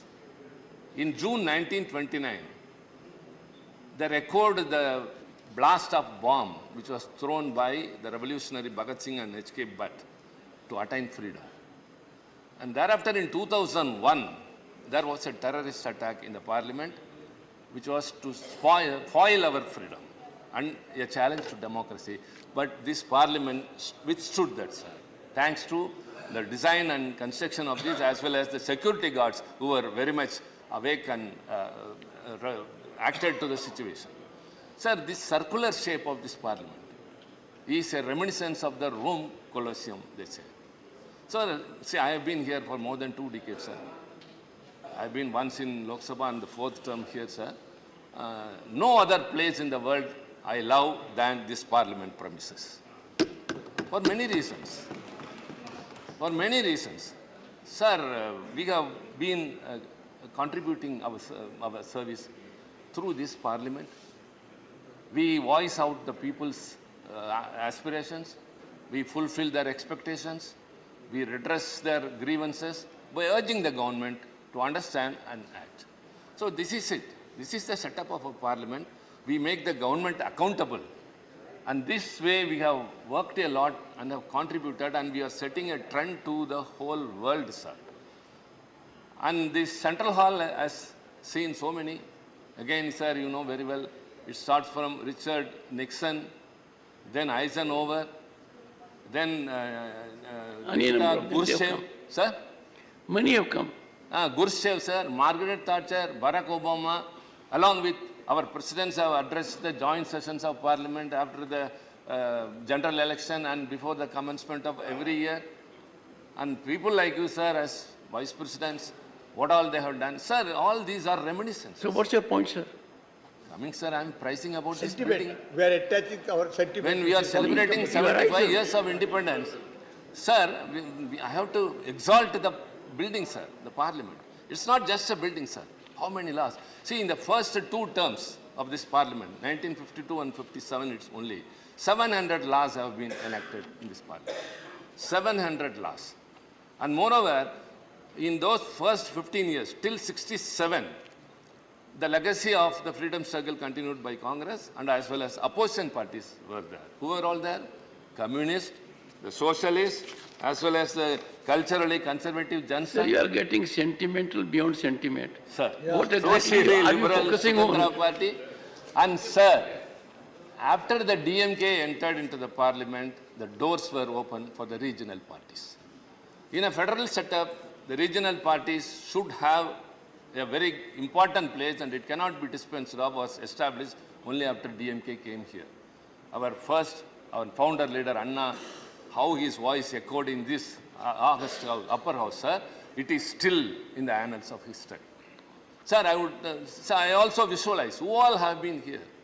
Pandit Nehru, Dr. Ambedkar, Lal Bahadur Shastri, Kripalani, Madhu Dandavade, Vajpayee ji, Advani ji, Ramanohar Logia, and our beloved Anna, until Murasali Maran, sir, your colleague when you were in the Ministry of VP Singh, sir, his performance in Doha conference is still a history. Sir, coming to all these points, sir, I think I have some time, sir. No, sir.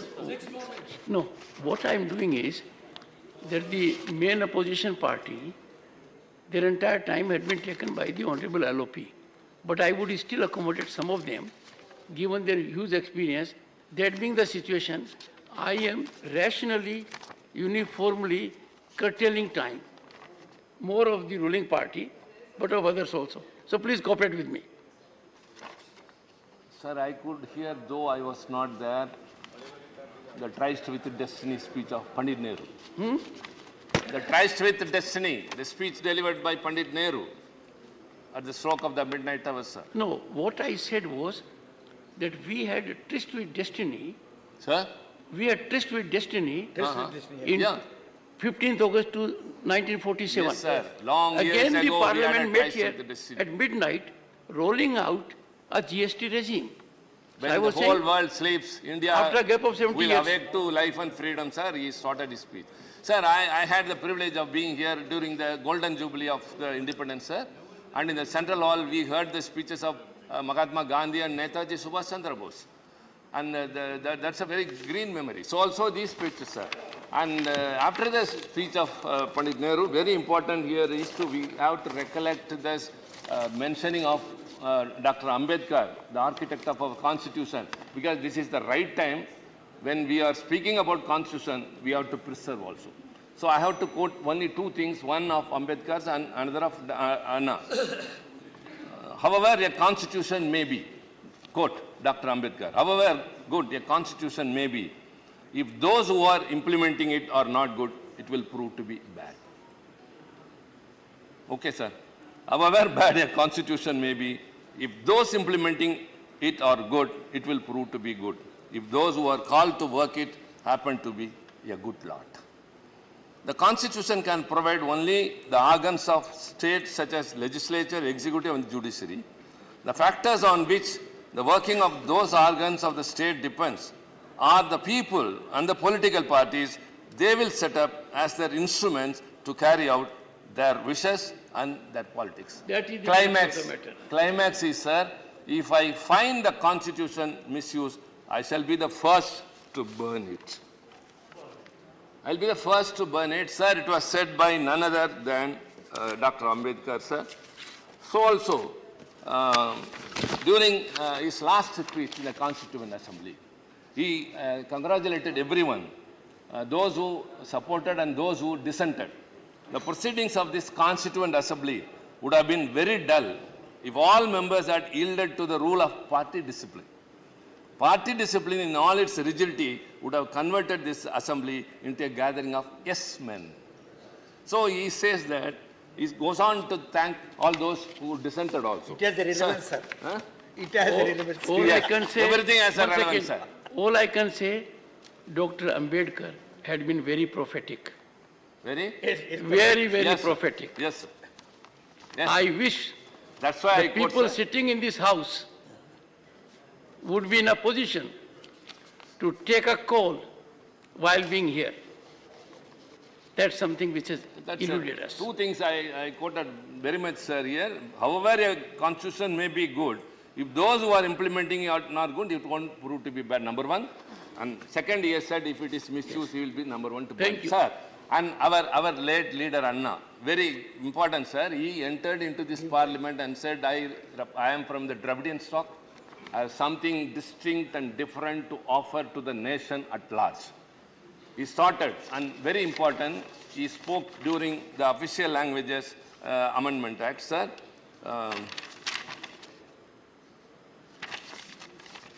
Sorry. Please conclude. Sir, sir. Yeah. If it is uniformity, quote, Anna spoke, if it is uniformity that you are going to aim at, you are not going to achieve it, come what may. This country consists of different ethnic elements, different cultural elements, and different linguistics groups. It is only unity within this diversity that we should arrive at, and not by destroying the fine niceties of this diversity, mistaking uniformity for unity. May I ask members of this House and the Prime Minister whether language alone is the cementing force needed for the unity of this country. There are regional imbalances, there are regional leanings, there are linguistic leanings. All these things have got to be bridged if you want to have a sort of unity without uniformity for this country. Unquote, sir. Thank you. Unquote, sir. Sir, this parliament has experienced very well. It has flourished all the diversities, sir. Our social, regional, linguistic, ethnic, religion, everything. But that has to be maintained. That is our foremost wish, sir. Sir, many things have to be observed. I don't know, sir, why you are hurrying up when you have been liberal with everyone, sir. Sir, even your time is over. Yeah, sir. Sir. Yes. Give me 2 more minutes. Let me conclude, sir. Let me conclude, sir. Sir, everyone is optimistic that when we move to the new parliament, it's a new building, but our convention will be the same. Our functioning will be the same. We will be upholding democracy as the constitution, which is our guiding light and guardian. And it is the responsibility and duty of everyone. Sir, the parliament understands and establishes whoever is in the opposition will be the ruling party next time. So this is, of course, democracy. The parliament understands, it has been repeated. Sir, I would like to say only one thing, sir. In the recent days, the space for the opposition is shrinking. There has been a decline in the ability of the parliament to hold the government accountable with fewer days of working. Scrutiny of legislative proposals is weakening. Expansive executive control over the legislative process persists. Frequent government resorts to ordinances than legislation. Sir, this is only our concern, sir. At least we have to be free. Because, sir, sir, you know very well. Experiences of journey. You are right. Yes, sir. But when I look within, yes, sir, I find lost opportunities. Enough opportunity was available. Why that was not availed? We have to be very rational, committed. It is good to speak these things. Yes, sir. Good to talk of sublimity. But I keep a diary. And mind you, I am in pain. Sir, I have been... I did everything in spite of perception, whatever be around. Sir, to make available platform. To have people not there. Let us hope, pray and wish that we will avail every opportunity to make a contribution in this great theatre. Sir, we repose our confidence without disturbance, without disruption. Siri S. Niranjan Reddy. Sir, only last sentence. Sir, the ideals of Anna, the Dravidian policy, and sir, we are second to none in upholding the sovereignty of this country, sir. When Chinese aggression came, we gave up our policy, the individual Dravida Nadu. And when the Bangladesh war came, our then Chief Minister, Dr. Kalaignar, gave 6 crore rupees, the first ever in the state. Shri Now S. under MK Niranjan Stalin, sir, Reddy, we are 5 pursuing minutes. that, Go ahead. and we will be Thank you. for the sovereignty, democracy of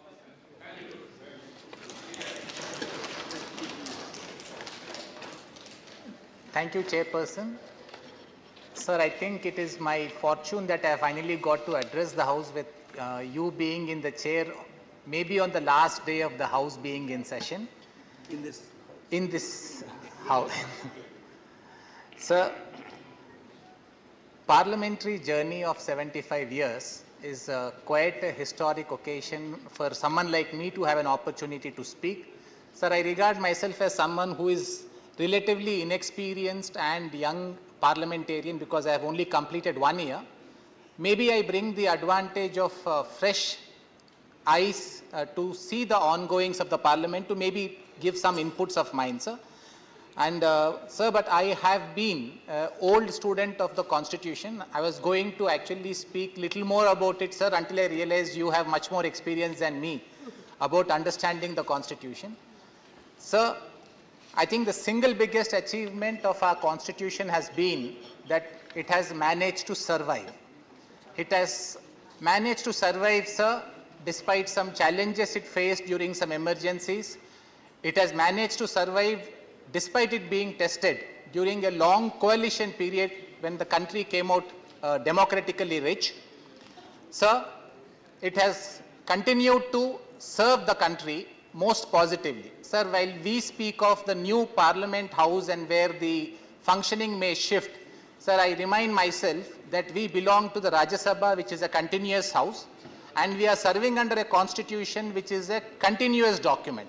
So both of these are going to be permanent features, sir, that would possibly guide the functioning of our house even in the new parliament. Sir, my passion with this constitution subject started with my reading of the Constituent Assembly debates. Sir. Today's topic is Samvidhan Sabha and the Constitution working for 75 years. Sir, every time I read the Constituent Assembly debates, they are an education in itself because the quality of debates, the kind of divergent views that were expressed in a very productive manner and the symbiotic manner in which the Constitution came to be forged, sir, resulted in the most prolix Constitution and the most living and breathing Constitution, sir. So in my view, when someone says that the Indian Constitution is possibly one of the most amended Constitution with more than 100 amendments, it is a salute to the Constitution that the Constitution permits such changes to be made having regard to the diversity and the advances of the society. Sir, we have remained up to date with our Constitution. It is possibly the most brilliant legal document that the world has seen, sir. Sir, in terms of the learnings and challenges, sir, I think we have completed 72 years of being a republic. We have completed more than 75 years from the time the Constituent Assembly originally sat to prepare the Constitution document. Sir, I think when we now move into the new house with possibly new infrastructure and digital infrastructure, so we may have to be mindful of a few challenges we may have having regard to the learnings of the past.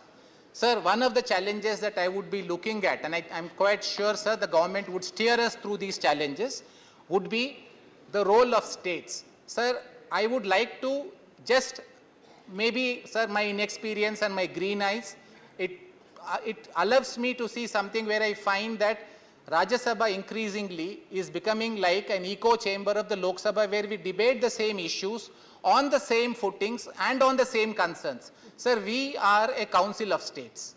We represent the states. So I would, sir, prefer and I would suggest, but subject to correction by all the seniors here who are much more experienced than me, that when we possibly move into the new house, we look at our role as a council of states more seriously. We may have to look at representing the interests of states. So when I speak of representing the interests of states, I do not speak in terms of a divisive central versus state sphere, sir, because I also understand that the same party which is ruling the central government is in power in majority of the states.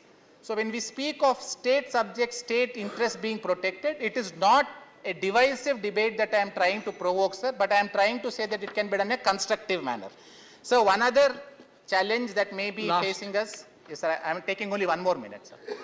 One other challenge that we may have to encounter, sir, with the enlarged space in the new Lok Sabha, there are a few concerns about the South Indian states and the more developed states feeling that will they be, in that sense, outnumbered, because Article 82 gives a protection up till 2026. Would that be balanced in some manner? Sir, I'm sure we'll have an opportunity to debate it, but I think it's a matter of concern which I just wanted to place for the House to consider in due course. Sir, then the last point I want to make, sir, is we are now moving towards a developed nation, sir. We have that 25-year goal. We would want to commend the government and support it fully. As Indians, everyone wants India to be a developed country.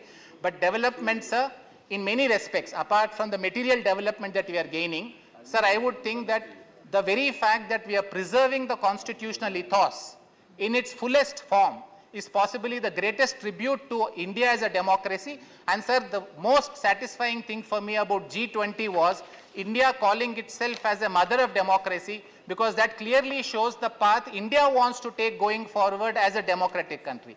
Sir, I thank you for granting me an opportunity for speaking on such an important occasion. Shri Rajiv Shukla, very brief.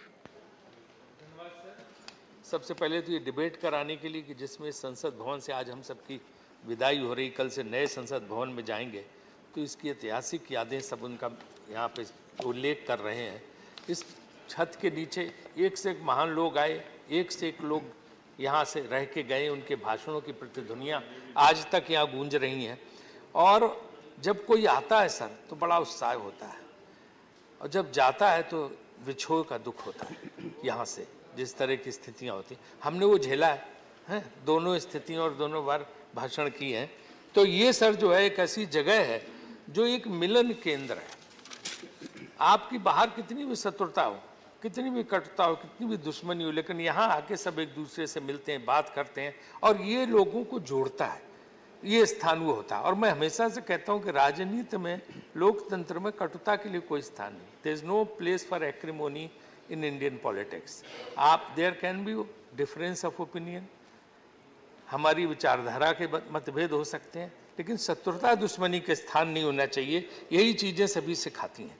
और मैंने देखा कि एक बार sir मधु लिमय जी नए MP होके आए, लोकसभा में उन्होंने जोरदार भाषण पंडित नेहरू के खिलाफ दिया, और उन्होंने सुना। और जब शाम को वो घर जाने लगे तो उन्हें कहीं पता लगा ये नया जो युवा आज बोला ये कहाँ रहता है। तो उन्होंने कहा जी वो साउथ मेन्यू में रहते हैं।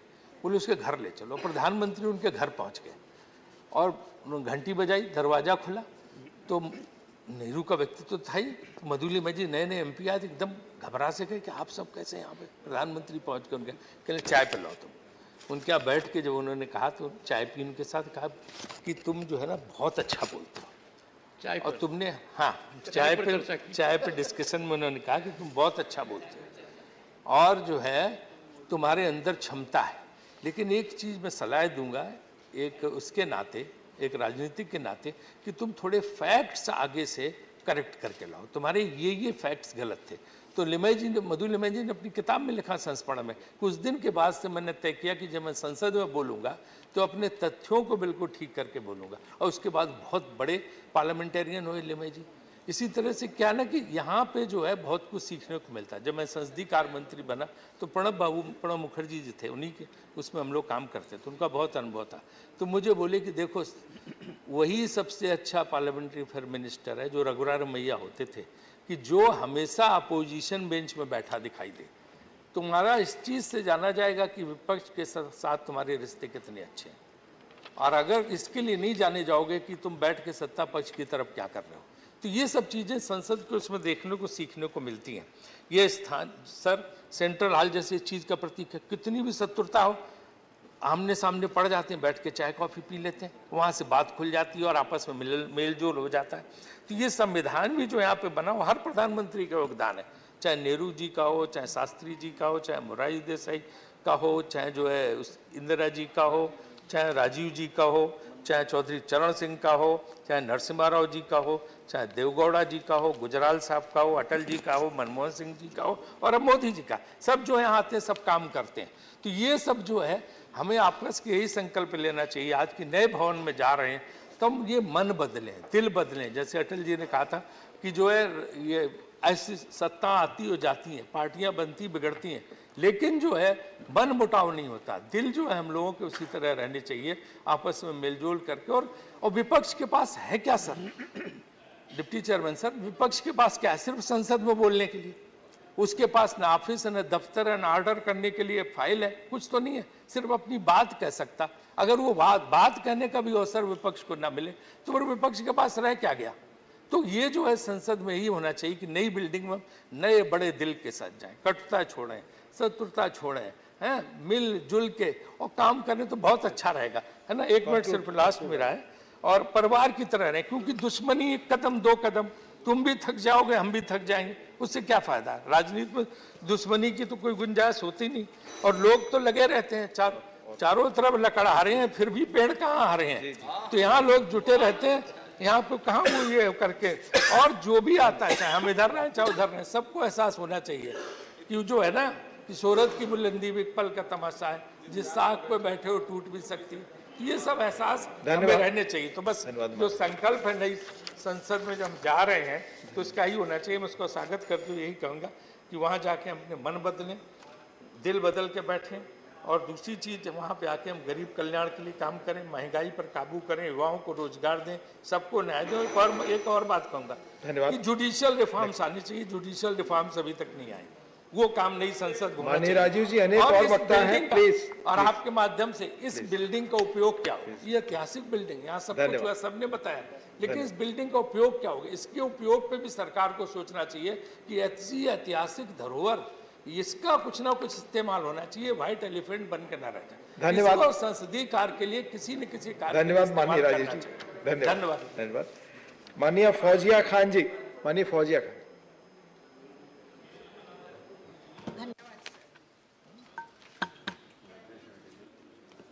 सर, ये लोग हैं। जिस इमारत में हम आज जिसको अलविदा करने जा रहे हैं सर, ये इमारत सिर्फ एक इमारत नहीं है, ये हमारे संसदीय लोकतंत्र का मंदिर है सर। ये हमारे संसदीय परंपराओं का खजाना है। ये हमारे प्यारे भारत के सपनों का गुलिस्तान है सर, जिस इमारत को आज हम अलविदा कह रहे हैं। Sir, the soul of parliamentary democracy dwells here. It is through this parliament that India has lived by our constitution. Sir, Constituent Assembly में 15 महिला सदस्य थे। उनमें से एक महिला सदस्य दक्षिणयानी वेलियंदन, इन्होंने कहा था, a constituent assembly not only frames a constitution but also gives the people a new framework of life. Sir, it is by this framework of life that we are living in this parliament. This is certainly, sir, not like an old faded garment which we discard and it is replaced by a glittering attire. This institution has a history. It has sanctity. The soul of democracy, sir, is important. डर ये है कि कहीं sir जब हम अपने इमारत का शरीर बदलने जा रहे हैं तो कहीं लोकतंत्र की आत्मा यही न रह जाए सर, ये डर है। The Constitution of India came into force on 26 January 1950. The first general elections under the new constitution were held during the year 1951 and 52, and the first elected parliament came into existence in April 1952, sir. Since then, this parliament has been the custodian of democracy. Sir, this has been the custodian of the dreams and aspirations of the people of India. This has been the custodian of the rights of men and women and children, sir. This has been the custodian of equality and justice. Several prime ministers have led this country. Several prime ministers have led this glorious nation, sir. Their vision, their contribution has made India grow like a 75-floor skyscraper. We are a skyscraper now. But that foundation, sir, is very, very important. And this foundation was laid by Shri Jawaharlal Nehru, who was 16 years Prime Minister of India, who has been called the father of modern India, sir, who carried forward the noble ideals of Mahatma Gandhi and laid the foundation of socialist, secular values and communal harmony.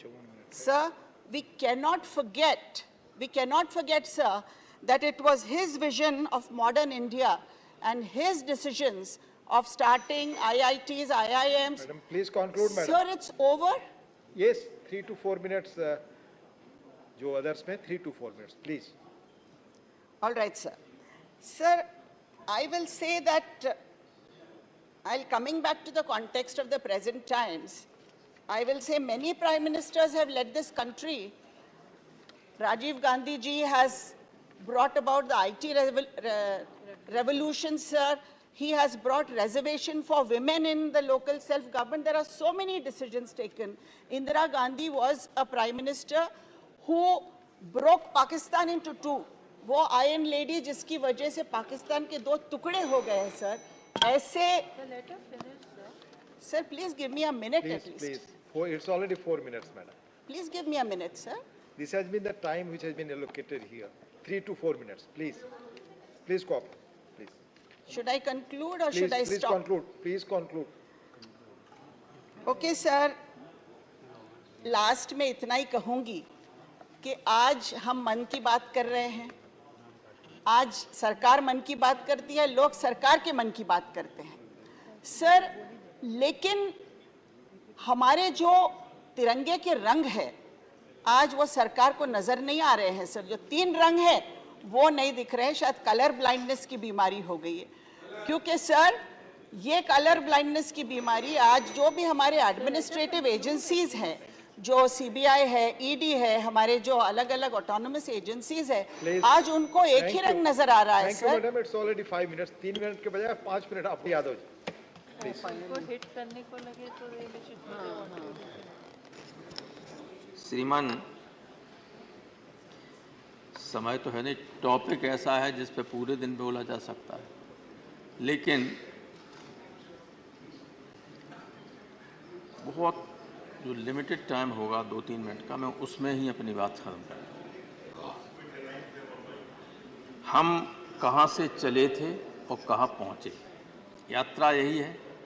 यात्रा की beginning होती है, यहाँ से शुरू की थी, कहाँ पहुँचे, अभी ख़त्म नहीं हुई है. नेहरू जी से चले मोदी जी तक आ गए, आगे कहाँ पहुँचेंगे वो तो आगे की बात है. मैं 2-3-4 उदाहरण दूंगा. ये ज्ञान देने के लिए आज खड़ा नहीं हूँ. एक बार पंडित जवाहरलाल नेहरू प्रधानमंत्री थे, इलाहाबाद गए. समाजवादी युवजन सभा के लोग जनेश्वर मिश्र, मोहन सिंह, ब्रजभूषण तिवारी के नेतृत्व में उन्होंने काले झंडे दिखाए थे. नेहरू जी ने अपनी गाड़ी रुकवाई, उतर के आए, बोले इन लड़कों को बुलाओ, और पूछा कि भाई क्यों काले झंडे दिखा रहे. लड़कों ने कहा कि हमारे. It was chaired by our Defence Minister, Shri Rajnath Singh ji. Sir, in that meeting, some of our friends from the neighboring state on the Kaveri issue they raised. I didn't raise any objection while they were speaking. It is my misfortune for having served in this parliament for 40 years. Yesterday, all electronic media in Karnataka was highlighted. They was not interested to protect the interest of the Kaveri waters, which the people are suffering today. I don't want to go to the merits and demerits of what is going on, what all the people from Tamil Nadu, which was fought from last 60 years, the battle, I don't want to go back to all those things. Sir, I would like to just only one point. whatever the unity that they have been exposed. When Khargeji was speaking, I was watching. Your good self said, I will give opportunity for all the members, few minutes. So lastly, I have come here with your kind permission. I only say, I would like to stand by the problem that has been created by the unity of our friends. Yes, they have the majority, 40 members. We are only 26 or 28 members. There is no unity among ourselves in Karnataka. The people are suffering, but I would like, as a single member whom I have fought the battle from last 60 years. Sir, I don't want to go back to all those old histories. My friends knows this. When Manmohan Singh ji was the Prime Minister, what has happened? I do not want to take much time. Just only one word I would like to say. This quarrel will not be solved legally. If at all, if our friends wants to have some sort of smooth understanding, let all of us sit together and sort out the problem. Otherwise, things will continue and the struggle from both sides will go on, and this will not going to solve the problem. This type of fight on both sides. I only, with a humble request, I pray all our colleagues from Tamil Nadu are, unfortunately, Karnataka is surrounded by all the projects. On one side Goa, on the other side what is Telangana, on this Almaty issue and Kaveri issue. Sir, we are the people who are suffering now. I only pray this problem will not be solved unless we sit together, try to sort out the problem ourselves. Legal battle, certainly years back, the issue started on Kaveri. I don't want to take much of the time.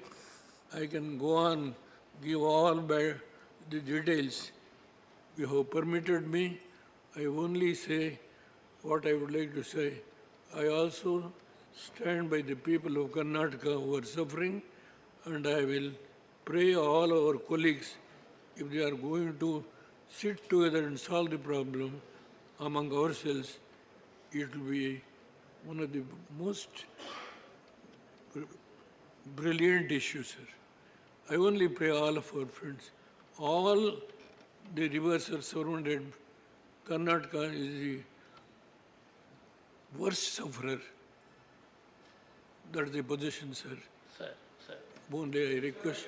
I don't want to make any. It's already settled the issue.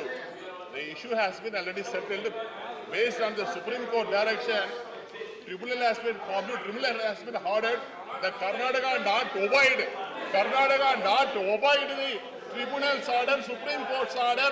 Respect on him. We have respect on the former Prime Minister Devagowda. But it is a sympathy has been created in this house. I'll come. Lot of suffering. Okay. Tamil Nadu farmers Please. lot. You see, on this day, when we are trying to reflect, introspect, and chalk out a path for way forward approach. Let 5 members of this house. Sir, I get your point. Sir, settle down. Please, let 5 members of this house. Please, let them send go. a chit to me. Sir, The former Prime Minister, but our farmers. One second. Sir, I would like to request, let 5 members of this house on both sides not belongs to either Karnataka or to Tamil Nadu. Mr. Vaiko, please. 5 members of this Would you house. please take your seat, all of you? You please delegate Take them. your seat. Let them go and see the condition, what the people are suffering, and then let them report to this house. I will accept that. Sir, let us not unnecessarily quarrel.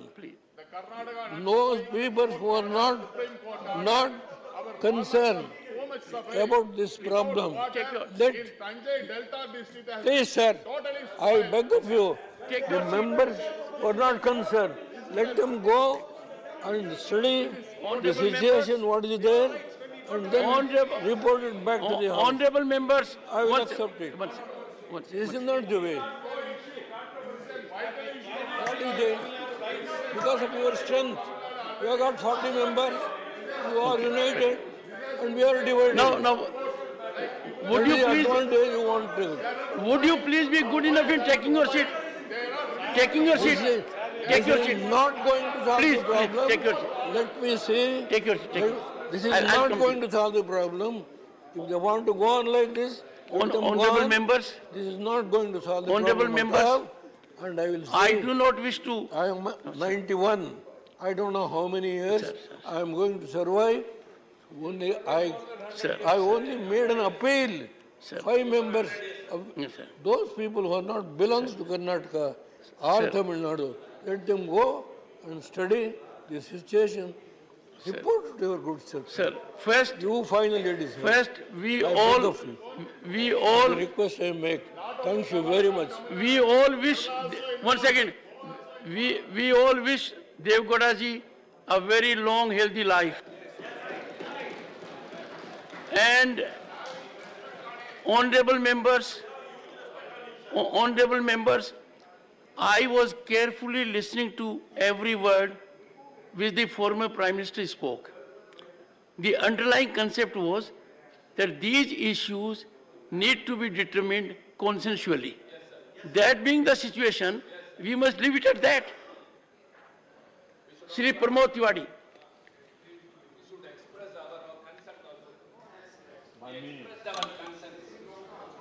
माननीय सभापति जी, मैं आपका बहुत बहुत आभारी हूं कि आपने मुझे बोलने का अवसर दिया है।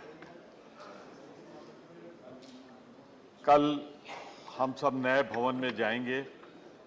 ढेर सारी व्यक्तिगत यादें यहां से जुड़ी हैं और देश के इतिहास को देखें तो मैं गर्व के साथ कह सकता हूं कि हम सब उस सदन के सदस्य हैं जिसने इस देश का गौरवशाली इतिहास रचा है राज्यसभा में। माननीय, कैसे भूल सकते हैं हम इस संसद भवन को 14 और 15 अगस्त की रात में पंडित जवाहरलाल नेहरू का वो भाषण, जब आज़ादी का उद्घोष हो रहा था तो उन्होंने कहा था जब सारी दुनिया सो रही है तो उस समय हिंदुस्तान जाग रहा है एक नया डेस्टिनी, एक नया अध्याय लिखने के लिए।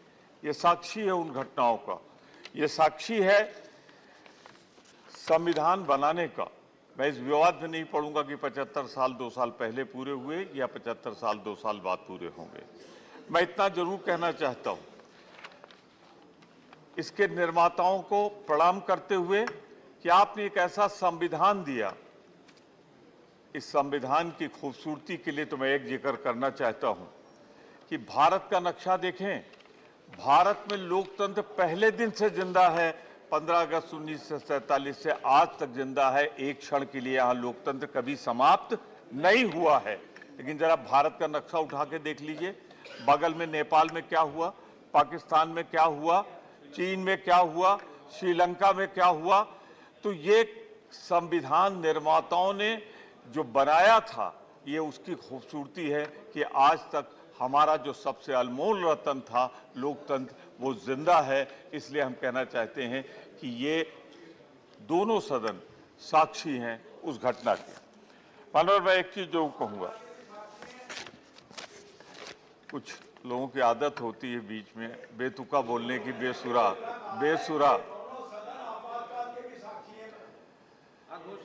रुक जाओ।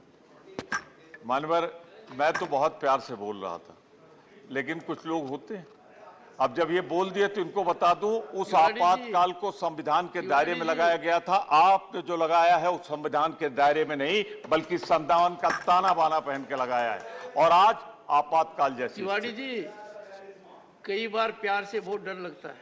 सही बात है सर, अपना अपना अनुभव। देखिए, यदि अगर हम आज के दिन राजनीतिक दायरे में रहकर बात करेंगे तो आगे का रास्ता साफ नहीं निकलेगा। नहीं निकलेगा सर। आज की हकीकत जब मैं यहाँ सुनता हूँ और दुनिया के लोगों से सुनता हूँ तो मुझे लगता है मैं कहाँ आ गया। Sir, Let us be proud of our accomplishments. They are product of our human resource, sir, our bureaucratic system, sir. our visionary leadership. Where is the harm in it? मैं वही काम कर रहा था, बीच में विघ्न हो गई। नहीं, आप वो नहीं कर रहे। मैं तो तारीफ कर रहा था लोकतंत्र के निर्माताओं को, संविधान के निर्माताओं का। ठीक है सर, विघ्न कौन डालते हैं आप भी जानते हैं, हम भी डालते हैं। सर, लोकतंत्र की सबसे बड़ी खूबसूरती क्या है सर? ये एक ऐसा चमन है जिसमें रंग बिरंगे फूल खिलते हैं। हर रंग के फूल को जब खिलने दिया जाता है तो लोकतंत्र मजबूत होता है। मैं फिर किसी की तरफ इशारा नहीं कर रहा हूं, पर सिर्फ ये कहना चाहता हूं कि इस लोकतंत्र की सबसे बड़ी बूटी यही थी कि यहाँ हर धर्म को, हर भाषा को, हर जात को फूलने फलने का अधिकार मिला था। और जब धर्म के नाम पर हुकूमतें बांटेंगी लोगों को तो लोकतंत्र पर सवालिया निशान लगेगा और जिन्होंने ये संविधान बनाया है उसके प्रति अनादर का भाव जाहिर होता है।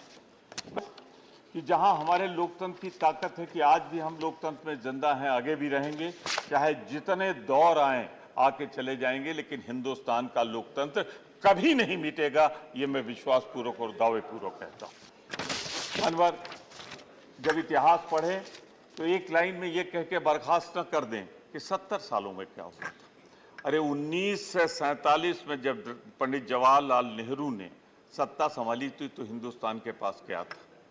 कितने गांव में बिजली थी, कितनी हम बिजली पैदा करते थे, कै गांव में हमारा टेलीफोन सेवाएं थी, कै गांव में मानवर विकास के लिए सड़कें थी। आज अगर है तो सारे लोगों ने मिलकर काम किया है, इसलिए आज ये दौर आया हुआ है।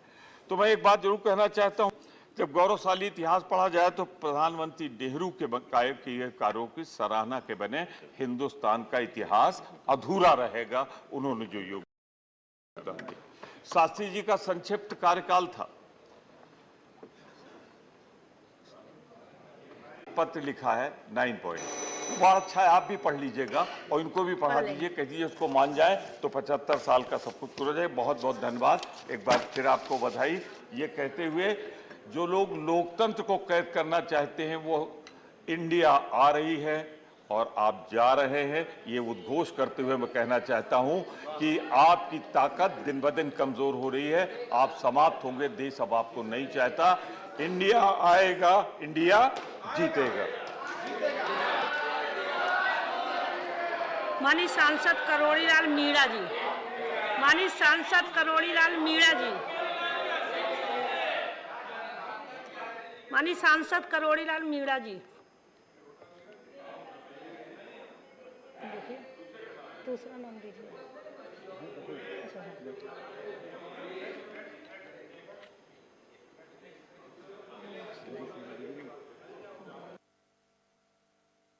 माननीय विजय सिंह रेड्डी जी, विजय शाही Reddy ji.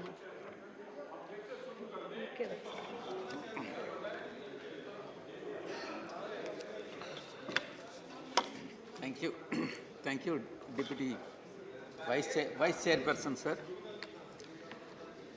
Madam, in many ways, the parliamentary journey represents so many struggles and so many achievements and also aspirations of people of India. And I have no hesitation to refer to the struggles that I have undergone during the 75 years, more particularly the struggles relating to the 1976 represents the darkest year of our parliamentary democracy, and the Congress party was responsible for it. Sir, the 42nd Constitution Amendment was passed by the then ruling Congress party in a most controversial circumstances. This has to be taken note of, madam. If the subsequent governments had not undone the horrors that have of the 42nd Amendment, the Congress party would have passed an unsavory laws to institutionalize the emergency in the country forever. Forever. So it is because of the anomalies that they have introduced have been undone. That is the reason why we are still here and our democracy is saved. Madam, the UPA regime was marred by capitalism, corruption, policy paralysis, and decline in economic growth. This is what their achievement is. The struggles I have already explained, and their achievements I have already explained, and more particularly in relation to Andhra Pradesh, what Congress party has done during the bifurcation has to be explained. Madam, despite protests, Andhra Pradesh reorganization bill was passed in a most unruly manner, and which is a black mark for the democracy, and Andhra Pradesh hence was the biggest victim of the misuse of power by the Congress party. Madam, the live telecast of the parliamentary proceedings were cut off. A demand for the division of voting has been denied. All Andhra member of parliaments were unfairly suspended, and doors of Lok Sabha were closed. The passage of Andhra Pradesh reorganization bill was based on unscientific, irrational considerations, which has been authored by my friend Jairam Ramesh ji. Madam, the next point. You can go ahead with your comments, but I will continue my observations. Madam, the governments may come and governments may go, but for sitting government, that is BJP government, is under an obligation to fulfill the statutory promises made by the previous government, that is Congress government, madam. Madam, the Congress party, one important point, madam, the Congress party has held the power for 50 years. 50 years out of the 75 years, and if any other party had been in place other than Congress party, I have no hesitation to say that India would have been a developed country by now, not a developing country, madam. It would have been a developed country. That is the achievement of the Congress party, insofar as democracy is concerned. This, you can go ahead. The evidence of this is in front of our eyes now. Madam, the non-Congress government in the past 10 years, you have been seeing, we have been watching, and what the performance is. Madam, parliamentary productivity. Average number of sitting days per year has decreased from 120 in 1950s to roughly 70 days at present, which is really alarming, madam. Madam, I'll have to give the comparative figures. In 2022, the Indian Parliament sat for 56 days, and US Congress sat for 158 days, and British Parliament sat for 137 days, and the Canadian Parliament sat for 96 days. I request the BJP government to increase the number of sittings of the Parliament so as to make the justice to the country, people of this country, madam. Madam, there is youth particularly. The youth at present, the significance of youth and importance of youth is coming down slowly, and the participation in youth is also coming down. MPs in 25 to 40 age bracket has fallen from 26% in first Lok Sabha to 1 to 12% in 17th Lok Sabha, madam. Madam, welfare of backward classes. I request the government, Honorable Finance Minister is sitting here.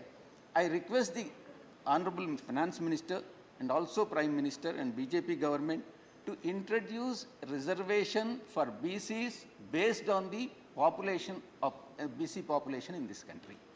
BCs constitute more than 50% in this country. Therefore, the reservation has to be given to the BCs based on the proportion of population. And no caste census has been conducted, and the last caste census has been done in 1931. Socio-economic population data on BCs has been released, madam. Madam, women reservation bill. The women constitute 50% in the population. YSR Congress Party, under the leadership of Jagan Mohan Reddy Garu, right from day one, since inception of the party, has been demanding reservation for women, and as of today, in the state assemblies, the percentage of women is only 8%, and in Lok Sabha it is 15%. Women, therefore, the women reservation bill has to be passed. We request the government of India to, BJP particularly, to pass the women reservation bill. Madam, in fact, even in the yesterday's meeting, yesterday all-party meeting has been held, wherein my colleague, my friend from Andhra Pradesh, MP, has vociferously raised the issue of arrest of Chandrababu Naidu. Though it is not relevant here, since he has raised the issue in the all-party meeting, and also he is going to raise the issue again on the floor of this House, I have no other option but to address this issue. Madam, Chandrababu Naidu has been arrested by the CID department of Andhra Pradesh government on the charges of corruption in a particular case relating to Siemens India. And there is an ample evidence which has been produced to the court, and court has remanded him to judicial custody. Now that arrest has been made and the remand has been given by the judiciary, and the court proceedings have started, it is for the court to decide. And court has also observed that there is a prima facie case against Chandrababu Naidu, and the court will decide the matter. Madam, it is not only, it is Chandrababu Naidu who, this is the book, madam, this is the book. Chandrababu Naidu has resorted to corruption of 1,44,577 crores. This is a old book, and subsequently, this amount of corruption, the quantum of corruption has gone up to 6 lakh crore, madam. And again, madam, it is not one case or two cases against Chandrababu Naidu. It is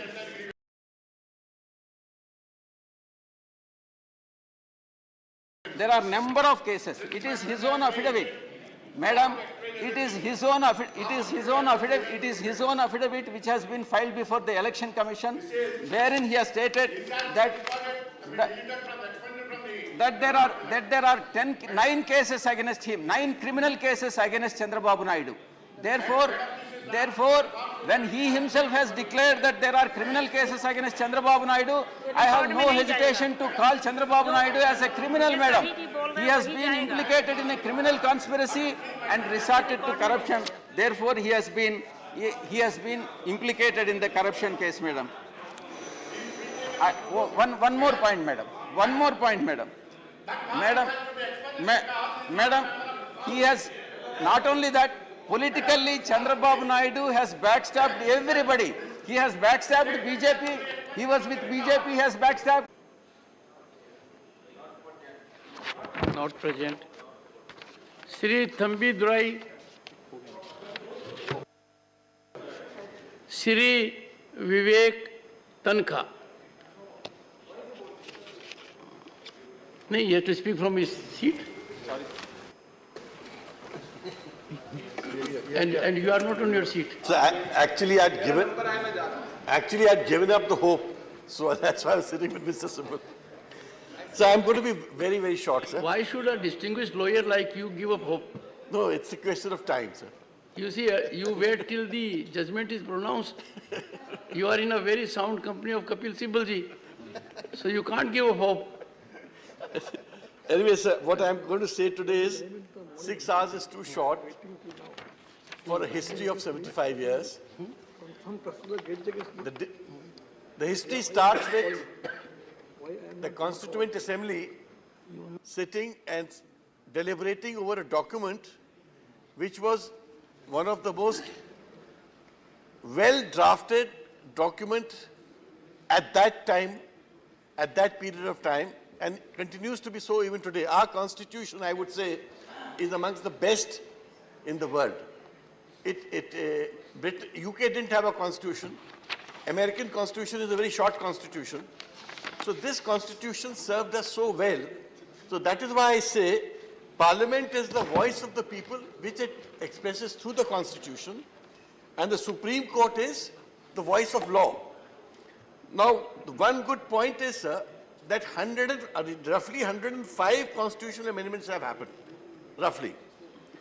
But in this history of 105 constitutional amendments, only one amendment has been struck down fully. That is the NJC. 6 or 7 amendments were partially struck down or clarified. So the test of law has also been good for the purposes of testing the constitutional amendments, sir. Another thing I would like to say, that it is very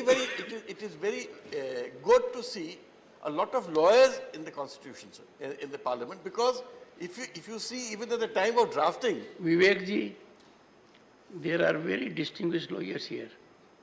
They contribute from outside. On the floor of the House, I have analyzed their contribution is either by absence or silence. And this is a very painful scenario, and I have no difficulty in saying, because we have a distinguished legal luminary, Kapil Sibal here. Mr. Sibal knows it. On Monday and Friday, this House is not your priority. And therefore, I would particularly appeal to the fraternity to which I belonged, that please introspect and reflect. And you see, regional consideration. Secondly, there is so much legal talent in the House of a global repute, which can enlighten the Supreme Court also as to what are the jurisdictional limits in separation of powers doctrine. Fact is that distinguished senior advocates are performing outside on television channels. Coming to Dr. Singhvi, he was on a television channel, Kapilji, talking about parliamentary working. I immediately sent to the other person contribution of the gentleman for past 10 months, now it is nearly a year, what he has done. Therefore, when a message came to me that Kapil Sibal wants to make a contribution, obviously I should have not taken a second, and believing in the system as I do, and you know, precedence could have been given. I told my assistant, he looked at me like this. I said, let Mr. Kapil Sibal sit for some time. His presence here physically will send a good signal. And that applied to you also. Otherwise, make a speech and walk away. I'm so sorry, but I am spelling out my heart. Let me share that in these 75 years of glorious history, lawyers and non-lawyers, everybody has contributed in a very beautiful way, sir.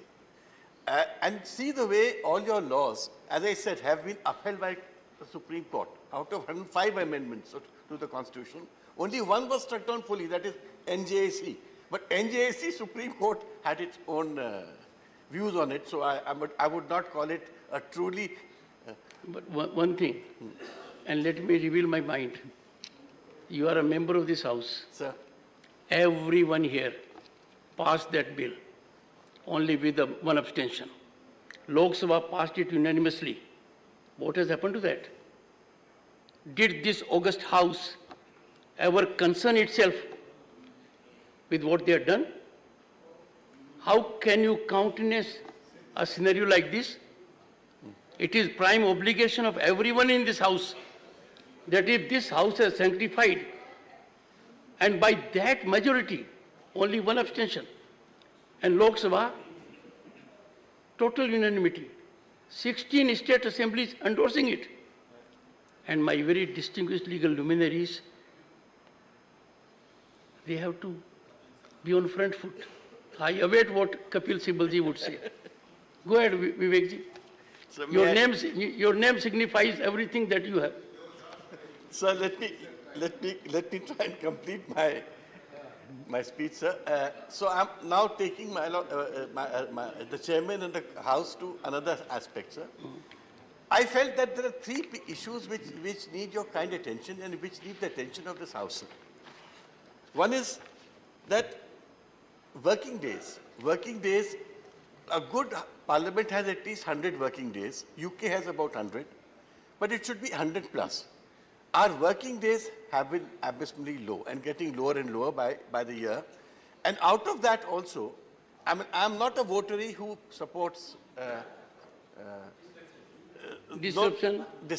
I'm not votary. I can never be a votary of disruption because I believe in debate. But my point is, sir, that the three suggestions I'm making, that in UK there is a tradition and a law, which has now been given a shape of a rule, that 20 days out of 100 days are allotted to the opposition to make the agenda. That means if I have 20 days in 100 days, I can't blame the ruling party. If I want a certain agenda to be discussed, it has to be discussed. And out of that 20 days, 17 days are given to the largest party, but we have many parties, and 3 days are given to the second largest party. Maybe we could think of this, it may stop or reduce disruption, because if opposition parties have the authority or the right to also set the agenda of the day, they will bring the topics which they want to discuss, which otherwise the ruling party may not find very compatible. Number two, I'm saying, sir, that there should be a rule that if 10 to 20% of MPs want a motion to be discussed, it should be accepted. It is otherwise a very demeaning thing that you give it in writing. 20 people are giving it in writing, and we are not getting a discussion. Ultimately, what are we wanting? Only a discussion. So I feel that it needs a review whether if a certain percentage of MPs make a request, it should be accepted or not accepted, but I feel it should be accepted, sir. Third is, today a special session of the Parliament can only be summoned by the government. That is the law in this country. But now a lot of jurists have been saying, and it may get adopted in Europe very soon, that if 25 to 35% of MPs want a special session of a parliament for a special reason, it can get summoned. What I'm trying to say, sir, as we move into a new building, let us go for new thoughts. Let us go for new ways of dealing with problems that are going to face us or confront us very soon. It can't be a system where only the government decides. It should also not be a system where we only disrupt. It should be a system where we can also decide, they can also decide, and we can all try and work together, sir. Thank you, sir. Priyanka Chaturvedi. Sir, not used to be called out so soon. I thought end में आऊँगी. Mic on. Some mic. Sir, 75 साल की parliamentary democracy. Very briefly. Very brief, sir. 2 minute. आदत पड़ गई है. You are right. Repeated walkout का मतलब ये हुआ है जी सर कि डिबेट करने की आदत नहीं है. करती हूँ, बहुत सारी करती हूँ सर, पर पार्लियामेंट में करने का मौका नहीं मिलता है. करती हूँ सर, पर पार्लियामेंट के बाहर करने का मौका जरूर मिलता है. Go ahead. Sir, parliamentary democracy के 75 साल की जर्नी के बारे में चर्चा करने का मुझे सौभाग्य मिला है. ये मैं मानती हूँ जो हमारे संविधान को बनाने में जिन्होंने योगदान दिया है, उन्होंने मुझे इतना सपना देखने का मौका दिया कि कभी पार्लियामेंट्री डेमोक्रेसी का हिस्सा बनने का सपना सोच सकूं और वो सपने को पूरा भी कर सकूं. मेरी पार्टी ने मुझे ये मौका दिया है. सर, 3 साल की मेरी जर्नी रही है. उस 3 साल में सेंट्रल हॉल हो या इम्पोर्टेंट डिस्कशंस में चर्चा हो या महात्मा गांधी जी की जो प्रतिमा है उस पे समय बिताने का मुझे मौका मिला हो. पूरे एक सेशन में काफ़ी घंटे बिताए थे.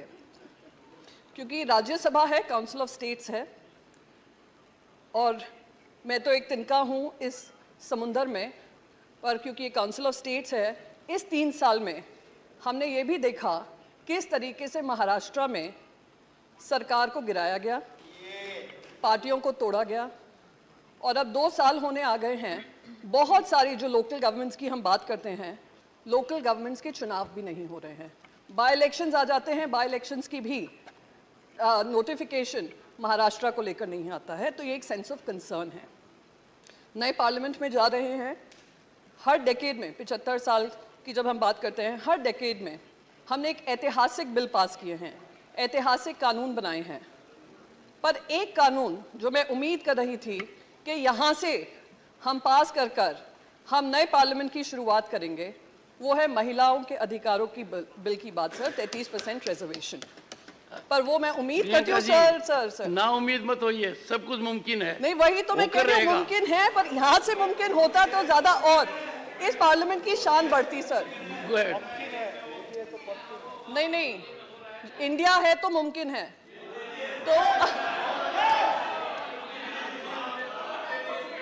तो सर मैं बस यही कहना चाहूंगी।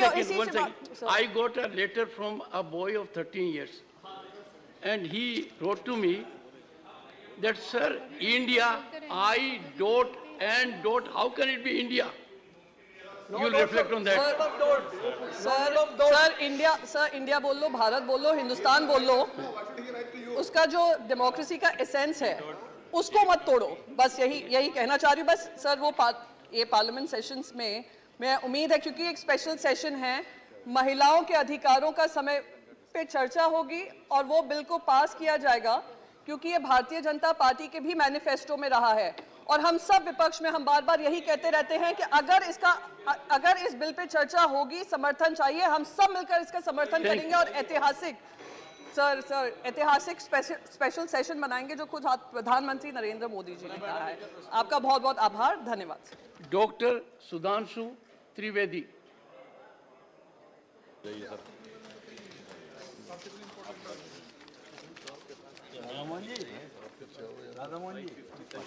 माननीय सभापति महोदय, आज हम सब लोग इस संसद में इस देश के 75 वर्ष लोकतंत्र के होने पर चर्चा करने के लिए एकत्र हैं। जब हम 75 वर्ष की इस यात्रा का सिंहावलोकन करते हैं तो स्वतंत्रता से लेकर आज तक के सभी बड़े निर्णय और बड़ी घटनाएं बरबस हमारी आंखों के सामने आ जाती हैं।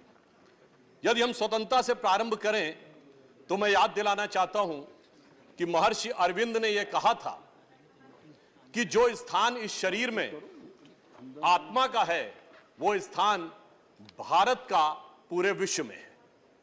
अर्थात आज से 75 वर्ष पूर्व सिर्फ भारत स्वतंत्र नहीं हुआ था, पूरे विश्व की मानवता की सोई हुई आत्मा जीवंत हुई थी। और भारत की वह जीवंतता किस रूप में आती थी, यानी हम क्या थे? 2000 वर्ष से अधिक के आक्रमण, 800 वर्ष से अधिक की गुलामी, उसके बाद जब हमने स्वतंत्रता का सवेरा देखा तो हमें समझना चाहिए वो देश था कि श्री अरविंदो ने ऐसे ही नहीं कहा था। इसके लिए कहा गया है, गायन्ति देवा किल गीत कानी धन्यास्तुते भारत भूमि भागा स्वर्गापवर्गास्पद भाग हेतो भवंति भूया पुरुषा सुरत्वात्। अर्थात वह भारत भूमि धन्य है, देवता जिसकी स्तुति में गीत गाते हैं, जो स्वर्ग के समस्त पदों पर रहने के बाद मनुष्य के रूप में जन्म लेने को यहां लालायित रहते हैं। तो आप समझिए, क्योंकि मोक्ष भूमि यही है और यहीं से मोक्ष मिलता था, तो उस देश के हम प्रतीक थे जिसने आजादी की वो पहली किरण देखी। मैं मानता हूं कि लोकमान्य तिलक का पूर्ण स्वराज्य का उद्घोष, महात्मा गांधी का हिंद स्वराज, सुभाष चंद्र बोस जी की सैन्य शक्ति और बाबा साहब अंबेडकर की लेखनी की शक्ति, ये सब के सब कहीं ना कहीं इसी विचार से प्रेरित थे। और जब उस समय हम लोगों ने तत्कालीन प्रधानमंत्री पंडित नेहरू जी के नेतृत्व में यह देश ने आधी रात को नियति के साथ अपना पहला मिलन देखा, तो उसकी हमें एक बड़ी कीमत भी चुकानी पड़ी थी। सेकेंड वर्ल्ड वॉर के बाद के दौर में दुनिया के कई देश तबाह भी हुए, डिवाइड भी हुए। कोरिया डिवाइड हुआ, जर्मनी डिवाइड हुआ, जापान तबाह हुआ था, इजराइल ने होलोकॉस्ट सह के एक नया अस्तित्व पाया था, चीन में बड़ा परिवर्तन आया था। परंतु हम कह सकते हैं कि हमने भी उस आजादी की बहुत बड़ी कीमत चुकाई थी, जिसमें लाखों लोगों ने अपने प्राण गंवाए थे और 1.5 से 2 करोड़ लोग बेघर बार होकर इधर से उधर गए थे, which is the biggest exodus in the documented history of Mankind. जब इतनी बड़ी कीमत चुका के हमें आजादी मिली तो हमें उसके मूल्य को समझना चाहिए। हाँ, ये सारे देश जो हमारे साथ आजाद हुए थे, ये एक दौर में बहुत तेजी से आगे हुए थे, पर आज हम कह सकते हैं कि आज मोदी जी के नेतृत्व में हम उस पंक्ति में आकर खड़े हुए हैं जब उन सारे देशों के साथ भारत की गणना अग्रणी देशों में होती है। अभी हमारे प्रतिपक्ष के नेता मनोज झा जी ने उल्लेख किया था कि आज समाज में उतनी कटुता उनको दिखाई पड़ती है जितनी विभाजन के समय भी नहीं थी। मैं कहना चाहता हूं मान्यवर, विभाजन के समय कटुता की बात नहीं, दृढ़ता की कमी थी। जो दृढ़ता आज है, अगर ये होती तो शायद विभाजन का विधान ही पास नहीं होता। यदि देश विभाजन का स्वीकार विधान नहीं होता तो भारत मां का अंचल पाकिस्तान नहीं होता। अब 75 वर्ष के इस कालखंड को मैं ये कह सकता हूं तीन कालखंड में विभाजित करना चाहूंगा। पहले 25 वर्ष 1947 से 72, दूसरे 25 वर्ष 72 से 97 और तीसरे 25 वर्ष 98 से आज का समय। पहले 25 वर्ष हमारे नेता प्रतिपक्ष माननीय खड़गे जी ने कहा कि दुनिया को इस बात को लेकर संदेह था कि भारत लोकतंत्र रह पाएगा या नहीं। मैं उनकी बात का समर्थन करता हूं, क्योंकि उस समय लोकतंत्र को लेकर भारत की डेमोक्रेसी, यदि यह कहा जाए एम्ब्रॉयनिक स्टेज में थी, यानी गर्भावस्था में थी, तो अतिशयोक्ति नहीं होगी। यानी लोगों को यह शक था कि यह लोकतंत्र रहेगा, उठ पाएगा या नहीं। मगर जानते हैं किसको शक था? केवल उन्हीं को शक था जिन्हें भारत की परंपरा और भारत की व्यवस्था के बारे में नहीं था। उस गर्भावस्था के संस्कार इतने प्रबल थे हजारों वर्षों से कि मैं कोट करना चाहता हूं, बाबा साहब अंबेडकर ने 28 अक्टूबर 1951 को यह कहा कि डेमोक्रेसी आज भले ही हमारे लिए नई दिखाई पड़ती हो, परंतु हमारा इतना गहरा प्रभाव है कि उन्होंने कहा कि महापरिनिर्वाण सूक्त में लिखा है, जब भगवान बुद्ध का महापरिनिर्वाण हो रहा था तो उन्होंने कहा कि जहां पर समिति बैठी हुई थी, जहां उन्होंने कहा कि वह कार्रवाई पूरी करे और उसके उपरांत ही लोग यहां पर आए। अर्थात व्यवस्था के तहत बैठकर लोकतांत्रिक निर्णय किस प्रकार से होते थे, उन्होंने इस विषय को रेखांकित किया। और नेता सदन पीयूष गोयल जी ने जब इस बात का उल्लेख किया था कि वैदिक काल में भी सभा और समिति थी, चोल साम्राज्य में हमारे कई प्रतिपक्षी लोगों ने बोला गांवों में समितियों का चयन जैसे वोट के द्वारा होता था, भगवान बासवन्ना के अनुभव मंडपम जिसमें 12वीं शताब्दी में बैठकर निर्णय होता था, वैशाली का वह गणराज्य जिसे दुनिया का पहला गणराज्य कहा जाता है, इतनी बड़ी परंपरा थी। इसीलिए सिर्फ उनको संदेह था जो भारत को भारत की दृष्टि से नहीं समझ पा रहे थे। जो भारत की दृष्टि से समझ पा रहे थे उन्हें पूरा ये यकीन था, जो माननीय प्रधानमंत्री जी ने कहा कि India is the mother of democracy. मगर मैं आगे बढ़ना चाहता हूं। लोग ये मानते हैं कि डेमोक्रेसी की शुरुआत, पॉलिटिकल डेमोक्रेसी सिर्फ हमारे यहां थी। ऐसा नहीं था। मैं उदाहरण देना चाहता हूं, दुनिया में जितनी भी सभ्यताएं और देश थी उनमें कहीं भी धार्मिक विषय पे, रिलीजियस विषय के ऊपर डेमोक्रेसी का कोई उल्लेख नहीं है, कोई डिस्कशन नहीं हो सकता। सिर्फ जो कहा गया उसे सुन लो, इसके अलावा कोई डिस्कशन का उल्लेख नहीं है। परंतु सिर्फ हमारे यहां था। वैदिक काल में शास्त्रार्थ होता था, एक ही धर्म ग्रंथ के एक हिस्से को लेकर एक द्वैत का मत है, एक अद्वैत का मत है, एक विशिष्टाद्वैत का मत है, और जो कहा गया कस्मै देवाय हविषा विधेम, यानी प्रश्न और उसके बाद निर्णय। तो मैं कह सकता हूं India is the mother of political democracy, but also the foundation head of religious and spiritual democracy in the world, which is not found anywhere in the world.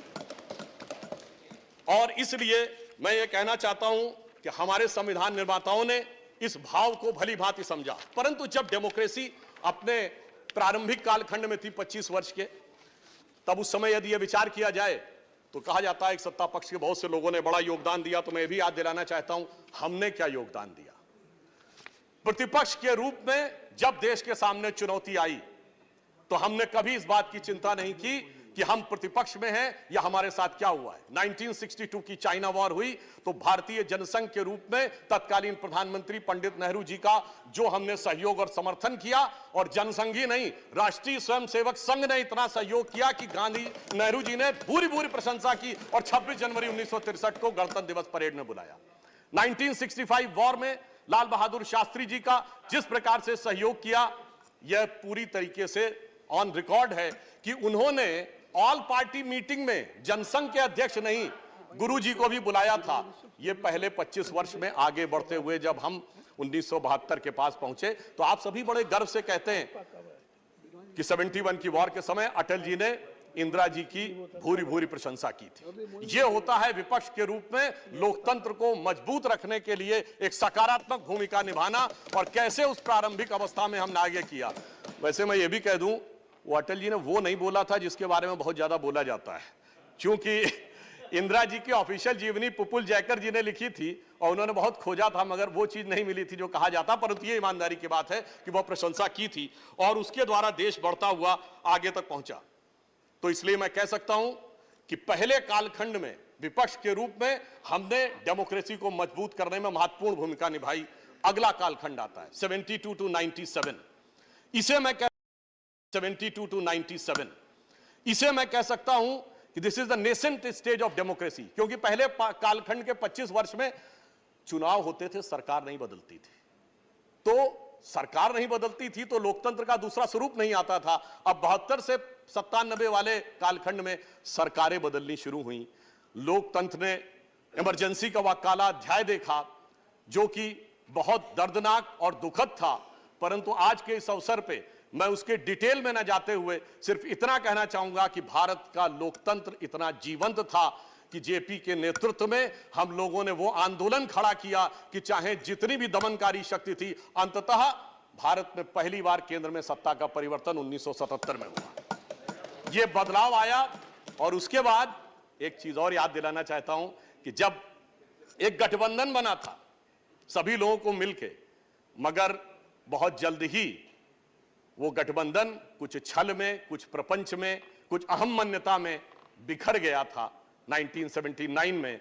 तो मैं याद दिलाना चाहता हूं इस संसद ने वो भी देखा कि ये 24 दिन की सरकार बनी, प्रधानमंत्री जी सदन में नहीं आए और उस समय अटल जी ने दुखी होकर एक कविता लिखी थी। आप सबने वो तो सुना होगा ना, गीत नया गाता हूं, पर उन्होंने लिखा था गीत नहीं गाता हूं। उन्होंने लिखा था उस समय की घटना से दुखी होकर कि लगी कुछ ऐसी नजर, बिखरा शीशे सा शहर, अपनों के मेले में मीत नहीं पाता हूं, गीत नहीं गाता हूं, गीत नहीं गाता हूं। आज मेला कई बार लग चुका है, पटना से लेके बेंगलुरु से लेके मुंबई तक। मेले में कौन किसका मीत है ये तो शायद अंदर बैठे वालों को ही पता होगा कि उन्हें मीत मिल पा रहा है या नहीं मिल पा रहा है। तो मैं कहता हूं कि अटल जी की यह बात हमें एकदम उचित और उपयुक्त नजर आती है। इसके बाद उस कालखंड में 1980 का दशक आया जब इस देश ने एक ऐसा दौर भी देखा जब 1980 में श्रीमती इंदिरा गांधी जी की सत्ता में वापसी हुई।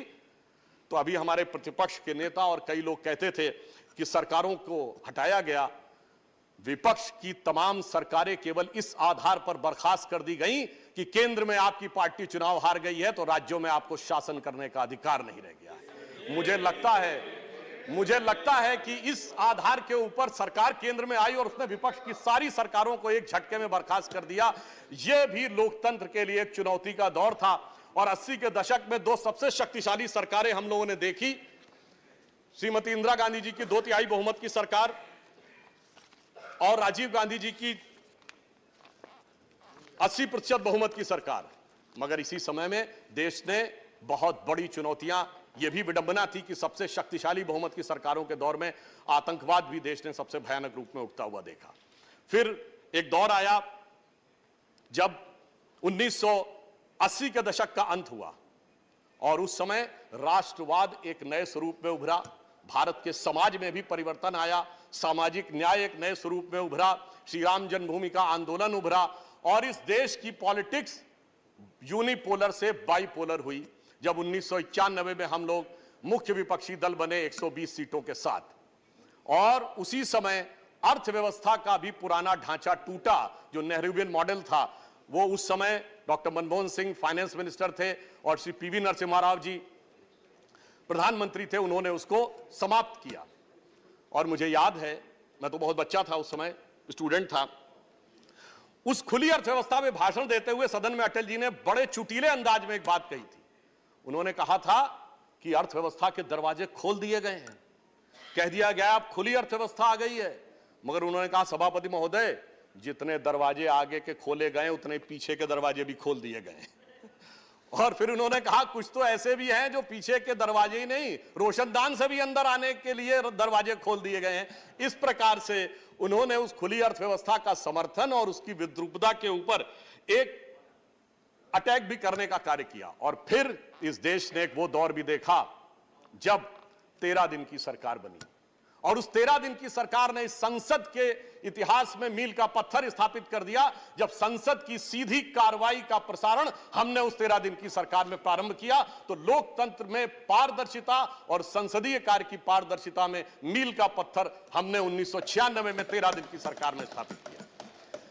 फिर 97 में चूंकि अब हम उत्तरोत्तर शक्तिशाली होते जा रहे थे, तो सब मिलकर हमारे खिलाफ एकजुट थे। और इस संसद में वो दृश्य भी देखा कि सामान्यतः सरकार में एक दल होता है और बाकी सब दल विपक्ष में होते हैं। इस 50वें साल में हमने वो दृश्य देखा कि विपक्ष में एक दल था और बाकी सारे दल सरकार में थे, सरकार के साथ थे या सरकार के अंदर थे या सरकार के बाहर थे। जिसमें आप सबको वह ध्यान होगा जो प्रमोद महाजन जी ने बोला था कि वो विदेश में गए और उनका परिचय हुआ चाइना में कि साहब हम सबसे बड़े दल हैं और हम सरकार से बाहर है, विपक्षी दल है। फिर उन्होंने कांग्रेस के सदस्य का परिचय कराया, दूसरे सबसे बड़े दल हैं मगर ये सरकार में नहीं है, समर्थन कर रहे हैं। फिर तीसरे व्यक्ति का परिचय कराया और कहा कि साहब ये सरकार के साथ है मगर मंत्री नहीं है, सरकार में नहीं है। और फिर उन्होंने कहा कि रमाकांत कलब जी थे, उन्होंने कहा जी ये एकमात्र सांसद हैं अपने दल के और ये सरकार है। तो मेरे विचार से संसद का यह स्वरूप भी उस समय हमने देखा। वैसे इस अवसर के ऊपर मैं कोई चुभती बात नहीं करना चाहता, पर यह भी याद है कि 97 में गुजराल जी की सरकार किस मामले पे गई थी। जैन कमीशन की रिपोर्ट, स्वर्गीय राजीव गांधी जी की दुखद हत्या और उसको लेकर कुछ लोगों के, पार्टियों के नेताओं के साथ संबंध को लेकर यूनाइटेड फ्रंट की सरकार गिराई गई थी और कहा गया था कि यह सरकार नहीं चल सकती यदि डीएमके के साथ समर्थन वापस नहीं लेते। परंतु कोई बात नहीं, आज 25 साल के बाद राजीव गांधी जी के प्रति श्रद्धा का ज्वार गठबंधन के खुमार में कहीं दब गया है और इसलिए अब परिस्थिति भिन्न है। अब मैं आता हूं इस कालखंड पे, 1998 से 2023, ये तीसरा कालखंड जो हमारा हुआ, इसकी शुरुआत हुई पोखरण के विस्फोट के साथ। भारत की शक्ति का उदय हुआ और भारत में एक अंतर मैं और स्पष्ट कर दूं, 1974 में भी इंदिरा जी ने परमाणु विस्फोट किया था और 98 दोनों में फंडामेंटल डिफरेंस यह था कि 1974 में हमारे घोषणा करने से पहले सोवियत यूनियन और अमेरिका दोनों ने घोषित कर दिया था कि भारत ने टेस्ट किया है। परंतु जब हमने 98 में किया तो जब अटल जी ने कहा था प्रेस कॉन्फ्रेंस करके, तब तक अमेरिका को भी नहीं पता था कि परमाणु विस्फोट हो गया है। और दूसरा, 98 में हमने 5 एक्सप्लोजन किए थे जिसमें हाइड्रोजन बम से लेके सब किलो टन तक के थे। और अंतर यह था कि 74 में हमने कहा था कि हमने शांतिपूर्ण पर्पस के लिए किया है, 98 में हमने कहा now we are the nuclear state और हमने अपने को न्यूक्लियर स्टेट डिक्लेयर किया था। फिर इसी सदन में एक और भी चीज हुई जो सभापति महोदय, कभी कभी क्या होता है टेक्निकलिटी और मॉरलिटी के बीच की धारा बहुत छोटी होती है। अप्रैल 1999 में एक वोट से सरकार गिरी और वो एक वोट किसका था? उस समय श्री गिरधर गोमांग जो कि उड़ीसा के मुख्यमंत्री बन चुके थे, तो टेक्निकली तो वो संसद के में वोट कर सकते थे, पर मैंने कहा ना टेक्निकलिटी और मॉरलिटी के बीच की जो धारा होती है वो बहुत हल्की होती है। खैर कोई बात नहीं, एक वोट से सरकार गिरी, परंतु उसके बाद पुनः हम लोग आए पुनः हम लोग सत्ता में आए और उसके बाद 2004 का दौर आया। 2004 में हम 7 सीटों के अंतर से चूक गए, परंतु मैं यह भी कहना चाहूंगा उस दौर में भी डॉक्टर मनमोहन सिंह जब प्रधानमंत्री बने तो मैं एक बात कहना चाहूंगा, आज बहुत सारे विदेश के अखबारों संस्थानों को लोग कोट करते हैं, कई विदेशी अखबारों ने और कई अंतरराष्ट्रीय बुद्धिजीवियों ने, जिसमें भारत के भी थे, नोबेल पुरस्कार विजेता भी थे, उन्होंने 2004 में कहा था एक बात कि India is a marvel of democracy, क्योंकि उन्होंने कहा a leader of the ruling party who is a Christian lady is asking a Muslim president to appoint a Sikh as Prime Minister of the country when 80% are Hindus. That's why India is a Marvel of democracy, और मैं कह सकता हूं यही crux of democracy है। यह मूल भाव है जिसकी वजह से यहां सबको समान रूप से रहने का मौका मिलता है और आगे चलने का मौका मिलता है। आगे के 10 वर्षों के ऊपर मैं इस समय में बहुत टिप्पणी नहीं करना चाहूंगा, क्योंकि मेरे विचार से इशारों को अगर समझो राज को राज रहने दो। वो सबको यह बात पता है कि उस कालखंड में क्या हुआ। अब मैं आता हूं 2014 पे। जब 2014 में 16 मई 2014 को श्री नरेंद्र मोदी जी के नेतृत्व में हमें स्पष्ट बहुमत मिला, तो उस समय परिस्थिति यह थी कि मैं याद दिलाना चाहता हूं 18 मई 2014 लंदन के संडे गार्डियन ने अपने आर्टिकल में लिखा, सिर्फ पहली लाइन बोलूंगा, आगे का नहीं बोलता हूं। उन्होंने कहा, this is the India second tourist with destiny. यह नियति के साथ दूसरा मिलन था, क्योंकि पहली बार एक ऐसे दल को सत्ता मिली थी जिसका उत्पत्ति विचार स्वतंत्र भारत में हुआ, और पहली बार किसी गैर कांग्रेसी दल को स्पष्ट बहुमत मिला।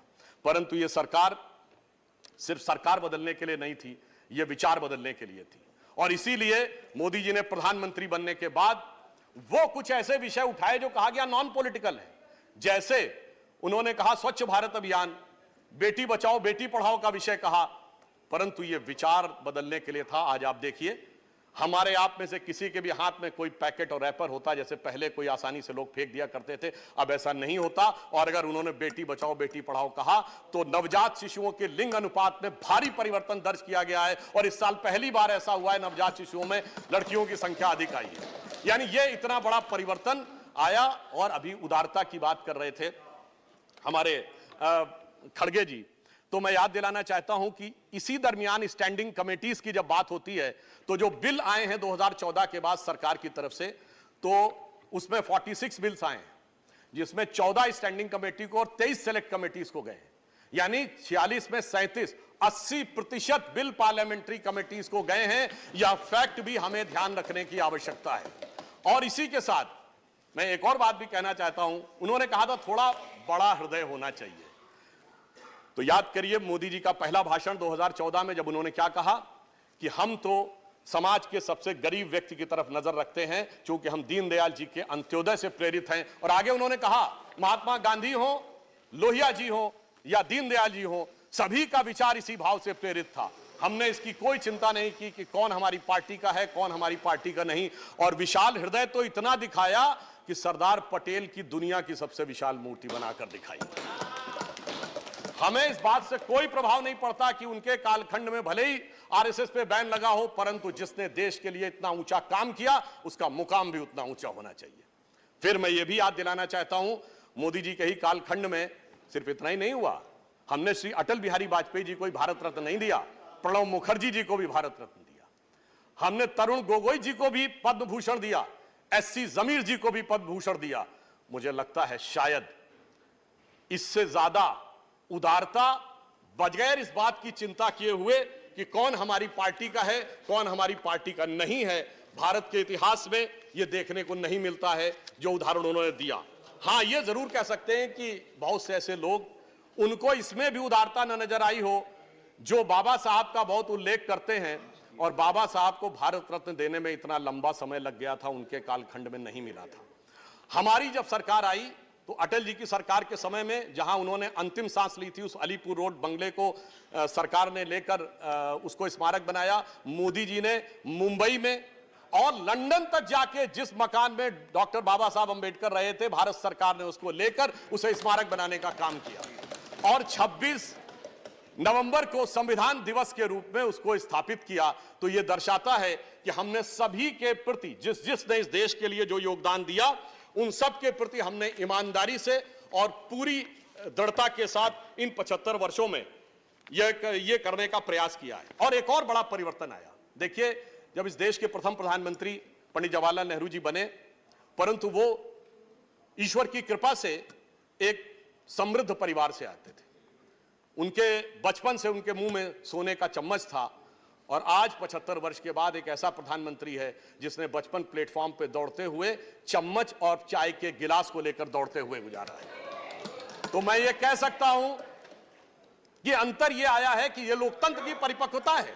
इसका हम सबको, हमें इसको सेलिब्रेट करना चाहिए कि अब लोकतंत्र लक्ष्मी नारायण की कृपा से लेके दरिद्र नारायण के सम्मान तक आके खड़ा हो गया है। यह परिवर्तन इस 75 वर्ष में लोकतंत्र में आया है। और इस संसद में भी जो 4 सर्वोच्च पद माने जाते हैं, राष्ट्रपति, उपराष्ट्रपति, प्रधानमंत्री और लोकसभा अध्यक्ष, आज राष्ट्रपति पद पर द्रौपदी मुर्मू जी हैं।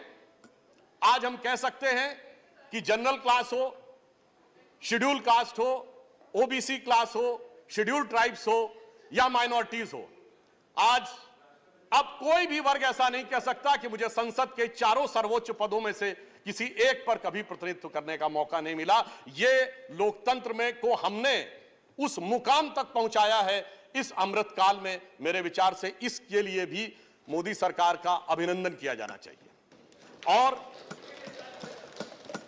यह भी मैं बताना चाहता हूं, इस समय यह भी एक सुखद संयोग देखिए कि सभी पदों पर बैठे हुए लोग वो हैं जो आजादी के बाद उत्पन्न हुए हैं। अर्थात अब स्वतंत्र भारत का, स्वतंत्र भाव का नेतृत्व इस समय संसद में भिन्न भिन्न रूप में आगे चल रहा है। शक्ति सिंह गोयल जी ने कुछ बात बोली थी, एक मैं उनका भी जवाब देना चाहता हूं। उन्होंने एक दोहा बोला था, हम लोग की तरफ भी गांवों में बोला जाता है। आपने शायद ध्यान नहीं दिया जी, आपके एक वाक्य को देखकर बाहर गए। नहीं मान्यवर, उन्होंने एक सेंटेंस बोला था, हम लोग की तरफ भी गांवों में कहा जाता है, कहे घाघ सुन भट्टरी यही गांव में रहना है और ऊंट बिलारी ले गई हाजी हाजी कहना है। वो कह रहे थे कि हाजी हाजी कहना पड़ता है, ये तो उनके मन की कल्पना थी।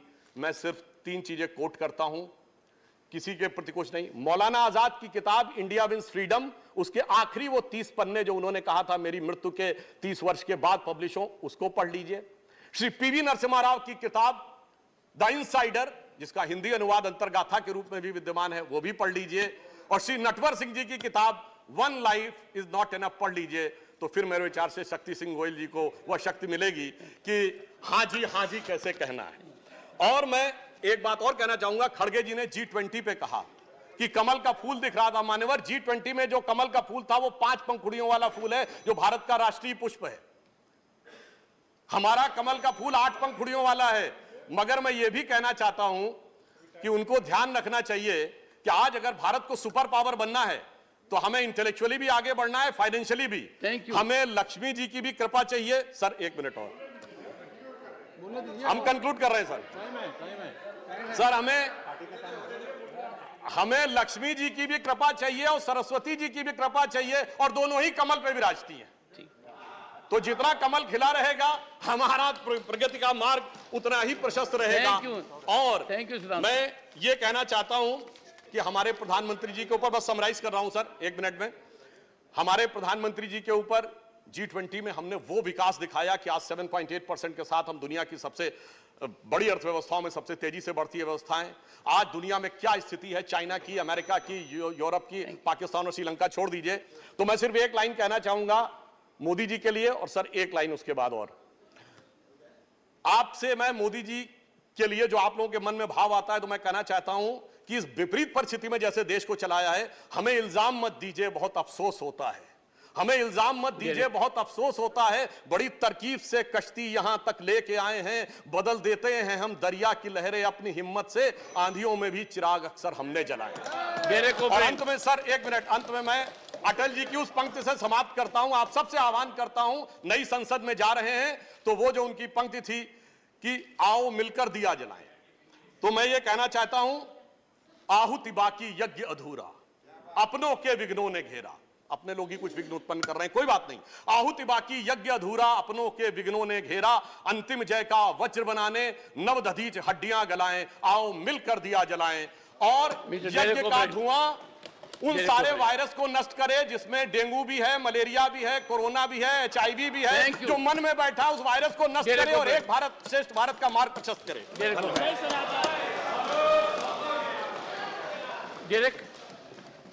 Mr. Derek O'Brien, 10 minutes, please. So how many minutes? 10 minutes, 10 minutes. So we are 21. No. My colleague has spoken for 4. No, I adjusted most people. So that's not how we have done it. My colleague, we have 21 minutes. No. My colleague has spoken for 3. I've got 18 minutes, sir. Mr. Derek O'Brien, the time so 18 minutes. 1 second. Listen to me now. The board is saying 18 minutes, sir. look at. I have not even started. The board is saying 18 minutes, sir. You are telling me 10 minutes. I am aware of it. The ruling party time is still left for 1 hour because Sir. I have accommodated the opposition. Sir, my board is saying 18 okay, minutes. please go ahead. Go ahead. If you can't understand this simple thing that I have accommodated opposition out of ruling party time of more than 1 Sir, hour. I can only understand. Okay, please. I can only understand my Trinamool Congress was given 21 minutes. Okay. My colleague has spoken for 3. Please, your time is already on. Give me back my parliament. Please. Okay, go ahead. Give me back my parliament, which is not mocked. Give me back my parliament, which is not undermined.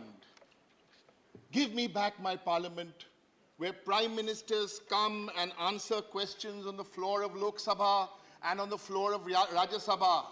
Last 7 years, not a single question answered on the floor of parliament.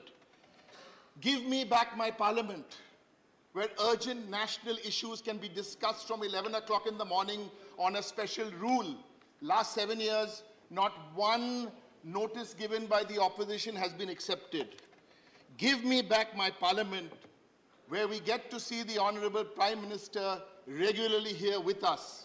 In 2021, our Honorable Prime Minister was here in 1 year for 4 hours and 3 minutes between 2 houses. Give me back my parliament, where members are allowed to vote when bills are put to vote and not the sacrilege which happened during the farm bills. Give me back my parliament, where we have a deputy speaker in the Lok Sabha. 5 years, still no deputy speaker. Give me back my parliament, where policy making is collaborative, not dictatorial. On record, I say, not from 2014 to now, 1 out of 10 bills are sent to parliamentary standing committees for scrutiny. Give me back my parliament, where legislation undergoes rigorous stakeholder evaluation. On record, I say, 9 out of 10 bills, 9 out of 10 bills marked by 0 or incomplete pre-legislative consultation. 9 out of 10. Give me back my parliament, where bills are passed, keeping this House in mind the Council of States, the federal structure. On record, I say, about 1 out of 3 bills passed have been anti-federal, hurting the states. Shame. And on a personal note, we may be going to the new building. Give me back my parliament. We may be in the new building, sir, but so many bonds, so many friendships, so many crossing of ideological barriers, so many times where we condoled with colleagues from different parties who've lost their loved ones or celebrated the births of grandchildren. We used to do this in Central Hall. Sir, give me back my parliament. Let's go to the new parliament, but keep our Central Hall alive.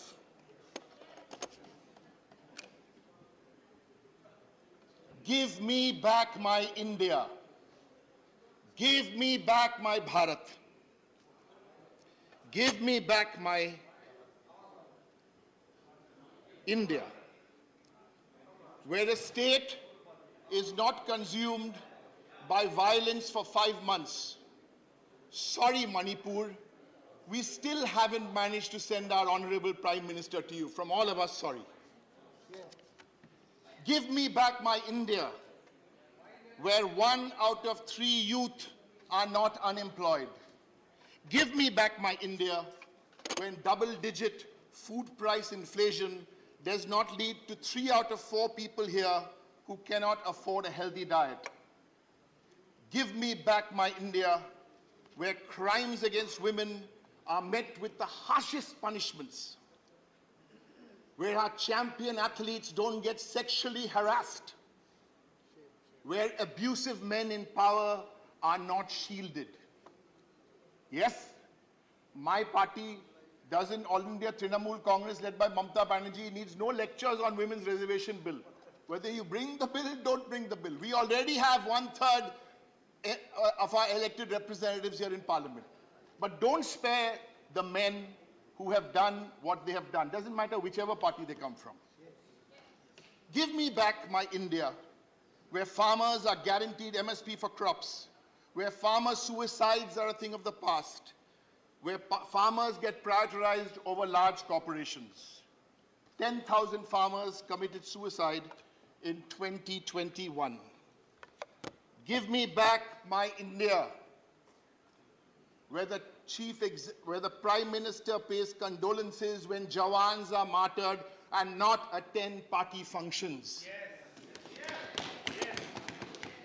Don't show us hollow nationalism to win political points.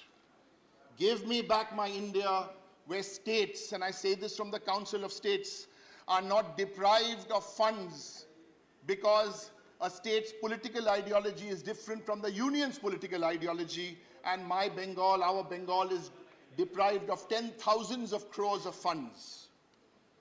Give me back my India, where its crown profitable PSUs, where its crown jewels, rail, SAIL, BHEL, BSNL, are not privatized. Give me back my India, where people's hard-earned money is not used to cover up frauds and corporate losses amounting to about 13 lakh crores. Give me back my India, where economic offenders loot this country and then flee to another land, while the common people here have to face gas cylinder and price rise. Give me back my India, where institutions are systematically weakened to be subservient to the ruling dispensation. Give me back my India, give me back my Bharat. You have lost your track. Where the subject is specific. Yes, Mr. Derek O'Brien, don't look around. Each word you said had nothing to do with the subject. Sir, I am on this, just 1 minute. Sir, my subject is, sir, discussions. 2 minutes, 2 minutes. What is 2 minutes, sir? 2 minutes. What is 2 minutes? I have got 16. Sir, I'm reading from here, sir. Parliamentary journey of 75 years, achievements, experiences, memories, and learnings. Yes. As a parliamentarian of 13 years, I'm sharing my learnings here in the Council of States. Please allow me, sir, to express myself. I disagreed with a lot of what the BJP spokesperson said. Brilliant speaker. I disagreed with his ideology. We quietly sat. No one disturbed him. He spoke. That was his view. Let me express my view. Give me back my...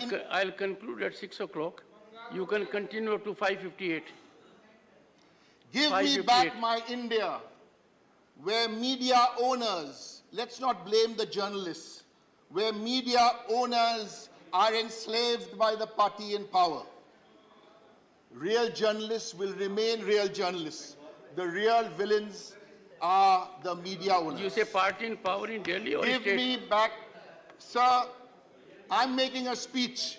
If it's somebody's right to make a speech, it is your right also to give commentary. I will keep quiet and sit down then, sir. Humbly I say. We don't interrupt, we expect not to be interrupted. I was just getting informed.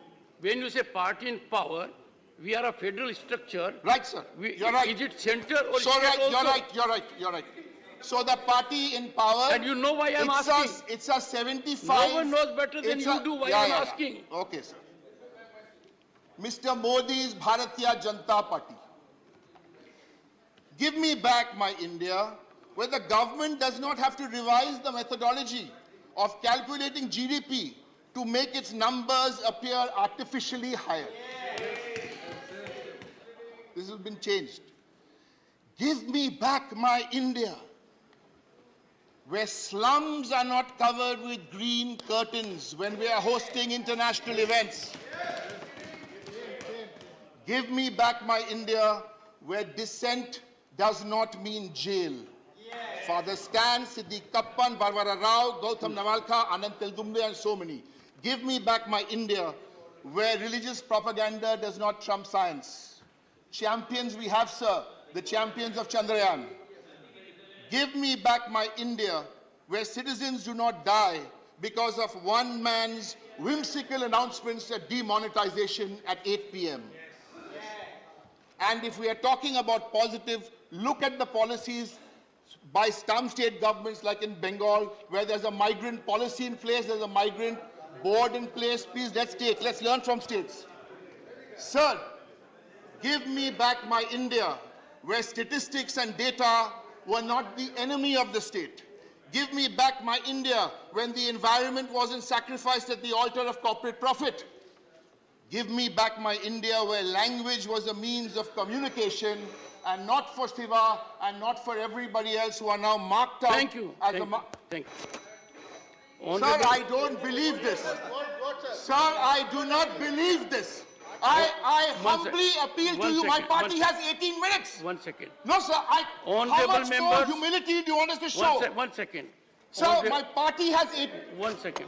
Honorable members, throughout the discussion today, valuable inputs have been provided by members by stating their experience and memories.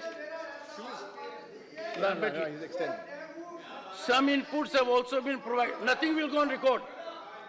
Some inputs have been provided on the future of roadmap. In all, we had a very meaningful and purposeful discussion on parliamentary journey of 75 years, starting from Rajya Sabha, achievements, experience, memories, and learning. Honorable members, 1 second. 1 second. Honorable members, I could not have been more fair to the opposition. Sir, you have not given me my time. What are you talking about? Of this. What do you want me to be? Sit like a pussycat. You've taken my time. The House stands adjourned to meet at 2:15 p.m. tomorrow, Tuesday, the 19th September 2023, in Rajya Sabha chamber of the new building of Parliament. 1 second. 1 second. 1 second. 1 second. If you want to hear me, leader of the, suniye, leader, 1 second, leader of the opposition, would you take your seat? Take your seat. Leader of the opposition took his entire time. I accommodated them. The House stands adjourned to meet on Tuesday at 2:15 p.m. 19 September 2023 in Rajya Sabha chamber of the new building of Parliament.